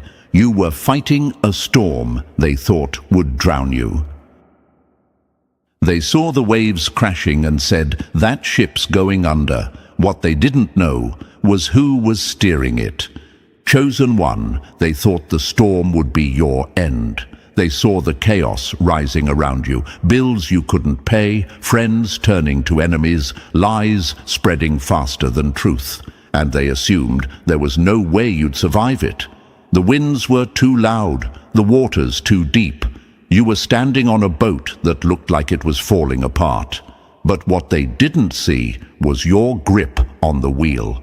You weren't flailing like they hoped. You weren't begging. You weren't screaming. You were just quiet, too quiet. And that's what rattled them the most, because they know how they would have reacted. Panic, despair, rage. But you stood firm, balanced, as if the storm didn't scare you, as if you knew something they didn't. And you did. You knew this wasn't the end. You knew the universe had sent this storm not to drown you, but to sharpen your instincts, to clear the dead weight, to reveal what could float and what needed to sink. You didn't survive the betrayal because you were lucky. You survived because you stayed calm when the entire world tried to make you lose your mind. Now imagine this, chosen one, a ship in the middle of a hurricane. Waves taller than buildings, wind screaming like sirens, people on the shore whispering, it's over. But inside that ship, the captain isn't shaking. The captain is adjusting the sails. That's you. You didn't escape the storm. You navigated it. That's why your peace frightens them, because they tried everything to sink you. Lies, smear campaigns, emotional chaos. But nothing knocked you off course. And here's the hard truth they're choking on. Your silence made more noise than their screaming ever could. The ocean didn't break you. It baptized you. The storm didn't drown you. It revealed your strength. And when the clouds cleared, they looked up and saw your sails rising again, smoother, faster, stronger than before. That's what really haunts them. You were never supposed to make it through that kind of weather, but the storm didn't know it was messing with a force bigger than fear. You were built for the deep, and now that the skies are clearing, they're being forced to watch you sail into horizons they'll never reach.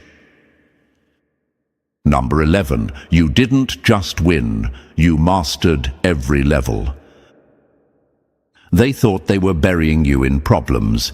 Turns out they were handing you the syllabus. Chosen one, they weren't just trying to block your path. They were actively building traps, planting landmines, designing distractions, hoping one would finally break you. They assumed you'd fold at level 1. But every time they added pressure, you adapted. Every time they changed the rules, you rewrote the game. You didn't just survive the sabotage, you studied it. You didn't just win, you mastered every level they threw your way. Let's call it what it really was. They were testing your limits, pushing your buttons, trying to provoke the old version of you, the emotional one, the unsure one, the easily shaken one. But what they didn't expect was that you weren't reacting. You were learning. Every betrayal, a case study. Every loss, a lesson. Every silence, a strategy. You turned their chaos into a classroom. When they gossiped, you got sharper. When they ghosted you, you found clarity. When they teamed up against you, you discovered self-reliance. You walked away with experience they don't have, and wisdom they can't fake. You didn't just walk through hell, you took notes. Now you're not just steps ahead, you're operating in a different realm. While they're still trying to get a reaction out of you, you're watching patterns, spotting cycles, moving like a master. You no longer fall into traps. You see them before they're even set. They're still playing checkers. You're already designing the chessboard. Imagine this, a video game designed to be impossible. Traps around every corner, no instructions, no help, but you keep playing, you keep failing forward, and suddenly you memorize the timing, you sense the patterns. You stop dying at the same level, and one day you clear it so fast it looks like magic to everyone else. That's what's happening now. They're watching your glow up, your ease, your peace, and they're confused. Because they don't realize that every level they tried to use against you, you mastered. That's the most terrifying part for them. Not that you survived, not even that you won, but that now you're unbeatable, because you studied every angle of the battle. And now, chosen one, you're not just playing the game, you're teaching it. Number 12. They want to know how you did it, but you're already gone. They're still at the starting line trying to figure out the blueprint while you're already flying over the finish line. Chosen one, they never expected you to make it out, let alone leave them behind. They swore you were done, swore the pain would paralyze you, swore the damage was too deep. But you didn't just survive, you evolved. And now all they're left with are questions. How did they do it? Where did they go? How are they still rising? But here's the brutal truth. You're not here to explain. You owe no clarity to the same people who cheered for your collapse. They don't deserve access to your strategy. They only want to understand so they can copy or control. But the universe made sure this was an unrepeatable path, a one-of-one blueprint. Personalized growth coded in scars, silence, and sacrifice. And because they didn't walk your fire, they'll never speak your language. You've become a ghost in their timeline. While they still talk about your past, you're already living your future. They're trying to reverse engineer your survival, but you're already designing your legacy. Your strength was never about revenge, it was about outgrowing the battlefield entirely. That's why they're confused. That's why they're mad. Because while they stare at your old chapters, you've already written a new book. And now, chosen one, as the dust settles and the echoes of your story ripple through time, let them keep wondering. Let them keep guessing. You don't owe them an explanation. Your evolution is the explanation. What was meant to end you only introduced the world to your next level. You made it out of the valley of death, and now your rise is the headline they can't erase. If this message hit your soul, like, subscribe, and drop the number 77 in the comments to let them know you're still standing. And don't forget to share this with another chosen one who needs the reminder.